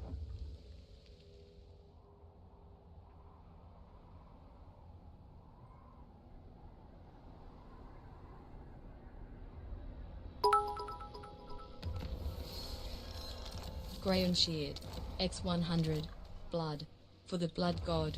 Skulls for the skull throne, milk for the cornflakes. Yes. I love that I'm actually getting to use my unholy manifestations. It's quite nice. 1 turn till the Nemesis Crown is lost forever. Oh wait, no. If I battle, it'll reset, but I don't want it to reset. I am very okay with the Nemesis Crown biting the dust at this point. Alright, let's give this guy +8 melee defense, Vanguard deployment, and +15 armor. That sounds cool. Exponential. Hello, Crom! Get fucked! Disease never dies. Peasant! Peasant! 1 more level. 1 more level. And this guy shall become glorious. Make Rotbearer stronger.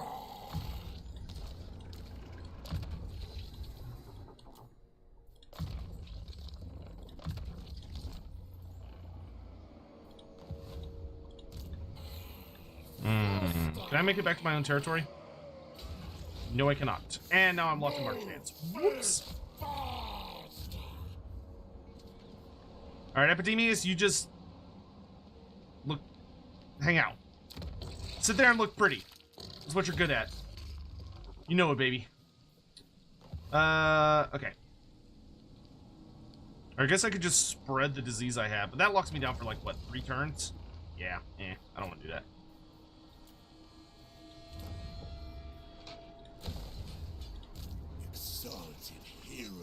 Oh, you're back. Go kill that guy. Failed me again?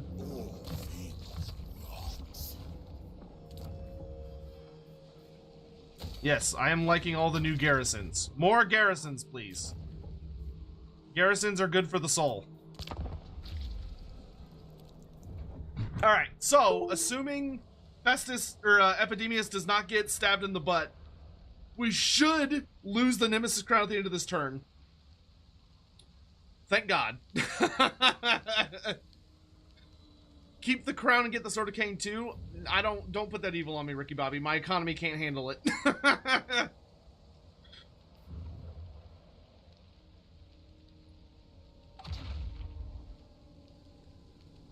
I look forward to whatever content creator person or whatever is gonna do that first. Oh God! Archaon's coming at me from the east. This is what I was afraid of. That minus 100 diplomacy is so brutal. Everyone just fucking hates you. This would work really much better, I think, on a Warrior of Chaos or character or whatever. The crown is lost. No. The Nemesis Crown has disappeared. It's gone. Vanished into the ether. But worry not. It'll be back. It always comes back. So yeah, just like that, it's gone. To conflict, we will fill their numbers.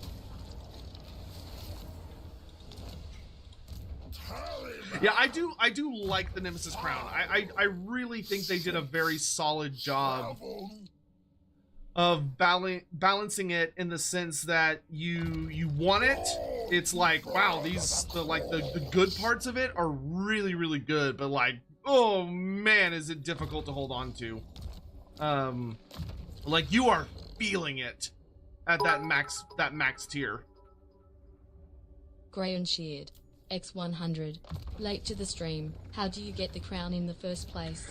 So the way you get the Nemesis Crown is that you will get an event. You'll get like a little notification that something has occurred. And what the event basically says is that, hey, the Nemesis Crown has been sighted. Rumors about the Nemesis Crown have appeared in this region, in this other part of the world.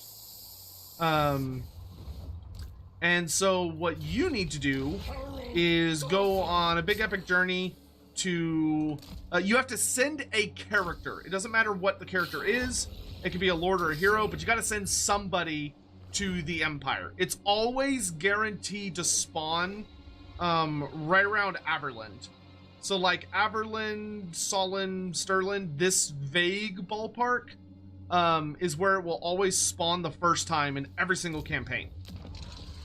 If you end up ignoring it and you don't go to get it because, like, I don't know, you're legendary, you're like all of your characters are like on the other side of the fucking planet, it's not a big deal. You just wait for it to cycle through and eventually one of the AI factions will grab it, or either one of the AI factions will grab it or one of the, or if nobody does, after a set amount of time, it'll basically vanish. From that point forward, after it has spawned for the first time and then it vanishes, from that point forward, it will always spawn somewhere random. And you'll just get a hint. You'll just get a little hint that'll say something like, the Nemesis Crown was sighted in Grand Cathay. Or like, it'll say like, was sighted at a river in Cathay. Or was sighted at a mountain range in Lustria. Or was... Oh, look at all these people that like me now. Look at all these friends we're making because we don't have the Nemesis Crown anymore. We have so many friends. Contest. We have friends. Oh my god. Despoilers come. Is Thorgrim next on my list? Yes. Tomorrow we will be doing a Thorgrim campaign. Because honestly, I'm feeling pretty good about that. We've kind of played Epidemius all the way. Like, we haven't got the campaign victory, but that's because I went for the Nemesis Crown. If I had ignored the Nemesis Crown and just focused on my normal objectives, we would have definitely gotten at least our short-term victory by now. Because there's just an annoying Chaos Dwarf still alive. I think we've kind of played this campaign to the point where I'm satisfied. Unless anyone has any, like, really burning questions. I think with the Nemesis Crown maxed out and like getting to enjoy and see that, I think we can safely put a thumbs up on Epidemius. When is the DLC coming out? The 30th of April. So about 2 weeks. Actually, exactly 2 weeks.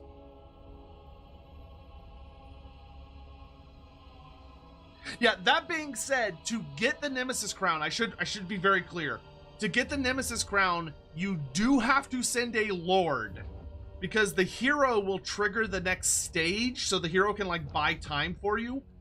But the first time the Nemesis Crown shows up and you locate it, it will spawn a little quest battle thingamajigger that you have to like go to, where you will fight a Night Goblin. You'll fight a Night Goblin army, because that's how the original Nemesis Crown storyline went down. Was that there was like all this crazy shit happening, and it was actually the tomb that it was locked in cracked open on accident, and it was a pesky little Night Goblin that went in there and made a big mess. Yeah, whatever. Null_Captain_Hammond cheered. Yes! X100. Why haven't you updated your Steam group, the Red Host of Satek? I have sent a membership request. Also, what's up with your subreddit? I can't post anything.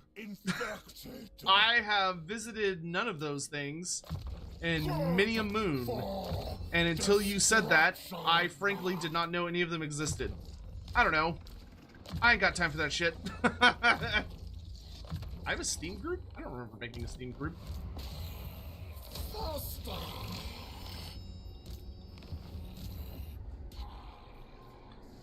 Oh my good lord. Oh, look at all these dwarfs. Damn dwarfs are like crawling over the Southern Empire. Ugh. Ugh. They're so annoying.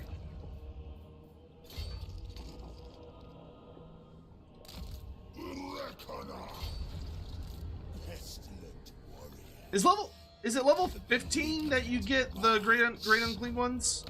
Or the greater demon dilemma? Or is it level 20? I thought it was level 15, but I might be remembering wrong. You need a boss. Let's get a death wizard to watch over this mess. Here, have a unit of Chosen and some Chaos Warriors and Forsaken. And tell that Warrior of Chaos to piss off.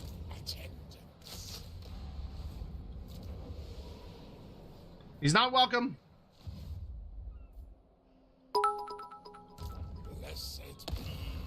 Grey and Sheared. X100. 15. It is 15, okay.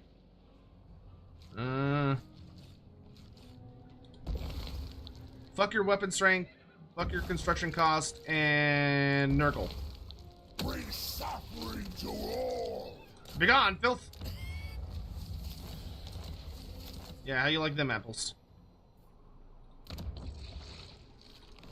Suck my diseased nuts.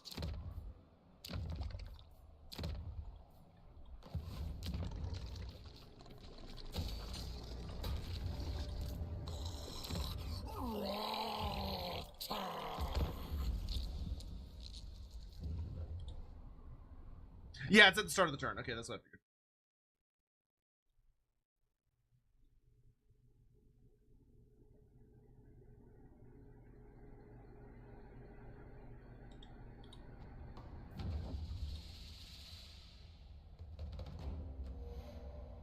So it's 15 for greater demons. I do not wish to waste time with you. But mortals becoming demon princes is what?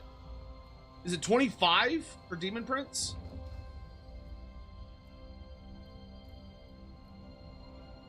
Because I know it's not 15. It's higher for the demon prince. Is it 15? Again? I thought it was higher. Oh, never mind then. The Fly Lord. There he is. Big Daddy! Father Nurgle.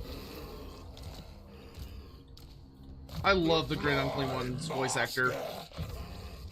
He fucking sells this so well. Like, he's just gasping for breath. Wonderful gift.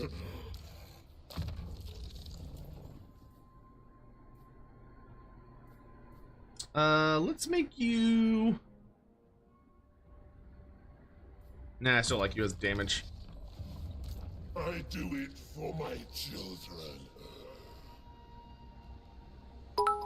Poor fat bastards just gasping for breath constantly. Graham cheered. X100. More money Choosing in children your is face.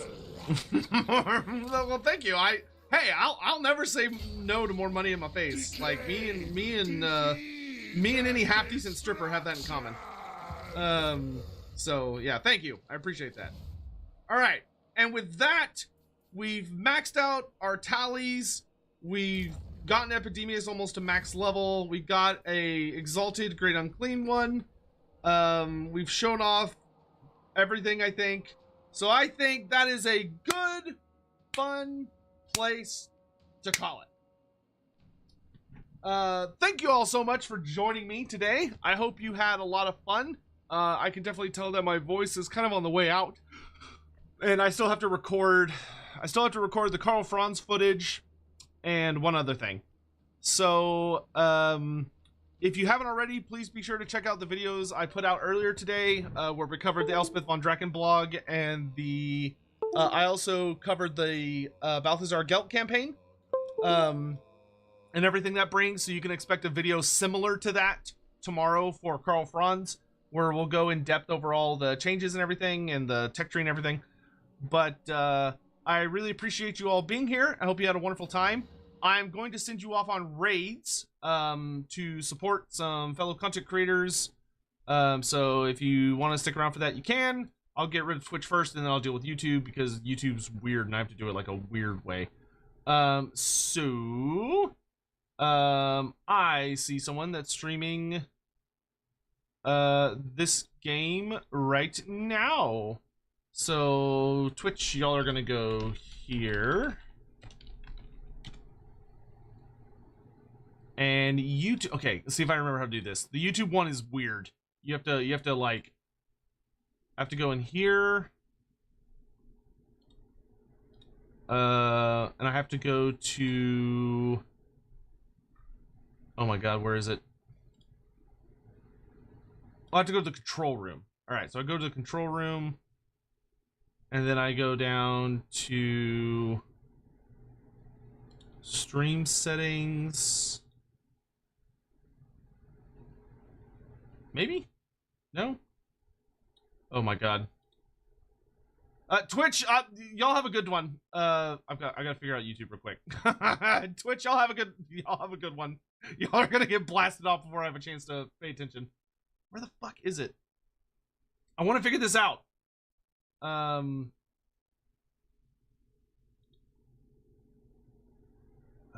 god. Maybe it's not under this. Is it under this? Show more.